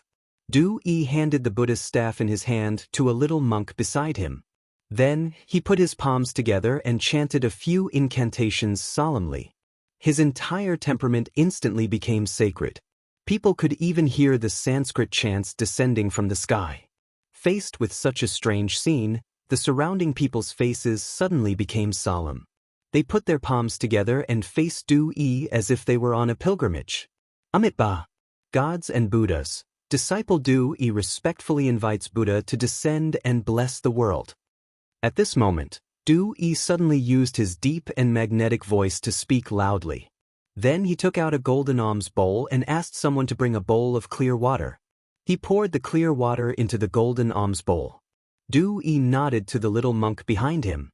The little monk immediately took 3 incense sticks and lit them up. He inserted them into a small copper tripod. Smoke lingered around. After the people smelled the special fragrance, they felt refreshed and refreshed. Du Yi placed his right palm in front of his mouth and performed a Buddhist salute. Soon after, he began to murmur, "In this boundless world, all the Buddhas, including Mahabodhisattva and Mahasattva, will gather. Praise Shakyamuni Buddha for being able to overcome the evil world." His chanting speed was extremely fast. At the beginning, people could still hear what he was chanting. However, towards the end, they could not hear anything clearly. It only made people feel that the Buddhist scriptures were extremely obscure and profound. However, bathed in the Sanskrit chants, the people only felt that their bodies and minds were free and comfortable. In the 3,000 boundless worlds, vegetation, forests, rice, hemp, bamboo reeds, mountains, rocks, and dust, everything is counted as a Ganges river. A Ganges river sand, a realm. Within a realm, a dust is a tribulation. Within a tribulation, all the accumulated dust is a tribulation. When the flowers bloom, the Buddha nature is revealed. In the heart, there is a spiritual mountain. Open. As time passed, Du Yi's expression became more and more solemn. As he chanted, his voice became louder and louder. All of a sudden, he opened his eyes like an angry Arhatvajra. He used his right hand to form a seal and pointed at the golden alms bowl that was filled with clear water. Following his last word, open, a magical scene appeared. Without any warning, an emerald green stalk grew out of the golden alms bowl. The stalk grew longer and longer, followed by a lotus leaf. Moreover, the number of lotus leaves kept increasing. When there were about 4 or 5 lotus leaves, a pink flower bud suddenly grew out of the lush greenery. Under the sunlight, the bud slowly bloomed. A moment later, a lotus flower bloomed proudly in front of everyone's eyes. Reflecting the noon sun, it looked incomparably bright. Witnessing such a spectacle with their own eyes, everyone was stunned. Lotus blooming in clear water, and under the watchful eyes of the crowd, the process of a lotus blooming for several months was revealed in just half an incense stick's time. If this was not the power of the gods and Buddhas, what else could it be? Lotus appeared out of thin air. The Buddha has appeared. The Buddha has appeared. Someone shouted, and the crowd knelt down in front of Du. They put their palms together and said, "Greetings, Buddha. May the Buddha bless our entire family so that we can be safe and sound. May the Buddha bless my mother so that she can recover quickly. May the Buddha bless me so that I can become rich. May the Buddha bless my wife so that she can give birth to a fat child for me this time." In an instant, the people had all kinds of wishes. Li Yu's eyes widened. She tugged at Li Chuanfeng's sleeve and whispered, "Wow. Priest Li, this divine monk Du Yi is so powerful. I clearly saw that there was nothing in the golden alms bowl except for clear water, but he could make a lotus bloom. It's so magical. Could this divine monk Du Yi really be the reincarnation of a god? That's not right. Mr. told me before that there are no gods or Buddhas in this world." Li Chunfeng shook his head and said, "Although I can't tell what method Du Yi used, he's definitely not the reincarnation of a god." Priest Li, why are you so sure?" Li Yu asked curiously. Li Chunfeng pursed his lips and did not know what to say. He could only say, "Intuition. I think you're jealous of divine monk Du Yi's supernatural powers." Li Yu curled her lips and said softly. Li Chunfeng almost vomited blood when he heard that. At this moment, Monk Hui Kong, who was opposite Du, was expressionless. He held a Buddhist bow with his right hand and said, "Amitabha, the lotus flower in the clear water is like the moon in the water. Everything in sight is illusory. Du Yi, you're so good at Buddhism, but you're using it to confuse the masses. That's ridiculous. I advise you to repent before it's too late." "Hui Kong, you don't have the ability to communicate with the gods and Buddhas, yet you're slandering me. You're being disrespectful to the Buddha. Aren't you afraid that the Buddha will punish you?" Hearing this, Du Yi's gaze focused as he glared hatefully at Hui Kong and said. Abbot Hui Kong's expression did not change. He said, "Amitabha, I have a clear conscience. Why would I be afraid of the gods and Buddhas?" Du Yi sneered and said, "I can't be bothered to argue with you. I asked you out today to compete in Buddhism. Now that I've used my magic, it's your turn. Let the people of Chang and be the judge and see whose Buddhism is more profound." Hui Kong closed his eyes and recited 2 lines of Buddhist scriptures. He then said, "Amitabha, I don't know your magic. I only know how to recite Buddhist scriptures, promote Buddhism, save the world, and persuade the people to be good. I'm willing to admit defeat in this kind of battle." Du Yi's eyes flashed with surprise. He then could not help but laugh and said, "Save the world, save the world, save the world. I'll show you what it means to save the world and save the world." Then, he held the golden bowl with the lotus and turned to look at the people who were kneeling on the ground. He was about to speak when he looked at Li Chunfeng and Li Yu. He said unhappily, "Why aren't you 2 kneeling when the gods and Buddhas are descending?" Because everyone around them had knelt down, only Li Yu and Li Chunfeng were still standing. Moreover, these 2 people were standing at the front, so they were particularly conspicuous. Just now, Du Yi was debating with Hui Kong, so he had no time to observe the situation around him. Now that he turned around, he happened to see these two living people standing. How could he bear it? The rest of the people who were kneeling on the ground looked at Li Yu and Li Chunfeng angrily after hearing Du Yi's question. Li Yu blushed and did not know what to do for a moment. Li Chunfeng's expression did not change. He bowed and said, "Master, please don't blame me. It's not that I don't respect the gods and Buddhas, but I only believe in the Jade Emperor and the 3 pristine Daoist ancestors. That's why I can't kneel." Du Yi's expression turned slightly better when he heard that. "So you're a friend from Taoism? Then, please stay here and observe the ceremony.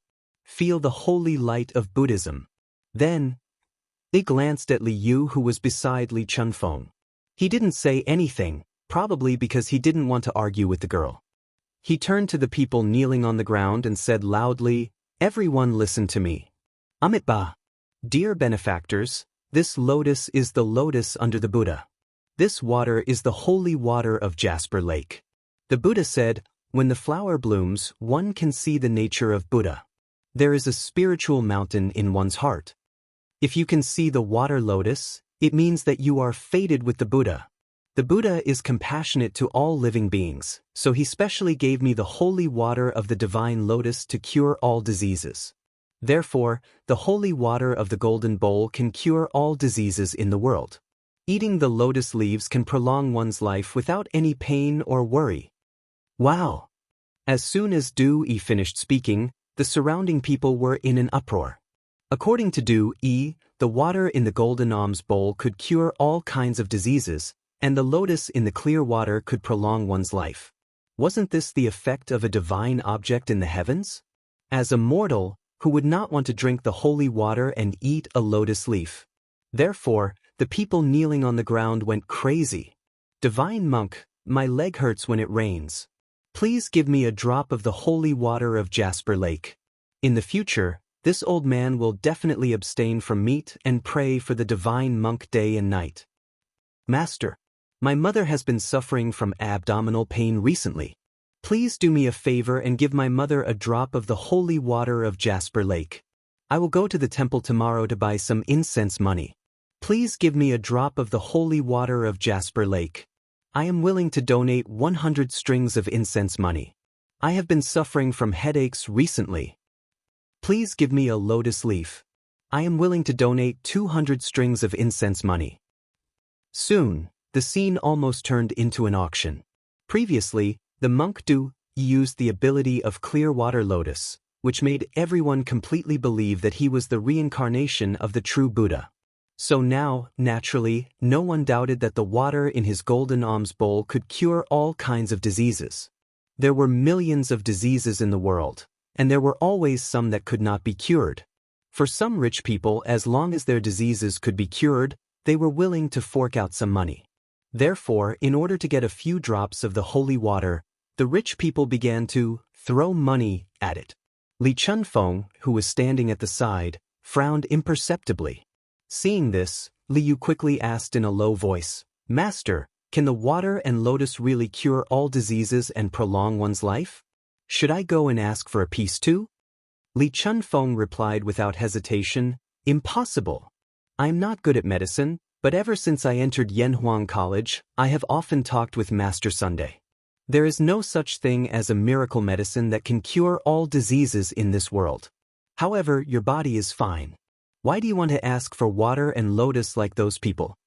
At the end of his sentence, Li Chunfeng looked at Li Yu with a puzzled expression. Li Yu said embarrassedly, "Didn't divine monk Du Yi say that the lotus can prolong one's life? I want to live for a few hundred more years." A few hundred more years? Li Chunfeng's mind was in a mess. He decided not to talk to this mischievous girl for the time being. He felt that the generation gap was serious. Well, Li Chunfeng had to know what the generation gap meant first. "Amitabha. Buddha will help those who are fated. I will choose a few donors who are in urgent need of treatment to come forward and drink the holy water," Du Yi said loudly in the midst of the commotion. Then the crowd quieted down. Everyone looked at Du Yi with eager eyes and prayed that he would choose them. "Almsgiver, come forward." Du Yi pointed at the old man who said that his leg hurt and said, Master, you called for me? Although the old man was the first to speak, when he heard that the rich people behind him were all willing to pay a few hundred incense sticks, he suddenly felt that he had no hope. Now that Du Yi chose him first, he could not believe it. That's right. Donor, please come forward. Monk Du Yi nodded and said, Yes. Thank you, Master. The old man bowed respectfully, then limped out of the crowd and came to Du Yi's side. Du Yi asked someone to bring a teacup and poured some of the water from the golden alms bowl into the teacup. He then passed it to the old man and said, Donor, drink it quickly. Let's see if your leg will be better. Thank you, Master. The old man received the teacup with both hands respectfully. Then, he held the teacup to his mouth impatiently and drank it in one gulp. At this moment, there were already thousands of people around. Thousands of pairs of eyes stared at the old man without blinking. They all wanted to see if Du Yi's holy water could really cure all diseases. But my leg doesn't hurt anymore. It's much better now. It's amazing. It's amazing. Thank you, divine monk.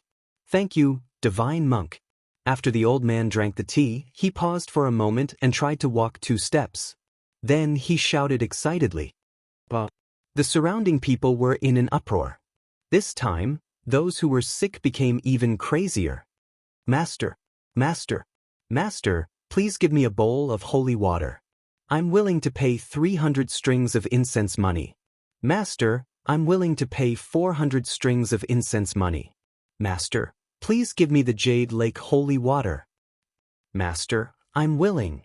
Seeing that the people were so crazy, Du Yi revealed an imperceptible smile at the corner of his mouth.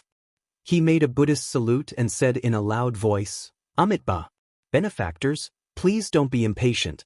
Listen to this poor monk. Hearing this, the people quieted down. He pointed at the old man and said, This benefactor's leg disease has been around for a long time. Just now, half a bowl of holy water didn't completely cure it. He needs to take another bowl of holy water in half a month to completely cure it. Master, where can I get the holy water in half a month? The old man was in a dilemma. Du Yi smiled and said, Although this poor monk is a member of Tantric Buddhism, I've already joined the Dragon Sect. The Dragon Sect's mission is to help those in need.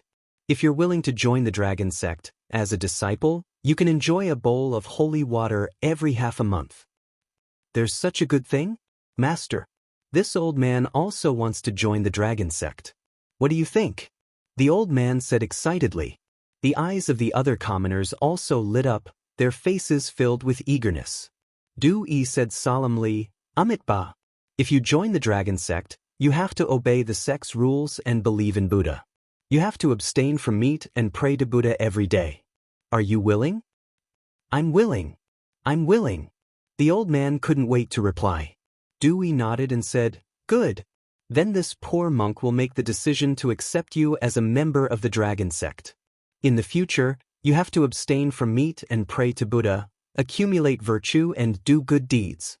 Yes, Master. The old man put his palms together and bowed.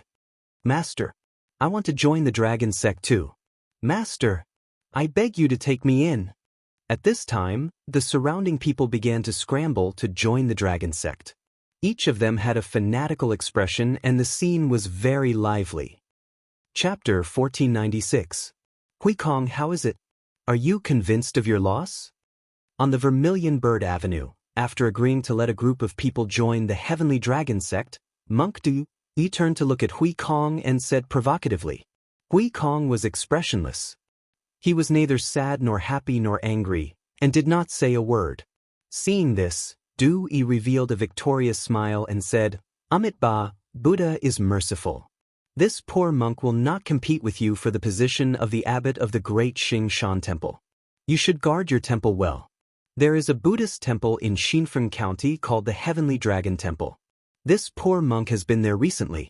If Master Hui Kong is free, you are welcome to fight with this poor monk at any time.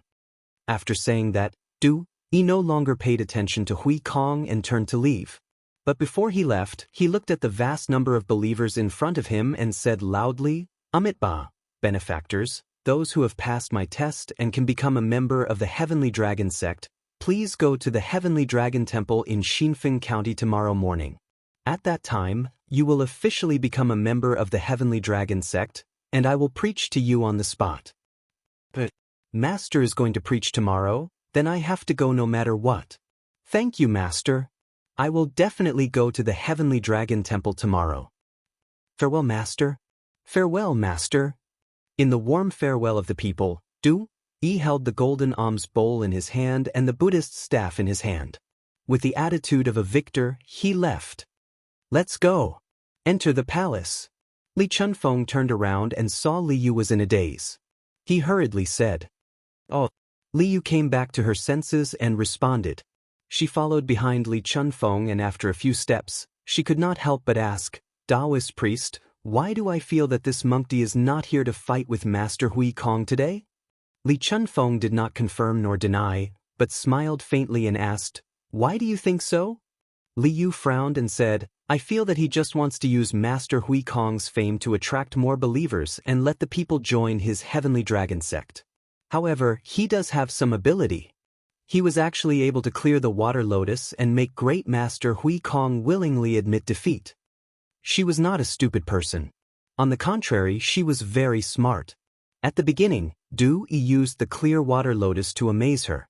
But later on, Yi used the opportunity to create a Heavenly Dragon sect to entice the commoners to join the sect. In Li Yu's opinion, this was somewhat impure. Li Chunfeng was silent for a moment before he said, "I'm afraid that the Dragon Sky sect's background isn't simple. Let's not talk about this for now. Let's quickly enter the palace and meet the emperor." Yeah. Qing Shui Lian, Heavenly Dragon Church? Li Er had just finished his lunch and was about to take a nap in the Sweet Dew Hall when a servant came to report that Li Yu and Li Chunfeng were seeking an audience. Li Er did not reject the two of them and welcomed them with open arms. Naturally, Li Er did not believe the rumors about him and Li Chunfeng that were spreading among the commoners. This was because he had personally experienced the situation during the solar eclipse. He knew better than anyone what Li Chunfeng had said at that time. However, after Li Chunfeng described what he had seen and heard on the Vermilion Bird Avenue, Li Er's interest was instantly piqued. He sat up straight and looked at Li Chunfeng. "Li Shilang, in your opinion, is this divine monk Yi really the reincarnation of a Buddha?" Li Er had always been interested in the immortals. Although Li Zixuan had confidently told him that there were no immortals in the world, but what if there were? It had to be said that Li Er had always had a trace of hope in his heart. However, it was just a fluke. He would not send a large number of people to search for the illusory immortals like Qin Shi Huang. Old Li was a person who knew how to restrain himself. Hearing the trace of hope in Li Er's voice, Li Chunfeng quivered and hurriedly said, "Your Majesty, I dare to say that this Yi is not the reincarnation of a Buddha.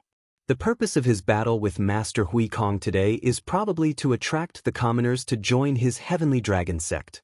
Your Majesty, please understand." Li Er frowned and said, "Then how do you explain the clear water lotus in front of everyone?"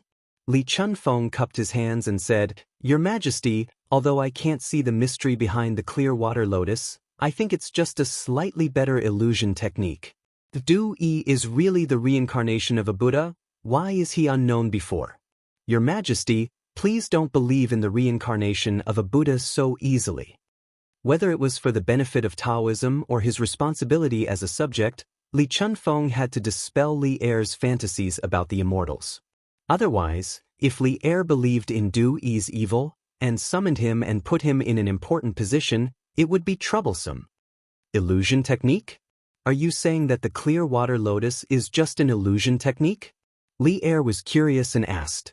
Li Chunfeng nodded and said, "Your Majesty, in Taoism, there are the 5 elements, 8 trigrams, and Chimen Duanjia.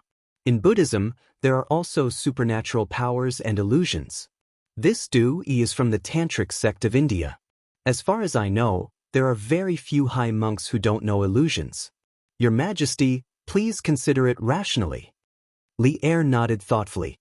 After a short pause, he said, "If it's really an illusion technique, then this Yi is bewitching people. I'll send someone to investigate the origin of this Heavenly Dragon sect and their intentions. You don't have to worry about it anymore. Your Majesty is wise. Li Chunfeng cupped his hands and said, Your Majesty, in order to save the locust plague, Mr. traveled thousands of miles to the various counties to provide relief. Now, there are many unfavorable rumors about Mr. Your Majesty, please help Mr. to clear Mr.'s name. At this moment, Liu stood out and bowed to Li Er. Li Er nodded and said, I've heard about the rumors about the Duke of Yong. I've already ordered people to investigate the source of the rumors. When the time comes, I'll definitely give the Duke of Yong an explanation. I'm not a muddle-headed ruler, I won't believe in slanderous rumors. Li Yu heaved a sigh of relief and said, Your Majesty is wise. I'm impressed. Li Er couldn't help but laugh and said, You little girl, what benefits did the Duke of Yong give you for you to speak up for him like this? He always felt that Li Yu was very familiar. There was an indescribable feeling that was very close to him. That was why he gave Li Yu the title of a gold medal reporter. Moreover, his attitude towards Li Yu was more tolerant. If it was someone else who said this to him, he would definitely punish them for the crime of gossiping about the imperial court. However, since it was Li Yu who brought it up, he didn't have any thoughts of getting angry. Li Yu quickly said, Your Majesty, Li Yu isn't speaking up for Sir, I'm speaking up for justice. Even if I don't say anything, I'm sure Your Majesty knows what kind of person Sir is. However, the rumors about Sir are endless. Not only that, aren't there many rumors about Your Majesty among the people? Li Er's face darkened.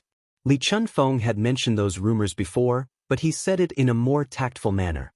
Now that Li Yu said it again, it was the same as exposing his scars again. Looking at everything together, I feel that there must be someone with bad intentions behind this. They want to incite the people to be dissatisfied with Sir, the imperial court, and even Your Majesty. Although I'm just a little girl, Sir said that everyone has a responsibility for the rise and fall of the world. I hope Your Majesty can treat this matter seriously and not let those evil people succeed. Li Er's face turned solemn. He had indeed thought about the mastermind behind this, but he didn't expect Li Yu to have such thoughts. He couldn't help but look at Li Yu with praise and said, What you said isn't without reason. I'll order the Supreme Court to investigate this matter. You don't have to worry. Li Yu breathed a sigh of relief and said, Your Majesty is wise. I'll take my leave then. I'll take my leave too, Li Chunfeng said. Li Er nodded. After the two left, Li Er's face turned gloomy. The rumors that Li Chunfeng had told him earlier kept echoing in his mind. This plague of locusts is God's punishment for the emperor for killing his brother and imprisoning his father. The solar eclipse earlier represented God's warning to His Majesty. His Majesty didn't listen to Li Chunfeng's advice. He didn't practice benevolence and didn't repent sincerely. That's why this plague of locusts is caused. These rumors could be said to be a dagger dipped in poison, stabbing straight into Li Er's heart. As an emperor, Li Er knew the importance of the people's hearts more than anyone else.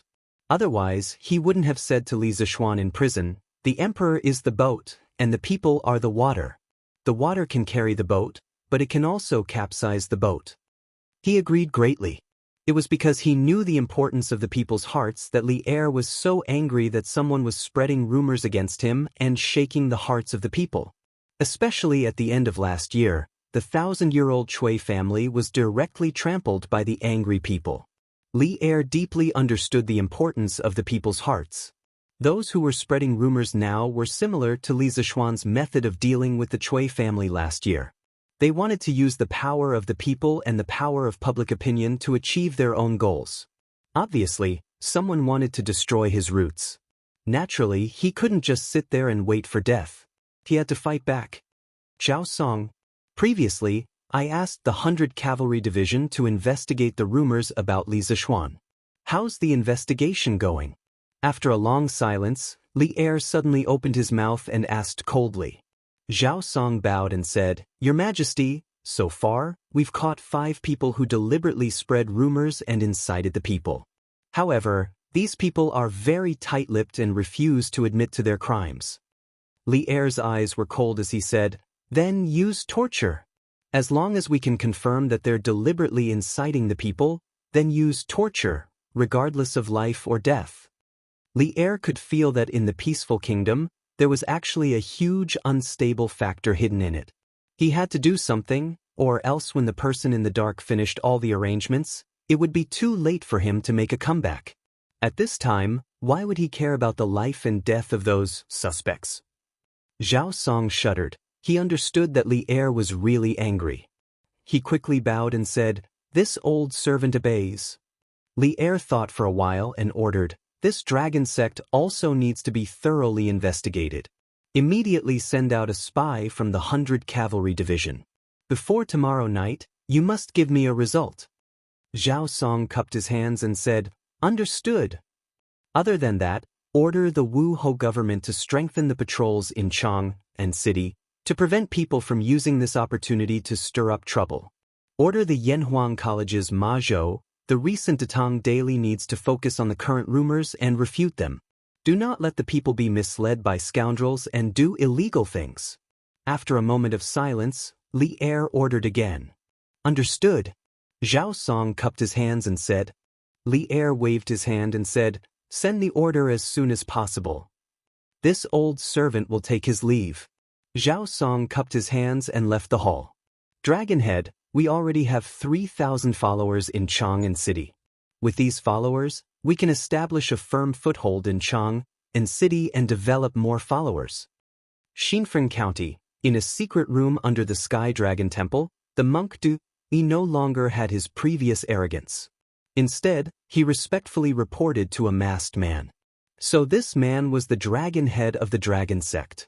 Previously, the rumors about Li Zishuan and Li Er in Chang in city were spread by him. The iron-masked man nodded and said, You did well. We are new here, so we need the support of a group of followers to establish ourselves in Chang'an City. But in your opinion, is it really impossible for Abbot Hui Kong to cooperate with us? You guys are from the same sect, and he won't even give you this bit of face?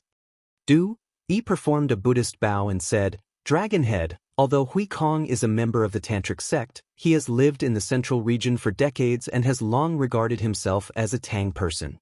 In my opinion, he will definitely not cooperate with us. Hearing this, the iron-masked man sighed and said, What a pity. Hui Kong has quite a reputation among the nobles in Chang'an City. If he can be used by us, our plan is at least half successful. Dragonhead, why are you so disheartened? Du Yi smiled and said proudly, Since Hui Kong is not willing to cooperate with us, then we will develop our own followers.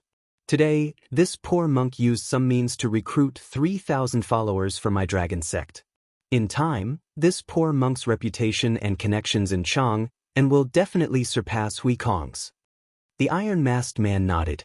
After a moment of silence, he said, In that case, we will have to trouble you. There is not much time left for us. Li Zishuan is more astute than others. We must complete all the arrangements before he returns to Chang'an. Otherwise, he will definitely see through us. After everything is done, the position of Nation Master will definitely belong to you. At that time, why do you have to go back to India to suffer? Du Li said with joy, Thank you, Dragonhead. I will do my best to help Dragonhead accomplish your great task. Due to the cover of the mask, the iron-masked man's expression could not be seen. He continued, Your Jade Lake holy water is very good. Remember to prepare more. The followers of the dragon sect will increase. When the time is right, I will order all the followers of Qingzhou, Qizhou, Songzhou, and Jizhou to come to Chang'an. He narrowed his eyes and said with a somewhat evil smile, Dragonhead, don't worry. I have a lot of Jade Lake holy water here. I guarantee it will be enough. Good. Tomorrow's lecture will depend on you. The iron-masked man laughed loudly. Sir, Du? He smiled and cupped his hands. Chapter 1497. The next morning. All right, Rin Biao, you don't have to send me off. Go back quickly. Li Zishuan looked at Wang Renbiao and said in the pavilion outside Yong County in Qizhou. In more than 2 days, all the locusts in Qizhou had been wiped out by the Sky Rooster Brigade. Therefore, Li Zishuan planned to leave Qizhou with the Sky Rooster Brigade and head to the next destination. As for Wang Renbiao, After this guy was nourished by love, his body was now very healthy. Didn't you see Li Jingchu standing next to him like a little bird? Thinking back to how strong she was in the past, who would have thought that after confessing her feelings to the person she loved, she would become like a little girl?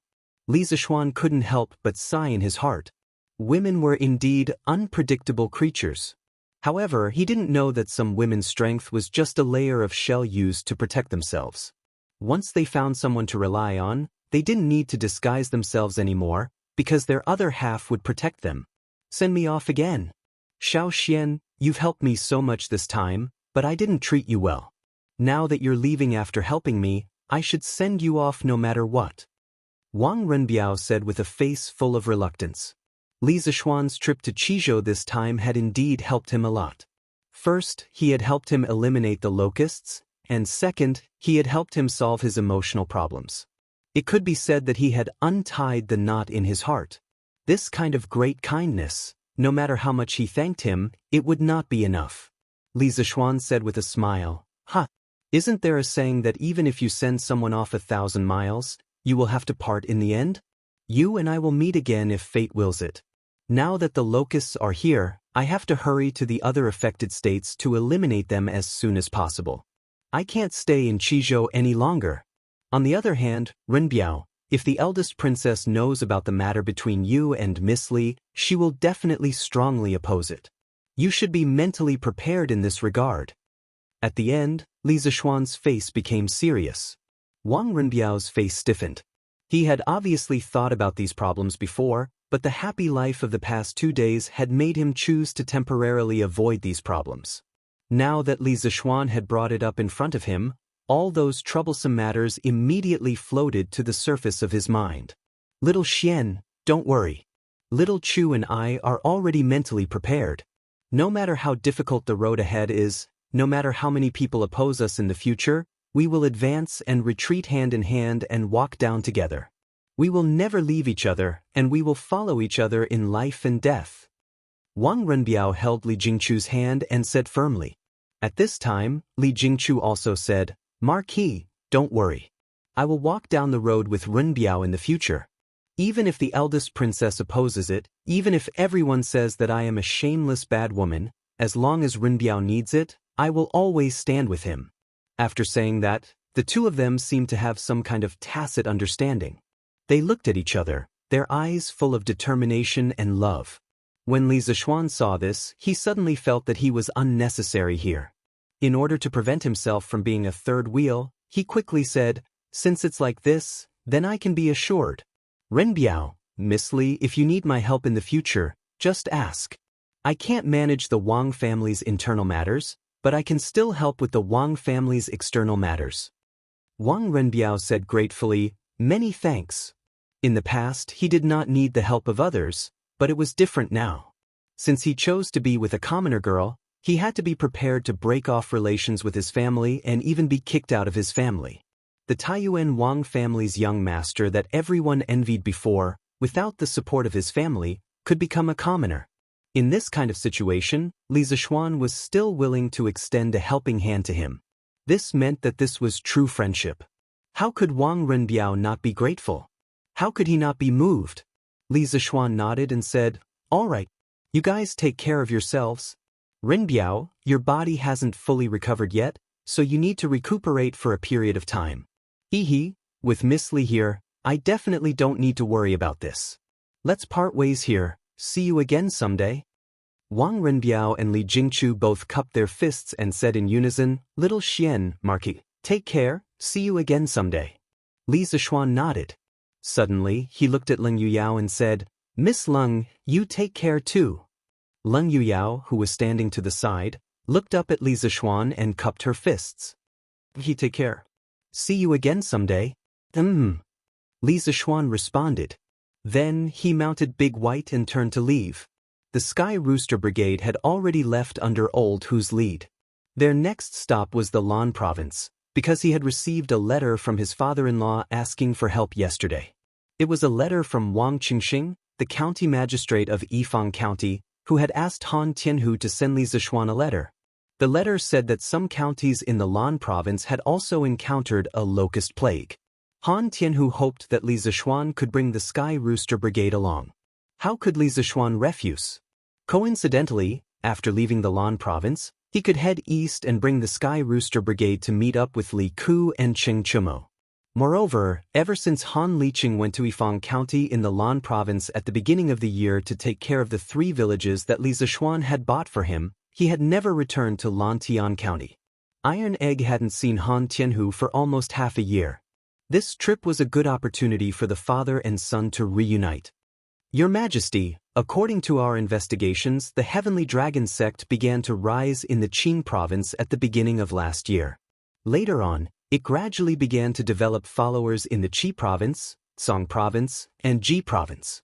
Because the Heavenly Dragon sect often provides porridge and treats the common people, it is deeply respected and welcomed by the people. There are even some local authorities that sometimes require the Heavenly Dragon sect's help. As for the monk Du Yi, according to Abbot Hui Kong of the Great Xingshan Temple, his Buddhist name is Shakyamuni Du. He is a disciple of the Tantric Buddhism of India, and his master is the Venerable Dharmachitta of the Nalanda Temple. Nalanda Temple is the holy land of Buddhism in India, and the Venerable Dharmachitta is the most famous monk in India. It is said that he is more than 700 years old, but he has the face of a man in his 30s. The Indians call him the living Buddha. At noon, Li Junxian arrived at the Sweet Dew Palace and reported to Li Er. Due to the urgency of Li Er's order yesterday, the entire 100 Horsemen department had been mobilized in order to find out what Li Er had told them as soon as possible. Including him, he hadn't slept a wink since he received the order yesterday. However, his efforts had paid off and he had found out something. That is Nalanda Temple, Dharma Chitta. Li Er frowned. This Dharma Chitta is really more than 700 years old? Li Junxian had a troubled expression. This subordinate has no way to investigate this, but according to Abbot Hui Kong, Dharma Chitta is very profound, and he is the most likely venerable to become a Buddha in the past thousands of years. In fact, this venerable Dharma Chitta did indeed have a great background. Dharma Chitta, also known as Dragon Wisdom Bodhisattva, Samantabhadra Ali, Dragon Bodhi, and so on, was born in India, now India. He was the direct disciple of Dragon Fierce Bodhisattva, and was the 4th-generation founder of Tantric Buddhism. Dragon Wisdom Bodhisattva had ascended to the Holy Land, and his divine power was unimaginable. His virtue was known throughout the 5 heavens, and his name spread far and wide. It was said that when Xuanzang traveled to India to study, he met Dragon Wisdom Bodhisattva at the eastern border of the Great Forest. Seeing that Dragon Wisdom Bodhisattva was about 700 years old and looked like he was in his 30s, he decided to learn Buddhism from him. Thus, from a certain perspective, Tang Xuanzang could be considered Dragon Wisdom Bodhisattva's disciple. In fact, in another few decades in the Kaiyuan era, Dragon Wisdom Bodhisattva, who was also Dharmachitta's other disciple, Shan Wei, would also come to Great Tang. According to the official records, Shan Wei was deeply favored by Tang Xuanzong, and he became the revered state teacher. At this moment, Li Er nodded thoughtfully. After a moment of silence, he asked, "How many members does the Heavenly Dragon sect have now? Who is the person in charge?" Li Junxian clasped his fists. "Your Majesty, the Heavenly Dragon sect has around 3,000 members in Chang. As for how many members there are in the other 4 provinces, this general has yet to find out. According to our investigation, Shakyamuni is the venerable of the Heavenly Dragon sect, and he has a hall master and a dragon head. However, the dragon head of the Heavenly Dragon sect has always been mysterious, and it is said that very few people have seen it. I heard that Shakyamuni has a holy water called the Jade Lake that can cure all illnesses." Li Er couldn't help but frown. He stood up and walked 2 steps with his hands behind his back. "I didn't expect the Heavenly Dragon sect to have hidden in our Great Tang for so long and have so many members. In the long run, they will be a great threat to the imperial court. Wait, if the Heavenly Dragon sect has risen in Qingzhou, why haven't we received any reports from the Qingzhou provincial governor?" "This general doesn't know." Li Junxian clasped his fists. However, according to the intelligence obtained by the 100 Horsemen department, Not only will the local officials not resist the Heavenly Dragon sect, they will even welcome them. This is because the Heavenly Dragon sect has a holy water called the Jade Lake that can cure all illnesses. Firstly, it can help the local officials treat their illnesses, and secondly, if the officials suffer from a difficult illness, they will inevitably seek help from the Heavenly Dragon sect. Li Er was displeased. Preposterous. The local officials should be unconditionally loyal to the imperial court. If that's the case, won't they be suppressed by the Heavenly Dragon sect? It's fine if the Heavenly Dragon sect is wholeheartedly benevolent, but if they harbor evil intentions, won't these local officials become accomplices? Li Junxian decisively shut his mouth, not daring to interrupt. Even if he was beaten to death, he wouldn't say a word when it came to the affairs of the imperial court, because he understood what his duty was. After a few moments of silence, Li Er's anger somewhat subsided. He muttered, "Did you manage to interrogate those 5 people who were intentionally spreading rumors? Are they related to the Heavenly Dragon sect?"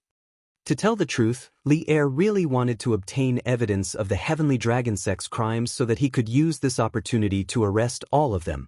For the Great Tang, this would remove an unstable factor. Li Junxian clasped his fists. "Your Majesty, even though those 5 were tortured to the point of fainting from the pain, they were still unwilling to say anything. Now, 2 of them have been tortured to the point of death, but they would rather die than tell us why they spread the rumors." Li Er's face instantly turned so gloomy that it seemed like water would drip from it. Preposterous. Then continue to arrest them and torture them. We don't believe that they'll all be so stubborn. Li Junxian hesitantly said, "Your Majesty, if we make such a big fuss, we might harm the innocent, and if word gets out, the court might criticize us and harm Your Majesty's reputation. Your Majesty, please reconsider." Although the cavalry were very cautious in arresting people, there was no guarantee that there wouldn't be any innocent among them. Moreover, if the court learned of this, they would fiercely object. Li Er's brow furrowed, and after a few moments of thought he said, "Be more cautious when arresting people and more discreet when interrogating them. We must find out as quickly as possible if these people spreading rumors have any connection to the Heavenly Dragon sect." Li Er felt that he could no longer be overly cautious. He had to be decisive, or else it would be too late once the mastermind behind the scenes had finished setting up. Li Junxian's heart trembled as he clasped his hands. "This general obeys the decree. Father."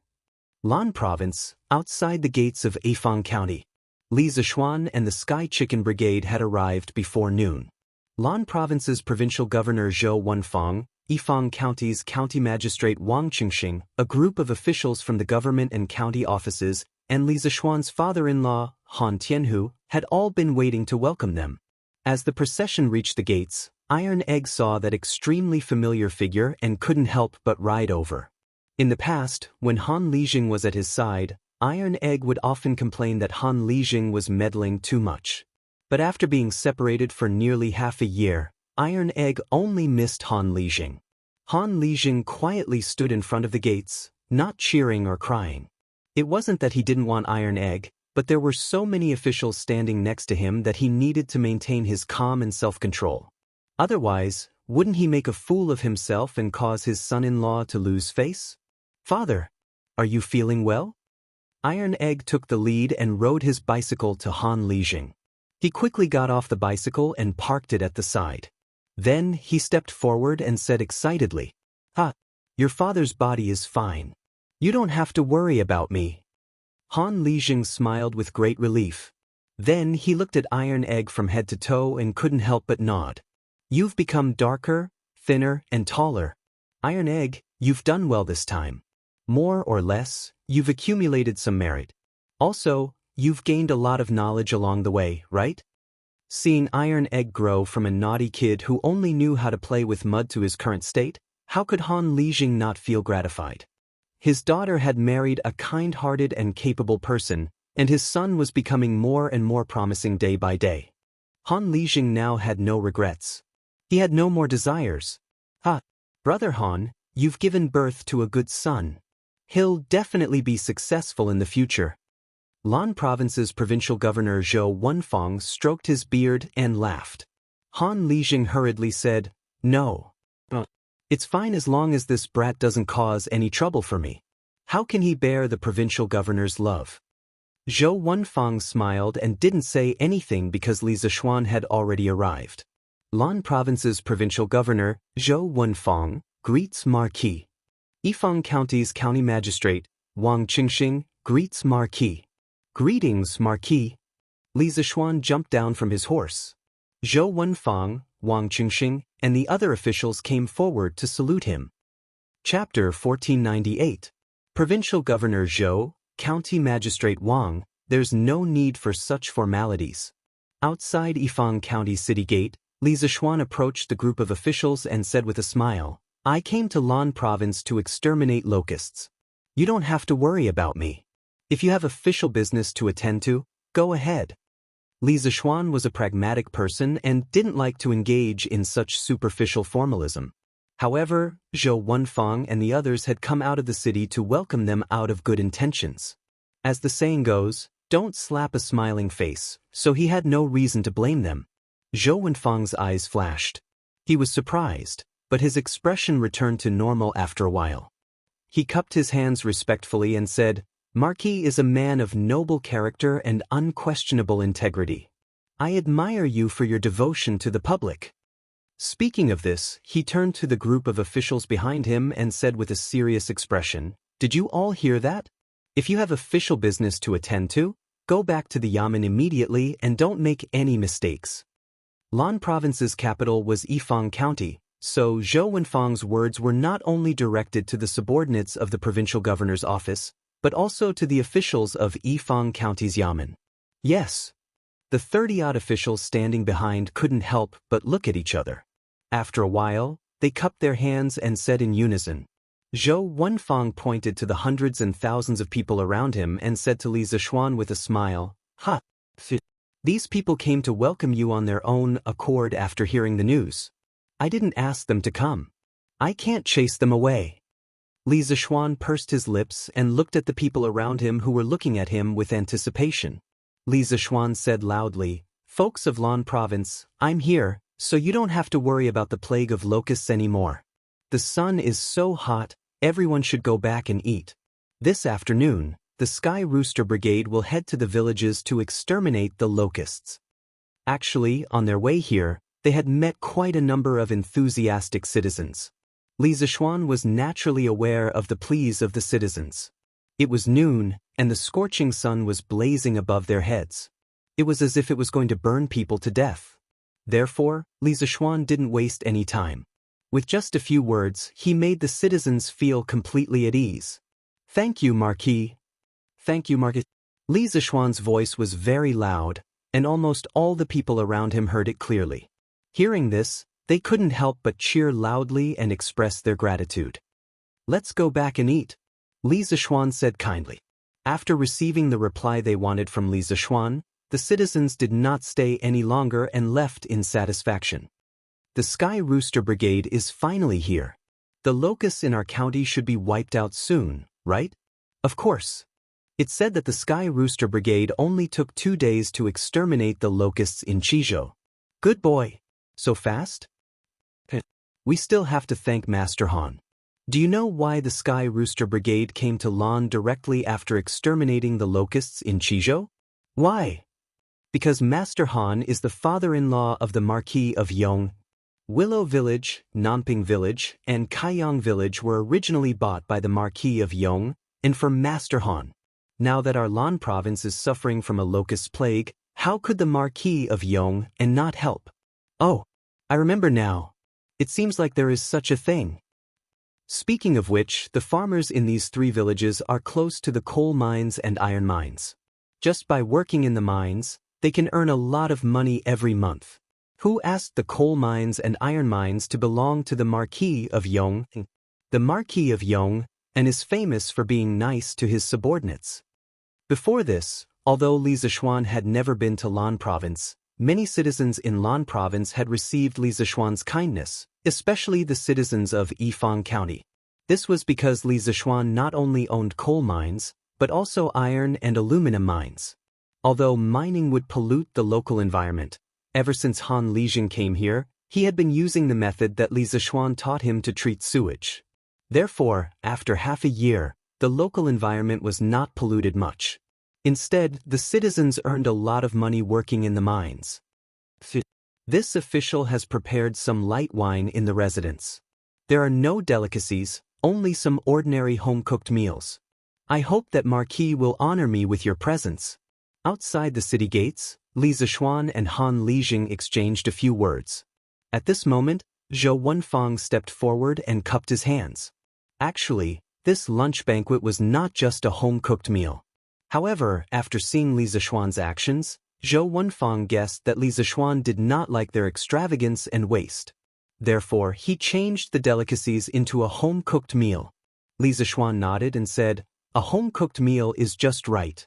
I'll have to trouble Provincial Governor Zhou to prepare some home-cooked meals for the children as well." Regarding Zhou Wenfang's character, Li Zishuan had heard from Han Lijing that he was a smart person who knew how to curry favor with his superiors but would not overly curry favor with them. This kind of person could not simply be defined as a corrupt official because he was not corrupt. He only knew a little about the way to curry favor with his superiors. Compared to an upright and plain-spoken official like Wei Zheng, under normal circumstances, people like Zhou Wenfang who knew how to curry favor with his superiors and knew how to be flexible would do better. Therefore, Li Zishuan did not have any bad feelings towards Zhou Wenfang, but he also did not have a good impression of him. Moreover, his father-in-law, Han Tianhu, was still in Zhou Wenfang's territory. He did not need to embarrass Zhou Wenfang over such a trivial matter. Therefore, after thinking for a moment, Li Zishuan agreed to Zhou Wenfang's invitation. Under Li Zishuan's exemplary leadership, the lunch in the provincial governor's residence ended very quickly. It only took about half an hour from start to finish. After lunch, Li Zishuan bade farewell and led the group of children out of the county town to kill the locusts. Of course, Han Lijing followed behind them.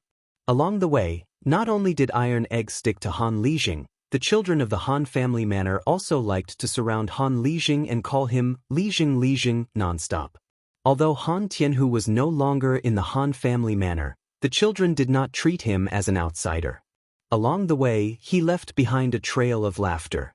It was very lively. Looking at the noisy children around him, Han Tianhu could not help but sigh. "I never thought that these little rascals who only knew how to play with mud and dig out bird nests would become heroes who saved the world after learning the art of controlling chickens from Hu Jing and Hu Gua.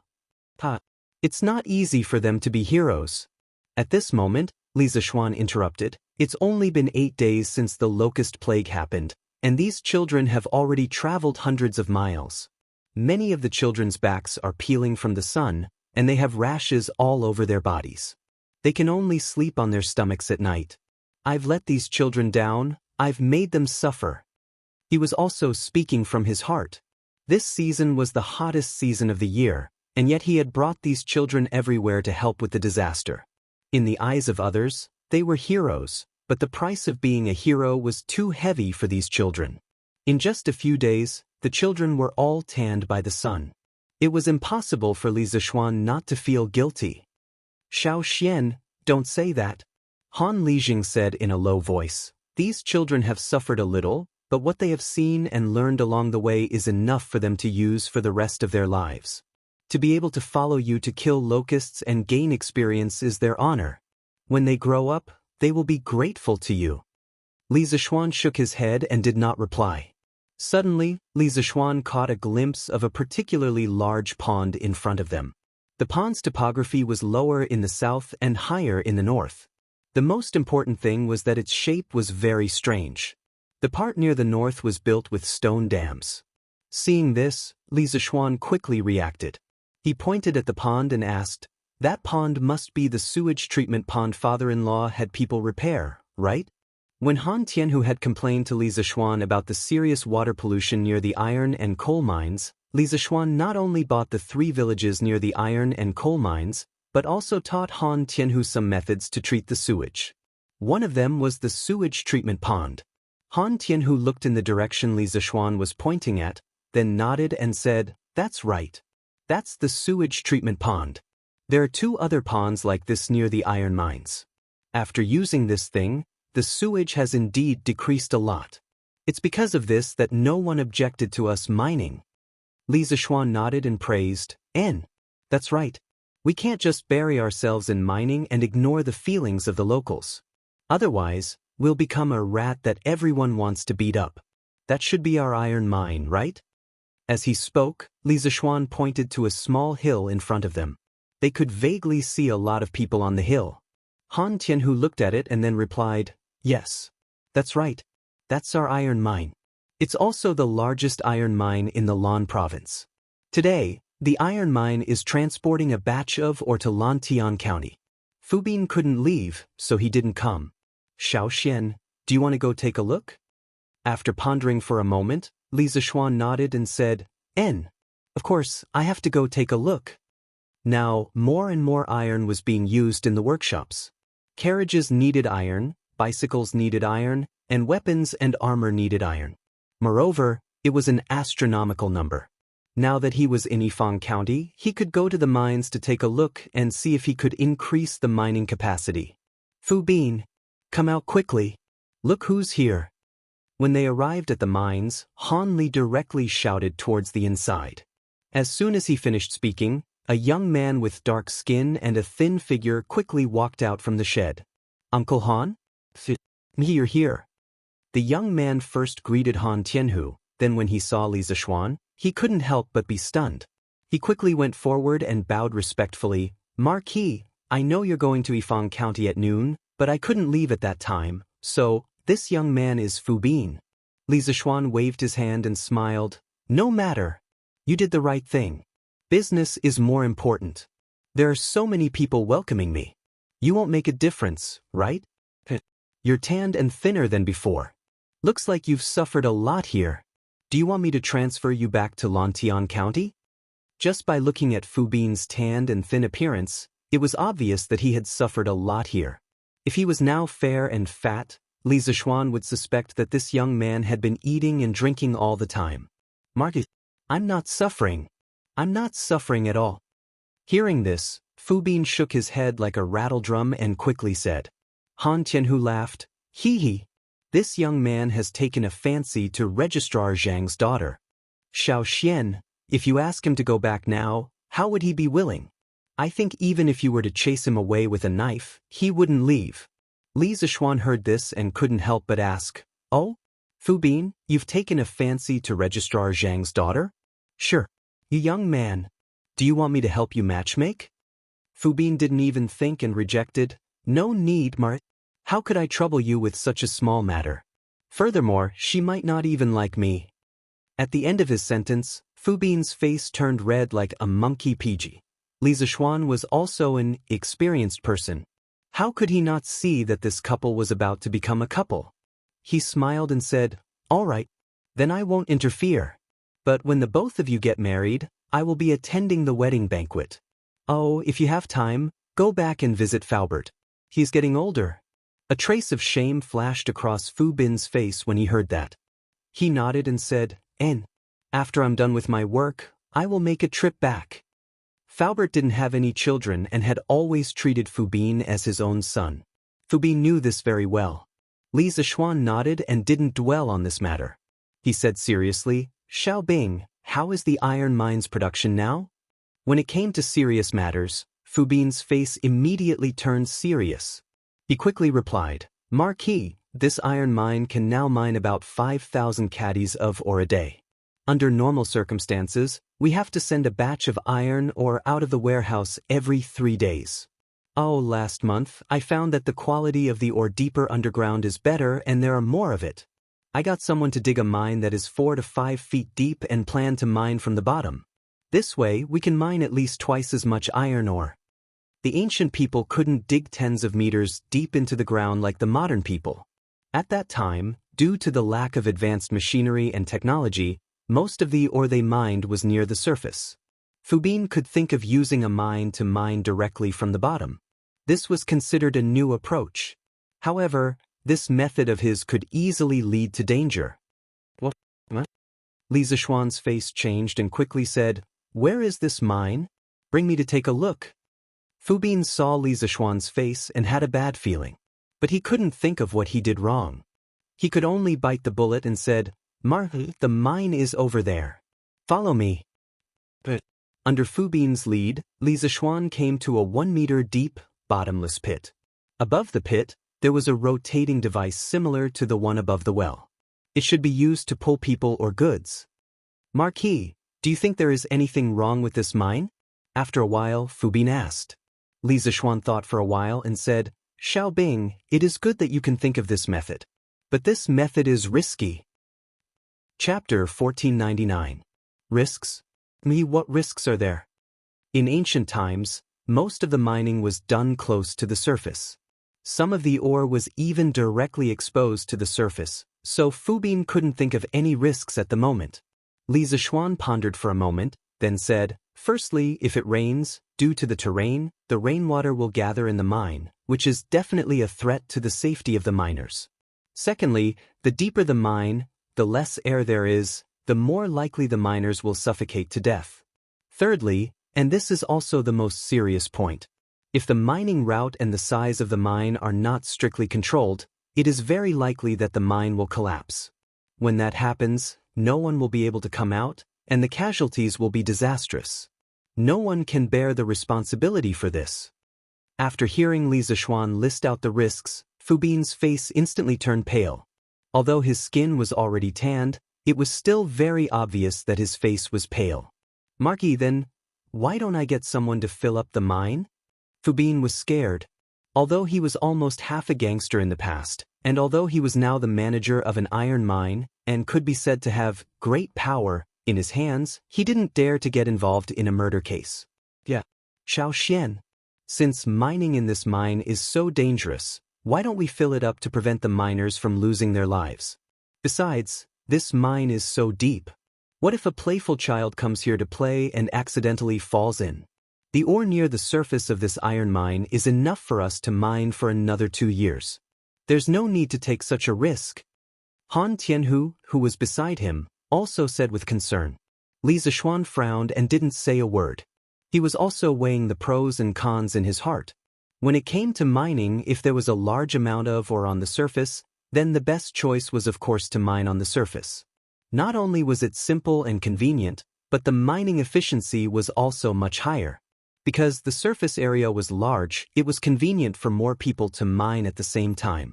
However, the problem was that the ore on the surface was often limited. Most of the ore was distributed below the surface. Just like this iron mine, the ore on the surface probably didn't even account for 1% of the total reserves. Should he give up eating for fear of choking, or should he face the difficulties head-on? This was a question worth pondering. After pondering for a long time, Li Zishuan said, don't fill it up yet. This mine is only 4 to 5 feet deep. If we can control the path and the size of the mine well, the risk is relatively low. Xiaobing, in the future, when the miners are mining in the mine, the tunnel must not be more than 10 feet wide. Also, you need to plan the mining route in advance. You cannot dig through 2 tunnels. In addition, the mine could only be dug from the depth of the mine. It couldn't be dug any further. The deeper it went, the greater the risk. Before the miners entered the mine, they had to use torches or candles to check if there was enough air underground. They also had to build a drainage ditch above the mine to prevent rainwater from entering the mine. Do you remember all these? A depth of 4 to 5 feet was only about 10 meters. In fact, it wasn't that deep. Most modern mines were about a few hundred meters deep. The world's deepest mine, Banig Mine, was more than 4,000 meters deep. Therefore, in comparison, as long as the safety measures were in place, there shouldn't be any danger in this mine. Of course, more importantly, Li Zishuan wanted to try mining underground. As Tang Dynasty's industrial base became more and more complete, the demand for all kinds of ores would increase. The ores on the surface would not be able to meet the demand. By that time, they would have to mine from underground.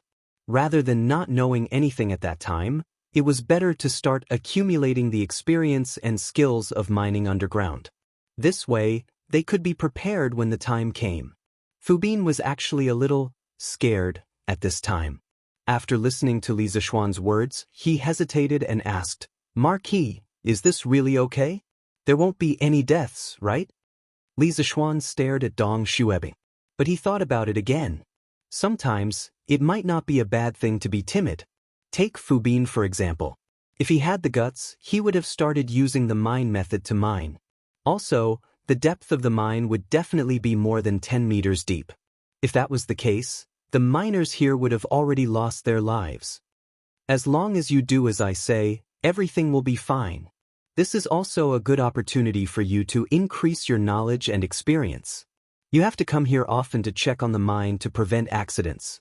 After thinking for a while, Li Zishuan looked at Fu Bin and said. Fu Bin gritted his teeth and said, "Fine. During this time, I will keep an eye here and do everything according to Marquis's instructions." Li Zishuan nodded and suddenly remembered something. He said seriously, "Xiaobing, you can use the mine to mine the iron mines, but you cannot use this method at the coal mines.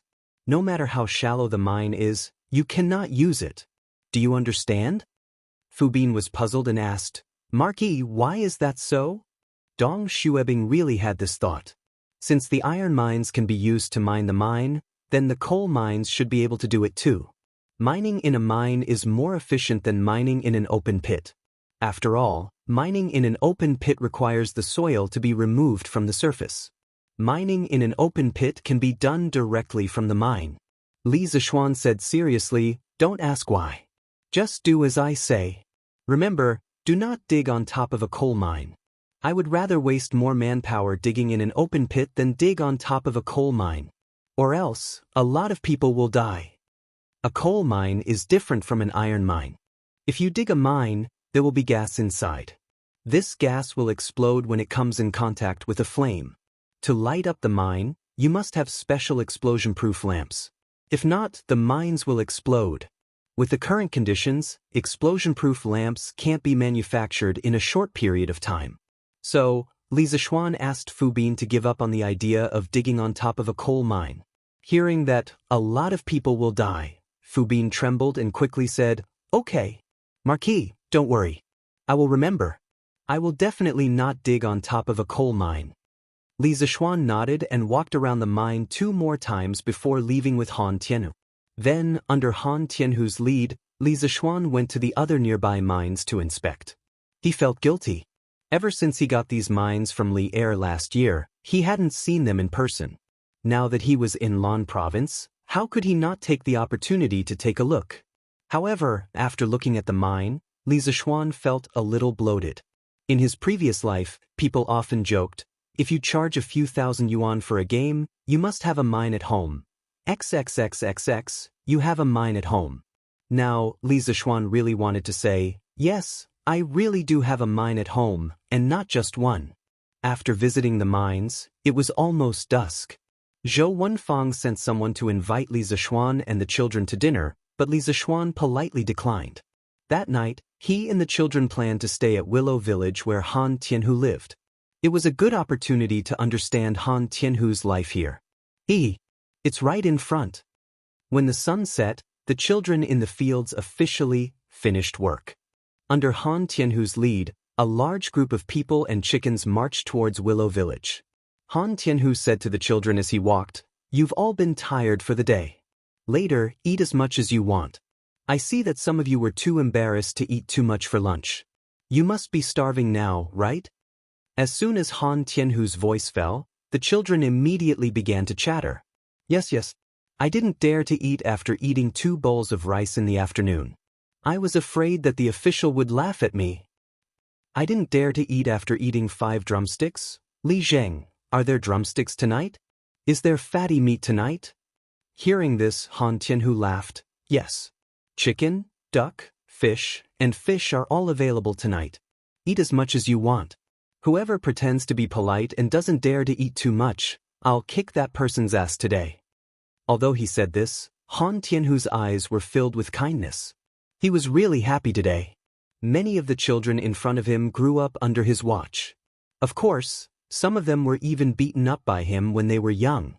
After being in a foreign land for more than half a year, Han Tianhu also missed the people in the Han family manor. Now that he saw these children, he felt as if he had already returned to the Han family manor. That kind of homesickness could only be experienced by those who had been wandering around for years. Oh, I want to eat 4 bowls of rice tonight. I want to eat 10 drumsticks tonight. I want to eat 2 bowls of meat. The children instantly cheered. They were all from the same manner. These children had always treated Han Tianhu as their own uncle. Naturally, there was no need for them to be polite. Unlike when they had lunch at the provincial governor's residence, they had to be considerate of others. Tonight, they could eat as much as they wanted. Father-in-law, can you prepare dinner for so many of us by yourself? Why don't I send someone to the city to invite a few chefs over? Li Zishuan helplessly shook his head as he looked at the group of brats trying to eat Han Tianhu poor. Then he said worriedly, after all, Han Tianhu was alone here without any companions. Han Tianhu smiled and waved his hand. No need, no need. A few of the villagers have already prepared dinner for you at my house an hour ago. It's just right for you to go back now. From Han Tianhu's tone, the villagers here should have a good relationship with him. Otherwise, they wouldn't have taken the initiative to cook for him. Also, I have already arranged for the children's sleeping quarters. For those who have empty rooms, I will arrange one for each family. Xiao Xian, don't worry. The villagers are very easy to talk to. I have already informed them in advance. The children won't be mistreated if they sleep at their place at night. Seeing that Li Zishuan didn't say anything, Han Tianhu added on. Li Zishuan nodded and said, since father-in-law has already made arrangements, then of course I'm not worried. Han Tianhu's love for these children was no less than his. Li Zishuan naturally didn't have any reason to worry. Yo, Tianhu, you're back? This is Marky, right? This humble one, Ma Jiang, greets Marky. After entering Willow Village, the group came to a courtyard. A bare-chested, burly man walked out from the door. That burly man first greeted Han Tianhu, then noticed Li Zishuan and hurriedly bowed to Li Zishuan. No need to be so polite. This marquis is here to freeload a meal. Li Zishuan nodded and joked. However, he had some doubts in his heart. This person in front of him actually called Han Lijing Tianhu. This was very rare. One must know that even in the Han family manner, when the villagers saw his father-in-law, they would only call him Lijing. Almost no one would call him by his name. This could only mean that the burly man in front of him had a close relationship with Han Tianhu. Xiao Xian Majiang is my brother. During the battle in Yunzhou, he and I were both part of Duke Yi's personal army.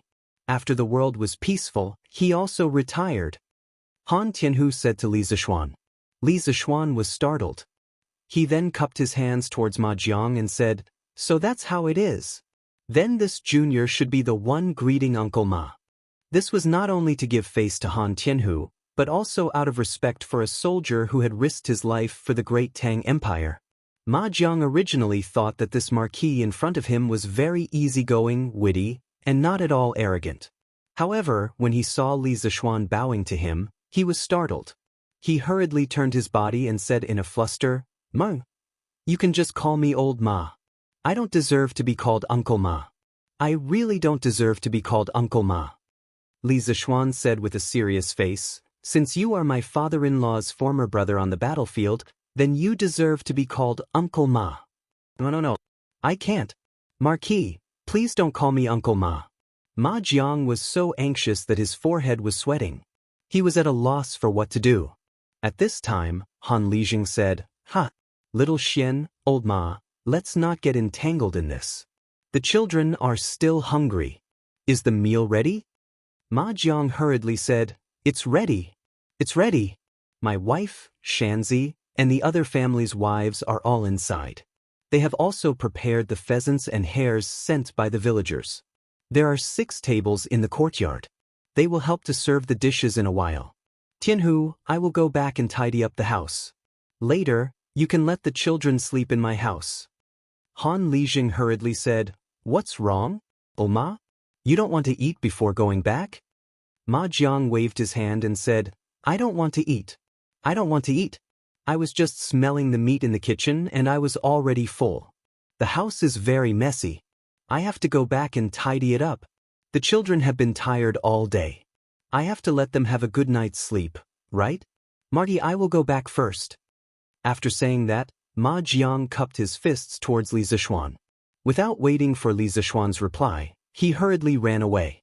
The villagers were simple and honest. If it were anyone else who had the chance to eat with Li Zishuan, they would definitely lick his face and stick to him. For example, in the afternoon at the provincial governor's office, Zhou Wenfang and Wang Qingxing's subordinates. However, Ma Jiang was different. He would only feel uneasy when eating with Li Zishuan.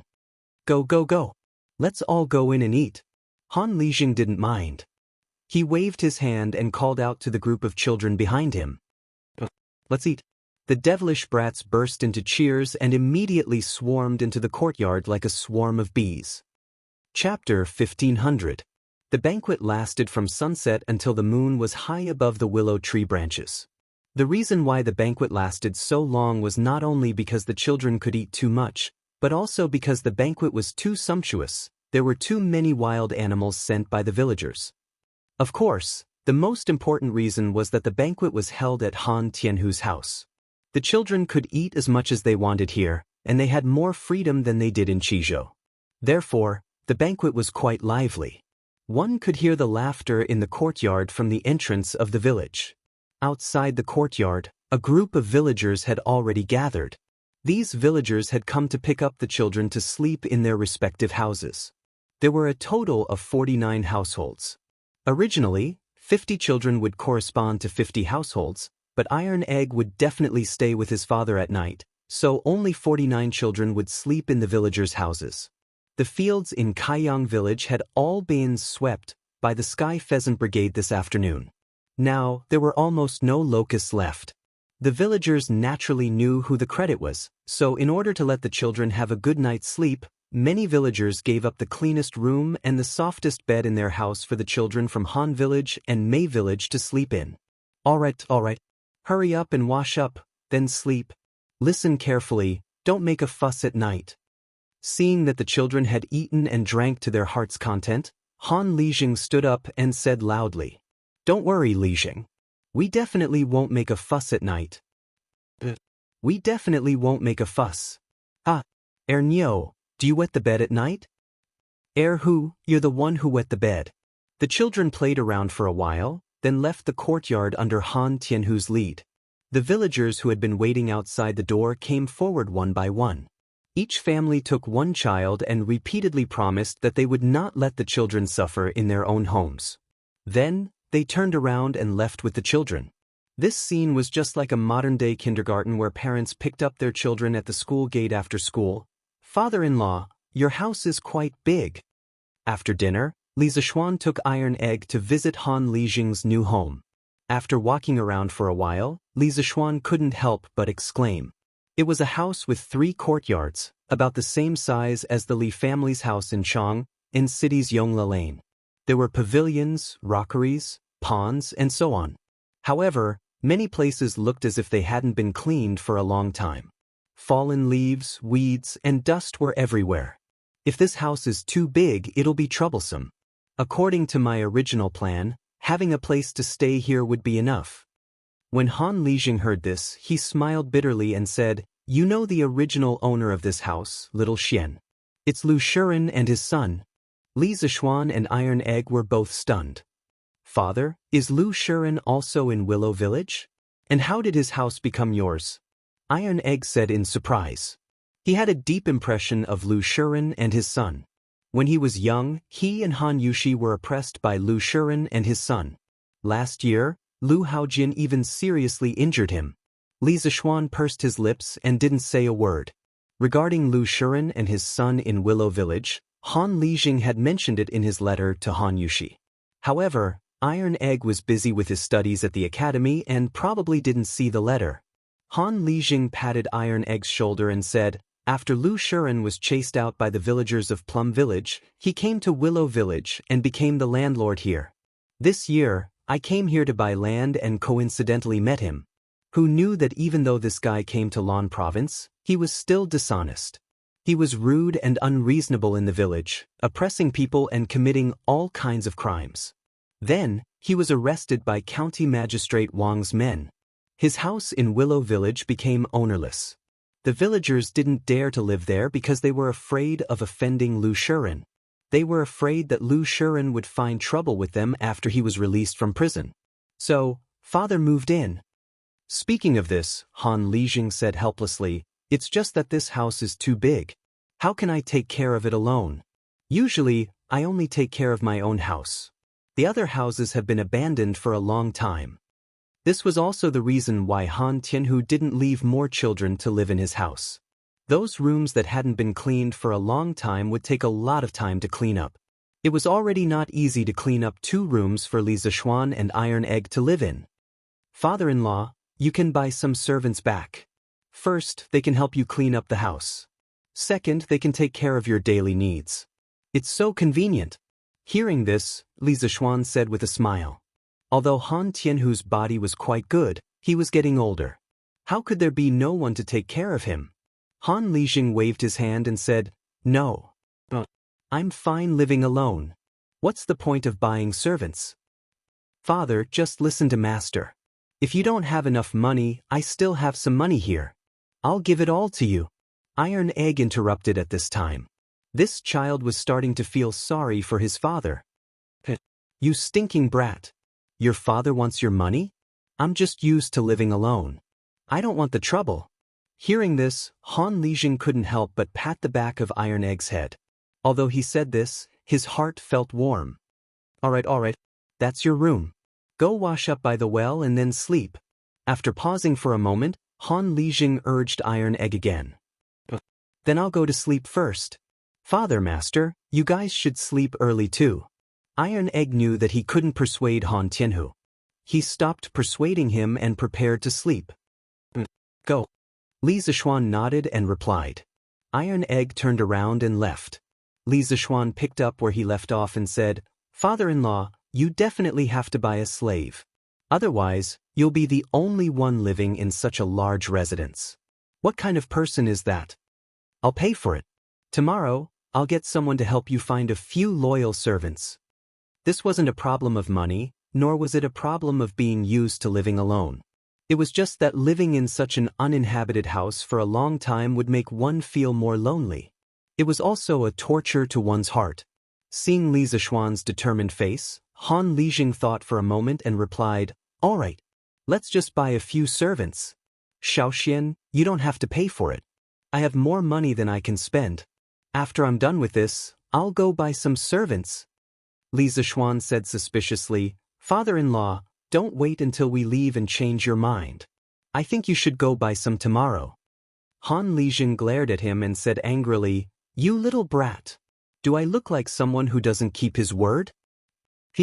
What a joke. What a joke. Li Zishuan laughed dryly and suddenly asked, That's right. Father-in-law, how do you know that Ma Jiang? Did he used to live here? Han Lijing thought for a moment and said, That's right. Old Ma was originally from Willow Village. He joined the army first. I joined half a month later than him. When I first joined the army, I didn't know anything. With Old Ma's help, I didn't have to suffer a lot of beatings. Later, we were transferred to the personal guard camp and became the personal guards of Duke Yi. Back then, in the Battle of Yunzhou, we were heavily surrounded. I blocked an arrow for Duke Yi. Old Ma wasn't bad either. His martial arts were even better than mine. He killed dozens of Turkic soldiers alone. However, I had to return home early because of my leg injury. Old Ma waited until the world was at peace before he retired. He had a lot of military achievements. Logically speaking, he could use them to get an official position. However, he said that he didn't know how to be an official and didn't want to be one. He only wanted to go home to farm and accompany his wife and children. So, he went back to Willow Village in Yifeng. I didn't expect that we 2 old brothers would meet again in our lifetime. It's really fate. Li Zishuan sighed and said, That's really a coincidence. It's really a coincidence. Han Lijing nodded. Then, his face suddenly became sad. He sighed and said, It's a pity that some people, no matter how coincidental, will never meet again. After saying that, Han Tianhu's figure became inexplicably lonely. His back also became bent, as if he had suddenly aged a few years. Li Zishuan's heart moved. He thought for a while and asked, Father-in-law, are you thinking of your old comrades? Han Lijing nodded and said, Yes. Many of us died in that battle. We couldn't bring back the bodies of our brothers. In the end, we could only bury them near the border of Yunzhou. Now that I'm living in Yifang, it's not far from Yunzhou. Every Qingming festival, I can go and pay my respects to my brothers. It's pretty good. Hearing that, Li Zixuan suddenly remembered that at the end of last year, Han Tianhu went to Yunzhou. After he came back, his temperament changed greatly. He became even more silent. Later, in order to help him deal with the sewage around the mine, Han Tianhu bought Willow Village, Namping Village, and Kaiyang Village with his sponsorship. Then, he completely lived in Lanzhou. Now that he thought about it, Han Tianhu insisted on going to Yunzhou and living in Willow Village. Could it be that it was convenient for him to pay his respects to his old comrades? Father-in-law wanted to be the guardian of the heroes' graves. After comforting Han Tianhu for a while, it was almost late at night. Li Zixuan went to the well and took a simple, cold shower. Then he went back to his room to sleep. The next day, early in the morning, the sky was not completely bright. The children who stayed in the villagers' houses had already come to Han Lijing's courtyard to have breakfast. In this era, many people did not eat breakfast in the morning. However, because the children had to lead the Sky Chicken Brigade to kill locusts in the morning, this was very tiring work. Therefore, Han Lijing still prepared breakfast for them. Breakfast was also very simple. It was porridge and flatbread. The flatbread was made before and only needed to be heated in the morning. It was a simple breakfast, but the children ate happily. Xiao Xian, come with me to Yunzhou today. When we get there, I have something to tell you. Li Zixuan was eating porridge when Han Tianhu came over and said to him, Yunzhou? Father-in-law, why do you suddenly want to go to Yunzhou? Li Zixuan was puzzled. Through the conversation last night, Li Zixuan knew that many of Han Tianhu's old comrades were buried in Yunzhou. However, today was neither Qingming Festival nor Chongyang Festival. Why did Han Lijing want to bring him to Yunzhou? Don't ask Xiao Xian. When we get to Yunzhou, you'll know. We'll go to Yunzhou in the morning and come back in the afternoon. It won't delay your work. Han Lijing shook his head and did not explain the reason. Instead, he insisted. Li Zixuan thought for a moment and then nodded. All right then. We'll ride to Yunzhou later. After breakfast quickly, Li Zixuan led Da Bai out while Han Lijing led a strong black horse. They were ready to set off for Yunzhou. As for the Sky Chicken Brigade, they had already instructed Iron Egg to make arrangements. Yesterday, Iron Egg was in charge of commanding the Sky Chicken Brigade, so there was nothing to worry about. After packing up, the two of them immediately set off. Father-in-law, your black horse is not bad. On the road, a black horse and a white horse galloped to their heart's content. Li Zixuan saw that the black horse could actually keep up with Dabai's speed and couldn't help but exclaim in surprise. I picked up this black horse. It's fate. Han Lijing said with a chuckle. Due to the fast speed of the horse, his hair and the corners of his clothes were blown back by the wind. He looked a little like an old man chatting with a young man. You picked it up? Where did you pick it up? Hearing this, Li Zixuan was stunned for a moment. This horse that he picked up could run so fast. How could he be so lucky? Hearing Li Zixuan's question, Han Lijing's expression was faintly smug. It's a coincidence. This year, I went to Yunzhou to pay respects to my brothers. On the grassland not far away, I saw a black horse being chased by 5 grassland wolves. It was already bleeding from several bites. I've been to Yunzhou before and knew that wolves would occasionally appear here. When I came, I brought a bow and arrows. I saw that the black horse was quite pitiful, so I drew my bow and shot 2 of the wolves. When the other 3 wolves saw that their companions were dead, they didn't dare to continue chasing. This black horse actually had some intelligence. It knew that I saved it, so it ran to my side and didn't leave. When I saw the wounds on its body, its hind legs and buttocks were bleeding, I hurriedly led it to a nearby county and found a doctor who could treat livestock to treat it. After a few days, its wounds were healed, but it didn't leave. It was as if it wanted to rely on me, so I took it as a mount. When Li Zixuan heard this, he couldn't help but click his tongue in wonder. This horse knows how to be grateful? It's really intelligent. And looking at the speed of this horse, it's not inferior to some of the grassland's precious horses. Father-in-law, you've picked up a treasure. Han Lijing smiled indifferently. I'm not going to the battlefield now. I only go out to ride occasionally. What's the use of a good horse? It's fine as long as it can run. Xiao Xian, if you need it, I'll give this horse to you. I heard from Yushi a while ago that His Majesty has appointed you as an adjutant of the Black Armored Army. How can you not have a good horse in the army? You'll be looked down upon by the soldiers. Li Zishuan smiled and refused. There's no need, father-in-law. My Whitey isn't inferior to your black horse. Isn't that right, Whitey? As he spoke, Li Zishuan patted the neck of Whitey's horse. Whitey seemed to understand that a horse wanted to steal its rice bowl. Thus, it completely became a runaway wild horse. It ran at full speed and in the blink of an eye, it left the big black horse behind. Whitey can run so fast. Hiya.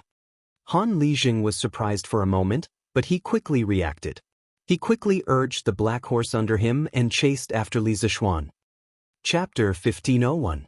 Yifang County could be considered a county in the northern part of Lan Province, while Yun Province was to the north of Lan Province.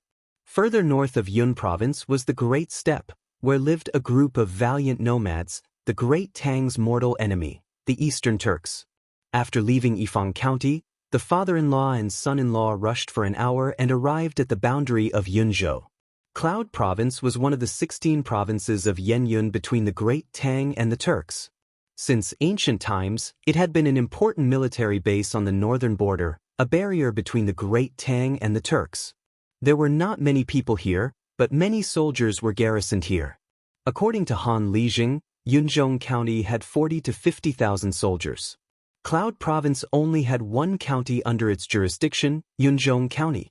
After reaching Yunzhou, Han Lijing had no intention of stopping. Instead, he continued to gallop northward. Li Zishuan wondered, could it be that my father-in-law wants to bring me to the border of the Great Tang? After galloping for another half an hour, Han Lijing finally stopped at the base of a mountain. Little Xian, this is Mount White. Han Lijing jumped down from his horse and pointed at the mountain range as he said to Li Zishuan, in the 6th year of Han Gaozu's reign, Han Exen rebelled in the Datong region and colluded with the Xiongnu to attack Taiyuan. Liu Bang personally led an army of 320,000 soldiers to meet the Xiongnu. First, they won at the Copper Rollers, and then they pursued until they reached Lufan. It was winter, and snow was falling, making the weather extremely cold. Although the Han army was 12 or 13, when they saw that the Xiongnu only had old and weak soldiers, they were even more eager to win. Ignoring the advice of the scouts, Liu Bang led the vanguard in pursuit of Mount White, but in the end, they fell for the Xiongnu's trap. Mao Dun Chanyu led his 400,000 cavalry to surround the Han army. The Xiongnu besieged Mount White for 7 days and 7 nights, leaving the Han army without food or water. The strategist Qin Ping advised Liu Bang to have Mao Dun Chanyu withdraw his army through marriage. Liu Bang agreed and sent someone to the Turkic camp to relay Liu Bang's proposal. At that time, the 320,000 soldiers that Liu Bang had brought were about to arrive at White Mountain. If Mao Dun Chanyu had not agreed, he would have been attacked from both sides. In the end, the Xiongnu retreated and Liu Bang left thousands of corpses on White Mountain. However, the Great Han Dynasty also started a marriage alliance with the Xiongnu. Only during the Hanwu Dynasty did Wei Qing and Hua Tsubing attack the Xiongnu in the north to wash away the humiliation. Han Tianhu was originally from the Han family of the previous dynasty. His grandfather, Han Qinhu, was a pillar of the country and held a prominent position. Although Han Tianhu was only the son of Han Shai's concubine and was not favored in the family, he was much more knowledgeable than ordinary people. Therefore, he could easily recall these historical events. When Li Zishuan heard this, he could not help but fall silent. He did not know much about the Battle of Mount Baishan of the Western Han Dynasty. After all, he was not a history major in his previous life. However, he knew about the marriage between the Han Dynasty and the Xiongnu. Didn't Zhao Jun leave the fortress at that time?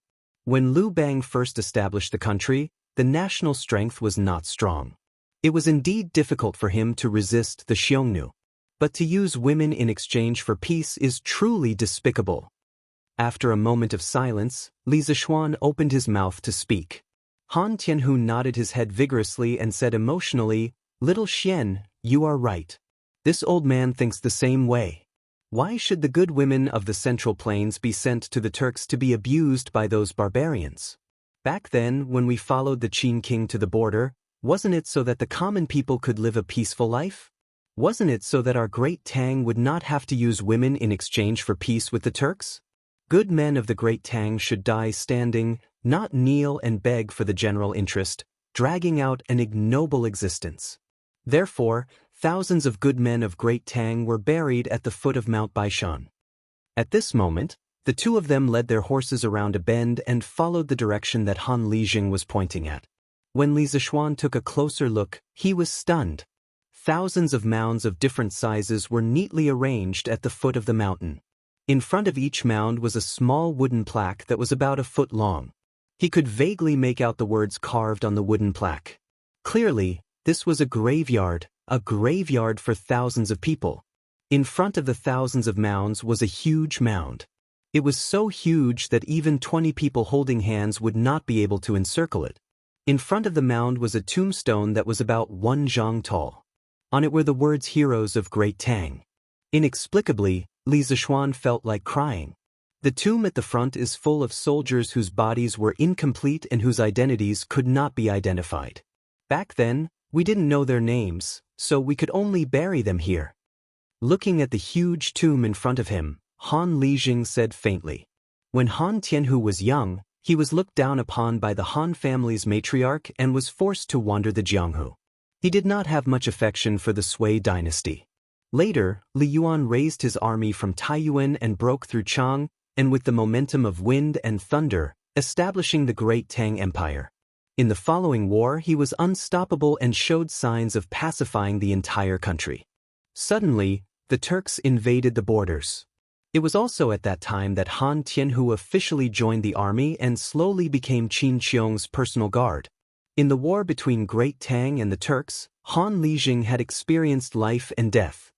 His feelings for his comrades and for his country had deepened. It was because of this that he volunteered to come to Lan province to guard the tombs of these heroes. Influenced by Han Tianhu, Li Zishuan also felt a little sad, especially when he thought of the people buried under this huge tomb. They had risked their lives for this country, but in the end, their corpses were not even pieced together. They did not even have a tomb of their own.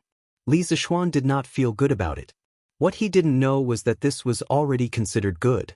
In many dynasties, soldiers would bury their fallen soldiers in a mass grave after the battle. Like this, every soldier had a grave and a tombstone.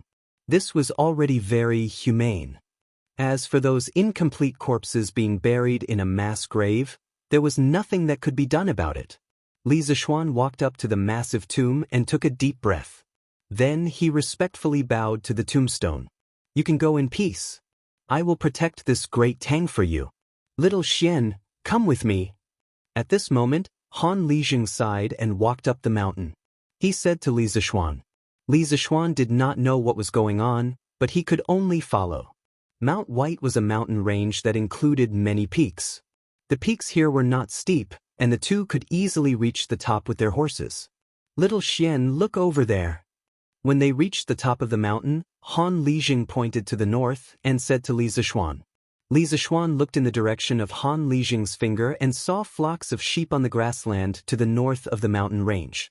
Near each flock of sheep, there were 2 people following them. They must be the shepherds who looked after the flock. The Turks are actually herding sheep here? Aren't they afraid that the imperial court soldiers will rob their sheep? Li Zishuan frowned. These flocks of sheep were not far from the border between Great Tang and the Turks. In Li Zishuan's view, these people dared to herding sheep here. Han Lijing shook his head and said, No. They are not Turks, they are Han. But Li Zishuan could not help but ask in surprise, since they are Han, why would they be herding sheep on the grassland? Aren't they afraid of being robbed by the Turks? Han Lijing closed his eyes in pain and sighed.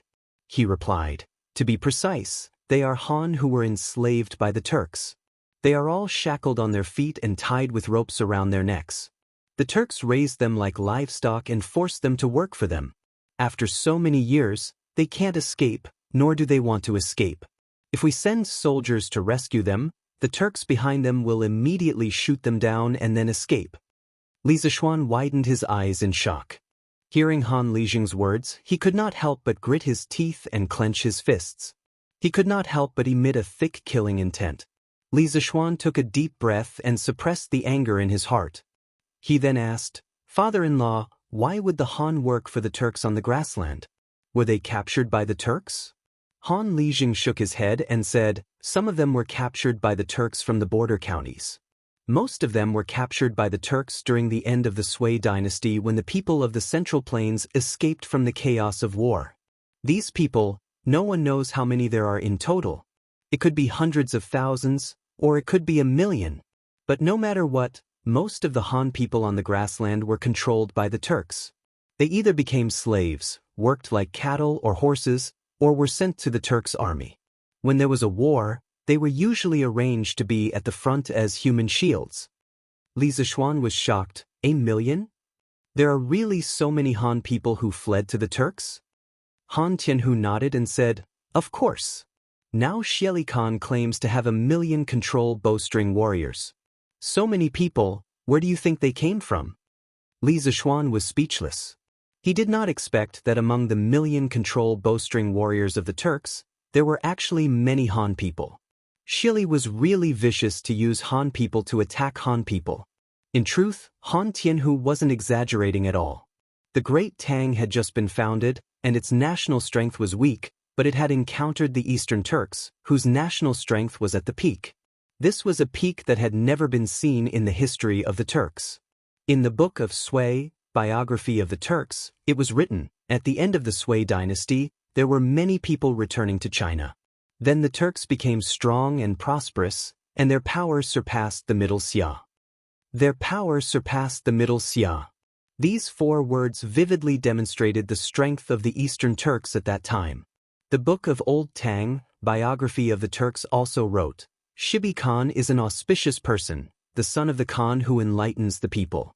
When Sui Dai succeeded the throne, the world was in chaos, and the people of China were running for it. His tribe was strong and prosperous. From Khitan and Shirwei in the east, to Tuyuhun and Gaochang in the west, they were all subordinates. More than 1,000,000 control bowstring warriors, the prosperity of North Di was unprecedented. They looked down on Yin Mountain and had the ambition to belittle the Middle Xia. These were all descriptions of the strength of the Turks when Shibi Khan was at the end of the Sui dynasty and the beginning of the Tang dynasty. In stark contrast, the strength of the Turks during Ishbal-Yukagan's reign was a completely different picture. In the book of Sui, Biography of the Turks, it was written, "Ishbal-Yukagan's bravery won the hearts of the people, and the northern barbarians all submitted to him, all of them became bandits, and he had 400,000 control bowstring warriors." From 400,000 control bowstring warriors to 1,000,000 control bowstring warriors, how long had it taken? 30 years. Yes, only 30 years. In 30 years, the Eastern Turks could mobilize an army from 400,000 to 1,000,000. This meant that the number of people needed to mobilize an army had increased by 1.5 times. But the harsh environment of the steppe made it impossible to rely on natural population growth. Moreover, the 400,000 control bowstring warriors of Ishbal-Yukagan's reign was a grand occasion, before the Turks were divided into the eastern and western tribes. If one were to take into account the loss of population and army caused by the civil war of the Turks, as well as the sudden decrease in population and army caused by the division of the Turks into the east and west, as well as the loss of population and army caused by the several fierce attacks of the Sui dynasty against the Turks, then before the civil war of the Central Plains, when Shibi Khagan had just become the Khagan of the Turks, the number of soldiers in his army could not have exceeded 200,000. But after the internal strife of the Central Plains, countless Han sought refuge in Turkic lands, and the Eastern Turks rapidly expanded their army from 200,000 to 1,000,000. This meant that at least 800,000 Han elites of the Central Plains had joined the Eastern Turkic army. This sort of expansion speed could only be described as frenzied. Of course, not all Han were sent into the army, as the logistical support of 1,000,000 control bowstring warriors was an astronomical number. The Turks alone would not have been able to support such a large army. Thus, even more Han were enslaved by the Turks. This was the result of countless Han of the Central Plains entering the Great Wall during the chaos of the Sui dynasty. As a result, the national strength of the Eastern Turks became unprecedentedly strong. Father-in-law, since there are so many Han in the Turks' territory, can you think of a way to have them work together to resist Xieli? When the time comes, the Great Tang can take advantage of the situation to send out troops, coordinating from the inside and outside. Even if the Turks have 1 million control bowstring warriors, what can they do? After a long silence, Li Zishuan suddenly asked, "Little Xian, the human heart is a complicated thing. It's definitely not as simple as you think." Han Lijing shook his head and earnestly said, "Those Great Tang civilians who were captured by the Turks, perhaps many of them still want to return to the Great Tang, but those Han who took the initiative to join the steppe might not necessarily have their hearts on the Great Tang side.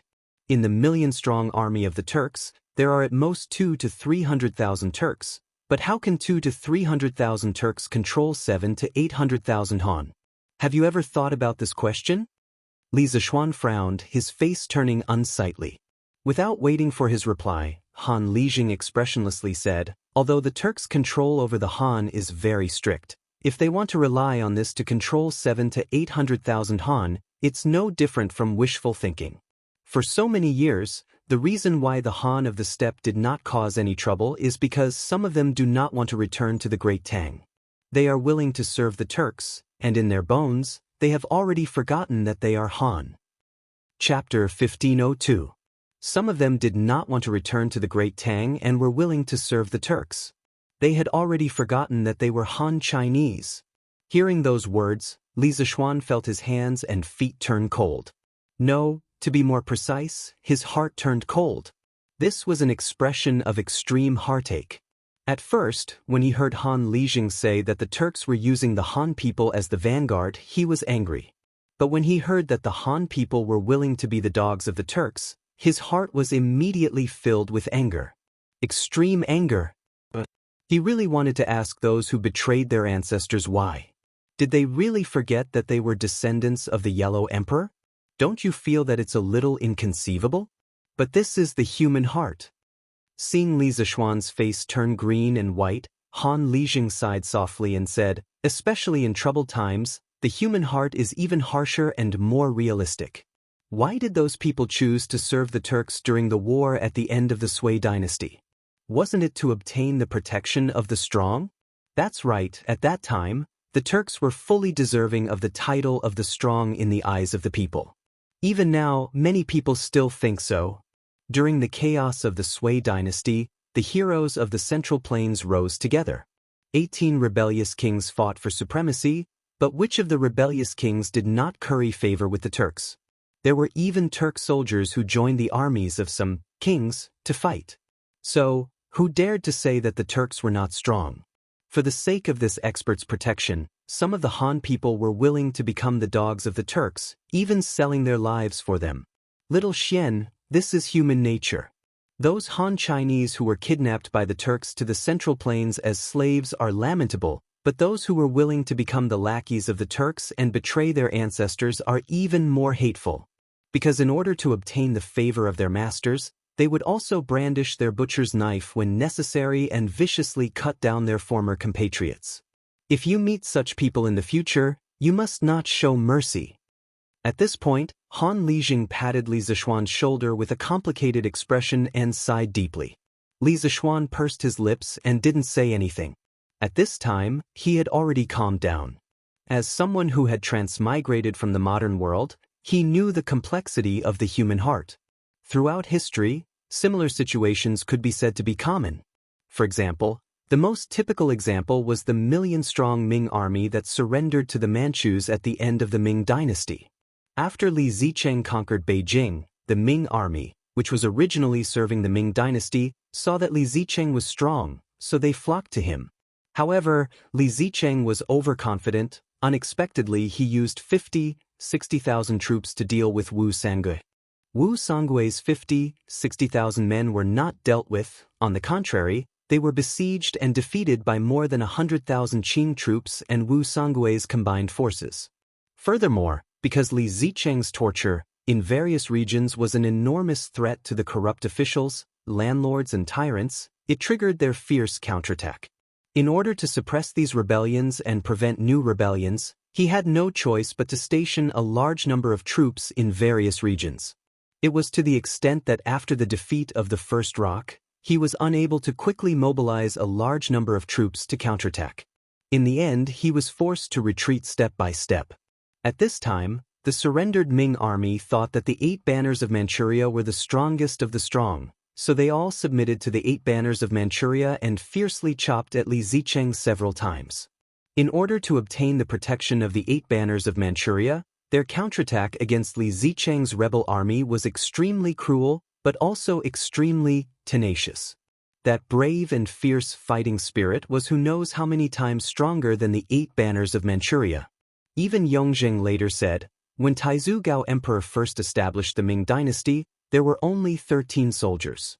Later, the 9 surnames master defeated the Ming dynasty's 4 roads. When Taizu Zhang Huangdi entered the capital, there were only 100,000 soldiers. With 100,000 soldiers, he subdued 15 provinces. How could a single person be strong enough? At that time, the one who led the soldiers was the Ming dynasty's general, and the one who wore the armor was the Ming dynasty soldier. What he meant was that when the Manchurian Qing invaded the Ming dynasty, the 8 banners of Manchuria played a negligible role. Furthermore, because the Manchurian descendants from White Mountain and Blackwater had almost zero resistance to the smallpox virus wreaking havoc in the Central Plains and Jiangnan, in the war south of the Huai River and Qinling Mountains, there were no real Manchurian soldiers at all. Whether it was the 10 days in Yangzhou, or the 3 massacres in Jiading, whether it was sweeping through the remnants of the peasant army or attacking the remnants of the former Ming dynasty, the ones who swung the butcher's knife were all the former Ming dynasty soldiers who had shaved their heads and changed their clothes. There was no sign of the 8 banners of Manchuria soldiers at all. Speaking of which, what was the difference between the Han of the Central Plains who entered the Turkic lands to seek protection and the surrendered soldiers of the late Ming dynasty? Perhaps they were originally wolves, but now they had been tamed into dogs. They were exceptionally friendly to their new masters, but exceptionally cruel to their former brethren. Father-in-law didn't bring this son-in-law here today just to show me these things, right?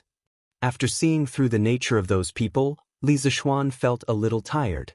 However, thinking that Han Liqing had specially brought him here, it probably wasn't just for this matter. Thus, he turned around and asked Han Tianhu. Han Tianhu pondered for a moment before saying, at the end of the 4th month, the great Tang destroyed Liang Shidu and pacified the Shuo side in one fell swoop. During this time, the Turks failed to rescue Liang Shidu and were defeated by the great Tang army. From then on, the great Tang and the Turks were already in a state of full preparation for war. As for when the war would begin, it would depend on His Majesty and Xieli's intentions. Little Xian, you're now an officer in the Black Armored Army. In the future war between the great Tang and the Turks, you might even participate in it.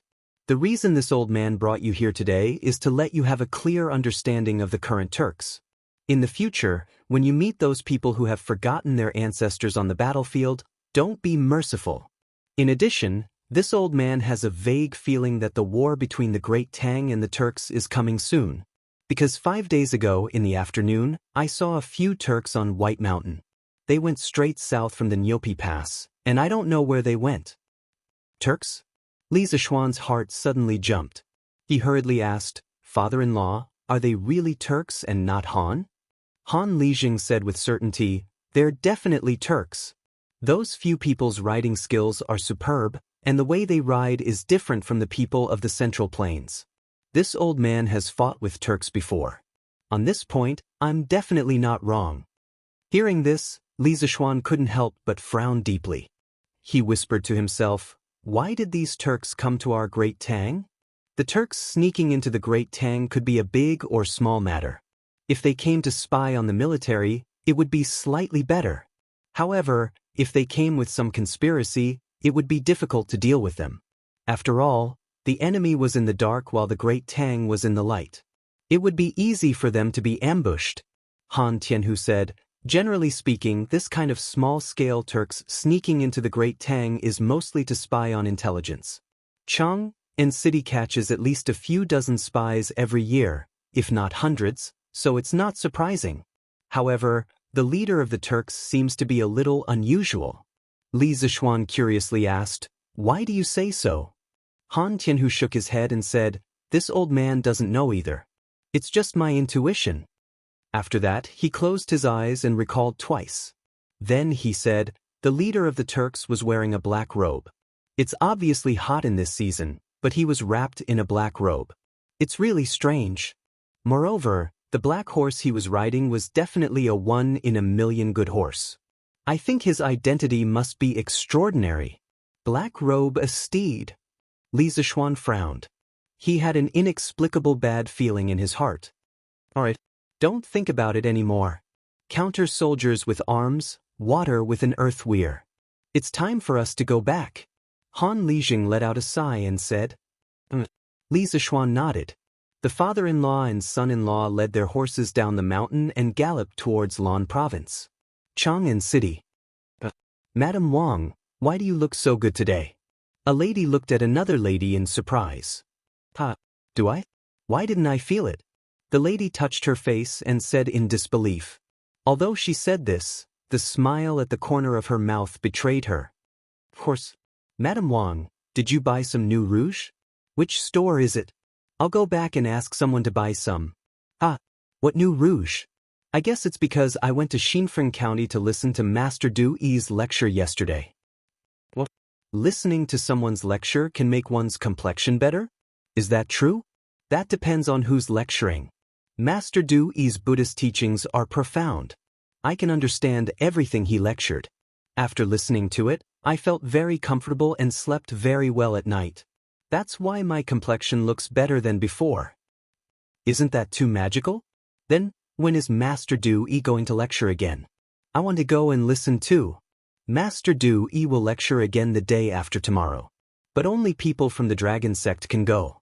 Sister Qin, I'm afraid you can't go." "People from the Dragon Sect? Sister Wang, so you've joined the Dragon Sect?" "Yes. Not only me, but my husband has also joined the Dragon Sect. With the holy water given by the divine monk, my husband's injured leg no longer hurts. I think this Master Du Yi is the reincarnation of a Buddha. When I listened to his lecture yesterday, I faintly saw a 5-colored Buddha light around him. If he's not the reincarnation of a Buddha, what else can he be? This dragon sect is really powerful. I want to join it too." After 2 days of fermenting, the reputation of the dragon sect in Chang'an City and the surrounding counties could be said to be like the sun in the sky. In the marketplace, tea houses, taverns, shops, and even on the streets, there were people everywhere talking about the dragon sect and Sakya Du Yi's magical magic. Of course, this also reflected how many people had joined the dragon sect in these 2 days. "Dragonhead, we already have 8,000 followers near Chang'an City. I think we should be able to reach 10,000 before tomorrow." In a secret room, Sakya Du Yi respectfully said to the iron-masked man. "Very good." The iron-masked man nodded slightly and then said, "Give the name list of all the followers to Zhang Liang and ask him to pick out those who have official positions or prominent family backgrounds from the list as soon as possible. Then focus on training these people. Your next task is to make these people completely convinced by you and obey your orders." "Yes. Dragonhead, don't worry. I have ways to make those people obedient and obedient." Du Yi cupped his hands and said proudly. The iron-masked man nodded with satisfaction. Sakya Du Yi suddenly thought of something and said, "Oh right. Dragonhead. I've already found out the information you asked me to find out. Jin Wanfu is imprisoned in Cell B8 of the Supreme Court." "Did he confess anything?" the iron-masked man said in a deep voice. Sakya Du Yi bowed and said, "Not at the moment, but it's hard to say in the future. In addition, the few disciples that we sent to spread the rumors never came back after they were captured. I've investigated and found that they are not in the capital office, the Supreme Court, or the Ministry of Justice. It's really strange." The iron-masked man was silent for a moment and muttered to himself, "It seems that Li Shimin is beginning to be vigilant. I think our people are either captured by the Imperial Army or the 100 Cavalry. There is no one in the Supreme Court, Ministry of Justice, or the Capital Office. Sakya Du-yi said in surprise, Dragonhead, what should we do? Will those followers betray us? The iron-masked man let out a hoarse laugh. Hee, do you think they will dare to? I don't think so. Sakya Du-yi was stunned for a moment. Then he said, Dragonhead, Jin Wanfu's family is not in our hands. If he betrays us, won't Dragon Sect be in danger? The iron-masked man was silent for a moment and then said coldly, Then let him never open his mouth. I'll leave this matter to you. Do it cleanly and don't give yourself away. Sakya Du-yi bowed and said, Yes, Dragonhead. Also, stop spreading rumors. Now that Li Shimin is vigilant, we should be more careful. The iron-masked man said after thinking for a moment. Dragonhead, Your Majesty, the 5 suspects have all committed suicide by biting their tongues. This subordinate has failed in his duty. Please punish me. In the afternoon, Li Junxian came to the Sweet Dew Hall and bowed to Li Er. What?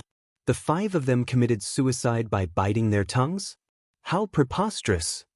Li Er slammed the table and said in shock and anger, Investigate. Continue investigating. These people would rather die than confess. There must be a conspiracy behind this. Capture a few more suspicious people for interrogation. If you let them commit suicide by biting their tongues again, I'll settle all my debts with you. At this point, Li Er was more and more convinced that those who spread the rumors must have a powerful force behind them. Otherwise, they wouldn't have chosen to die rather than confess. Li Junxian's heart trembled and he quickly clasped his fist and said, This general obeys. After hesitating for a moment, Li Junxian said, Your Majesty, more and more people have joined the Dragon Sect in the past 2 days.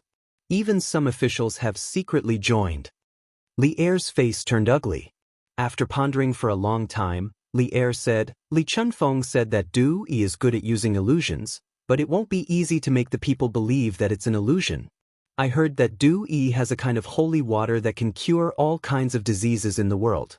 Find a way to get some and send it to the Great Tang Alliance Medical Center to divine Dr. Sun. Chapter 1503. In the Sweet Dew Hall. After hearing Li Er's wonderful idea, Li Junxian felt troubled. It wasn't that he hadn't heard of the Jade Lake holy water of the Heavenly Dragon Sect, but only the members of the Heavenly Dragon Sect could obtain it.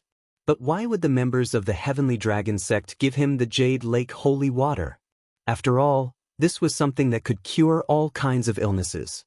Speaking of which, was he supposed to join the Heavenly Dragon Sect as a spy? The prerequisite was that he knew what being a spy meant. But, is there any problem? Seeing Li Junxian standing there with his brows furrowed, Li Er couldn't help but ask. There's no problem. This general obeys the decree. Li Junxian came back to his senses and replied subconsciously. If there's a problem, then I'll overcome it, Li Junxian thought to himself. Li Er nodded in satisfaction. Seeing that old Li had no further instructions, Li Junxian bid farewell and left. The hall was silent for a while. Suddenly, Li Er asked, Where is Li Zishuan now? At present, although Chang and city seemed calm, it was actually full of treacherous waves and layers of fog, making it difficult for people to grasp. At this time, Li Er suddenly missed Li Zishuan. He thought that with that kid's intelligence and wisdom, he should be able to solve all the mysteries of the Dragon Sect, right? Zhao Song stepped forward and bowed.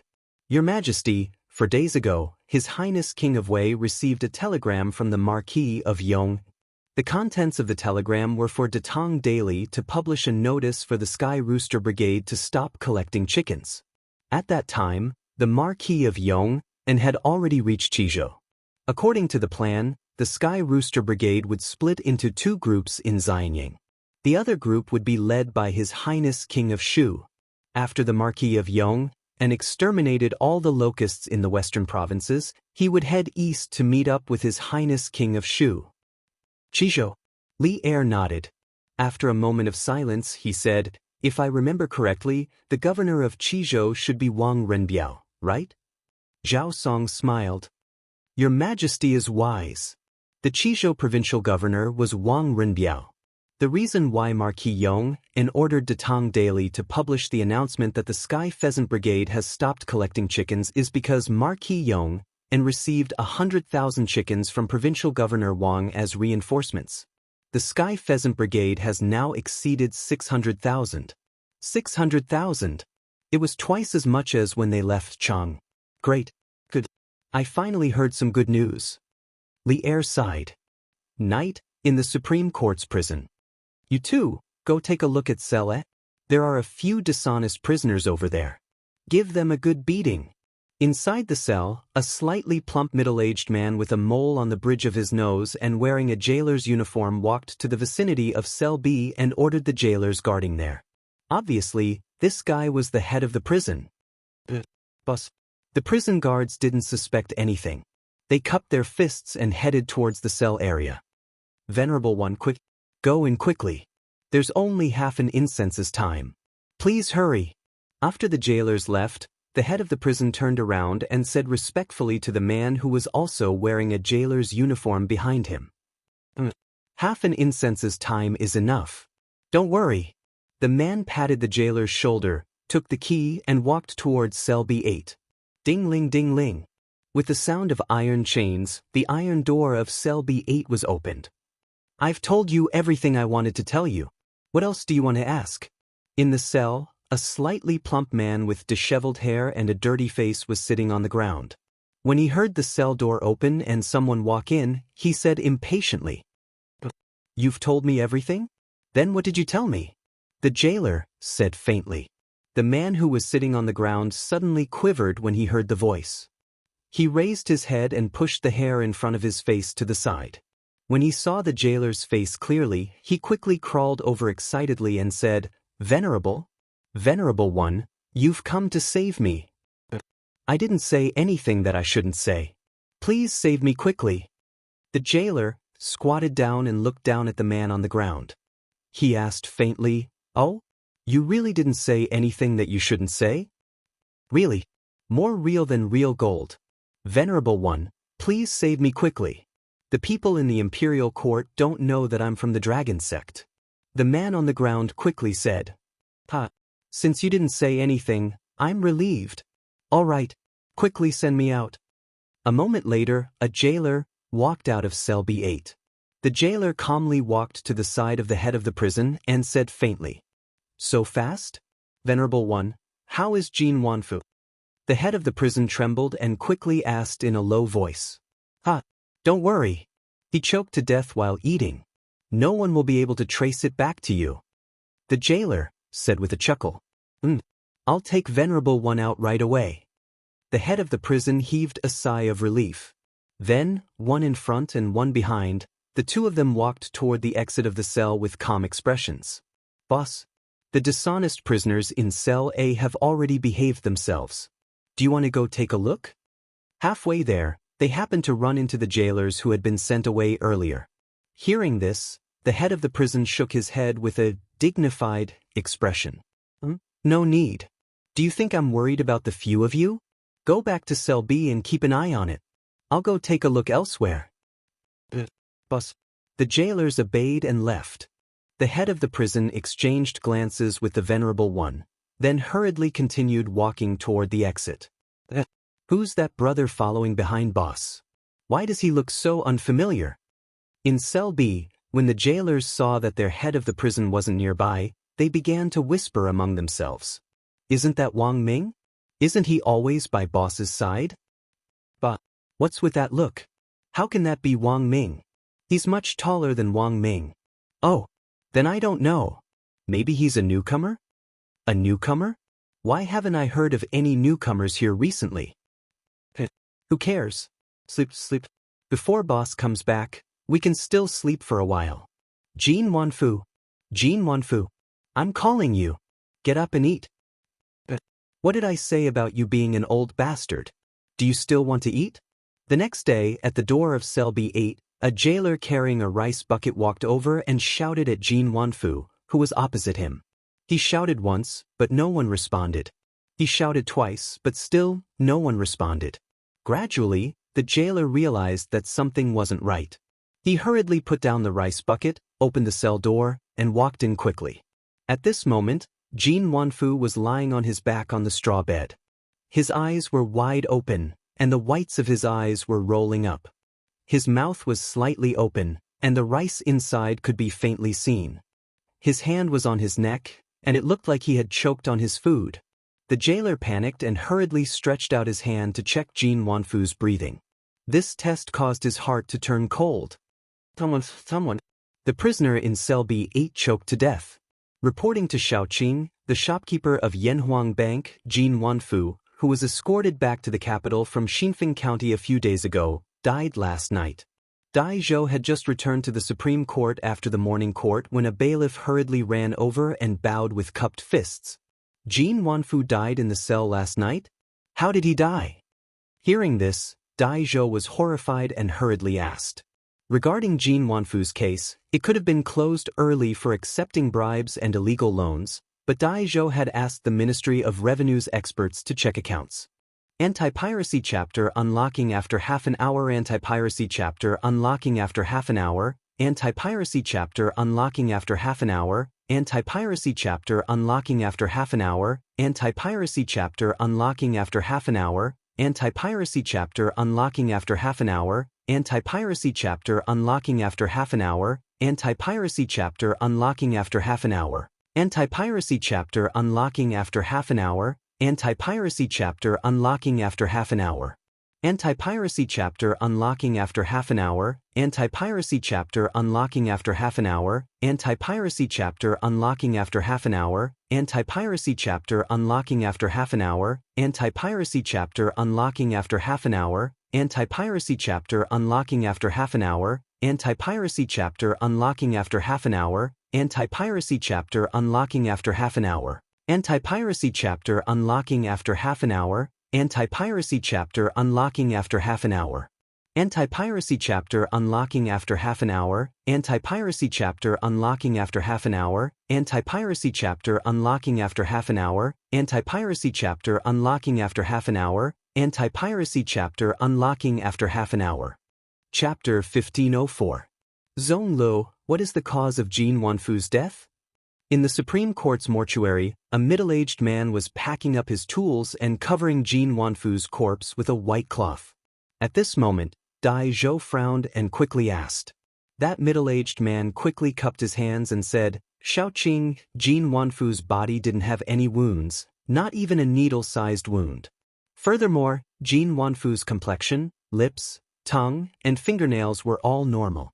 This Zong also used the silver token to check his mouth. The silver token didn't change color, which proves that he didn't die from poison. There were no external injuries or poison. Furthermore, when he was found, there was a lot of food in his mouth. It seems that he really choked to death. Ancient coroners often used a thin silver token the size of a pinky finger to check if the deceased had died from poison. Usually, they would dip a cloth in water and first wipe the silver token until it was shiny. Then, they would pinch the chin of the deceased and open the corpse's mouth to insert the silver token before closing the mouth again. After an hour, the silver token would be taken out. If it turned black, it could be concluded that the deceased had died from poison. The coroner in front of them obviously used this method to check. When Dai Zhou heard this, his old face couldn't help but turn black. He angrily said, "Nonsense! How could a person choke to death while eating? Is the food in the Supreme Court's prison that delicious?" This, Coroner Zhonglu was choked by Dai Zhou's words and was speechless. If possible, he didn't want to say that Jin Wanfu choked to death. However, all the signs and expressions showed that Jin Wanfu choked to death and wasn't killed. Alright, Zhonglu is just stating facts. Xianyin, don't vent your anger on him. Dai Zhou, courtesy name Xianyin. At this moment, Lu Dui spoke up. He had also rushed over after hearing that Jin Wanfu had died in prison. After stabilizing Dai Zhou, Lu Dui looked at Zhonglu and said, Zhonglu, Jin Wanfu was the shopkeeper of Yanhuang Bank in Xinfeng County when he was alive. It could be said that he lived a luxurious life. What kind of delicacies had he not eaten? How could he possibly choke himself to death just because of a prison meal? Therefore, before you come to a conclusion, you must be extremely careful. unless you are absolutely certain that he choked to death. After hearing Lu Dui's words, Zhong couldn't help but hesitate. After hesitating for a moment, he cupped his hands and said, "Minister Lu, people who choke to death are usually choked to death by lumps of food in the upper part of the esophagus. They would open up the esophagus and compress the airway, or even completely compress the airway, resulting in death by suffocation. It's simple to determine if Jin Wanfu was choked to death. We just need to cut open his throat and take a look. But if we do that, we will have to destroy the body of the deceased." Speaking to the end, Zhong started to feel awkward again. After all, the dead were more important than the dead, especially in this era where most people believed in ghosts and gods. Unless it was someone who had committed a heinous crime, under normal circumstances, when a person died, all debts would be erased. Very few people would deliberately destroy the corpse of the dead. Lu Dui frowned and raised his head to look at Dai Zhou. Seeing Dai Zhou secretly nodding at him, he muttered to himself for a moment and waved his hand. "This case is of great importance. Immediately perform an autopsy. There are too many mysteries surrounding Jin Wanfu. Now that he died without knowing the cause of his death, we must find out the cause of his death. You don't need to have too many misgivings." Zhong Li's expression turned solemn as he cupped his hands and said, "Yes, my lord." After saying that, he hurriedly picked up the toolbox on the table and prepared to perform an autopsy. Time slowly passed and Zhong Lu was sweating profusely. Fortunately, Jin Wanfu had died not long ago. Otherwise, the stench of the corpse in the room would be unbearable. About half an hour later, Zhong Lu stood up. Before he could heave a sigh of relief, Dai Zhou asked, "How is it? Did this Jin Wanfu choke to death?" Lu Dui also looked over with an inquiring expression. Zhong Lu cupped his hands and said, reporting to the two sirs, "After this Zhong's examination, the food in Jin Wanfu's mouth didn't completely enter the esophagus, let alone compress the airway. Therefore, this Jin Wanfu definitely wasn't choked to death. The food in his mouth looked like it was forcefully stuffed in after he died." As expected, Dai Zhou's expression changed slightly and said, "Then how did Jin Wanfu die?" Zhong Lu shook his head and said, "At present, we can only confirm that Jin Wanfu didn't choke to death. As for the specific cause of death, it still needs to be investigated. Although there was some food in his esophagus, it definitely wouldn't cause death. Previously, this Zhong said that there were no external injuries on his body and that he didn't die from poisoning. Therefore, this Zhong suspects that he should have died from internal injuries. This subordinate needs to perform a full autopsy on Jin Wanfu's body. Sirs, please leave." He was worried that the scene would be too bloody and frighten or disgusting Lu Dui and Dai Zhou. "Do as you wish. You must investigate the cause of Jin Wanfu's death thoroughly," Lu Dui said earnestly to Zhong Lu and then left the mortuary with Dai Zhou. "Minister Lu, since Jin Wanfu didn't choke to death, then he must have been killed. However, the Supreme Court's prison has always been heavily guarded. It's almost impossible for outsiders to enter without making a sound. Therefore, this subordinate suspects that this matter must have been done by people from the Supreme Court." After leaving the mortuary, Dai Zhou cupped his hands and said to Lu Dui. Hearing that, Lu Dui pondered for a moment, then nodded with a serious face and said, "Xian Yin's words are very reasonable. This official orders you to immediately interrogate the prison guard who was on duty last night." "Understood." Dai Zhou's spirits were lifted, and he hurriedly cupped his hands and accepted the order. "Are you sure that the Supreme Court's people won't be able to find out that it was you? I heard that Dai Zhou of the Supreme Court is impartial and resolves cases like a god. Ever since he took office, he has never been wronged.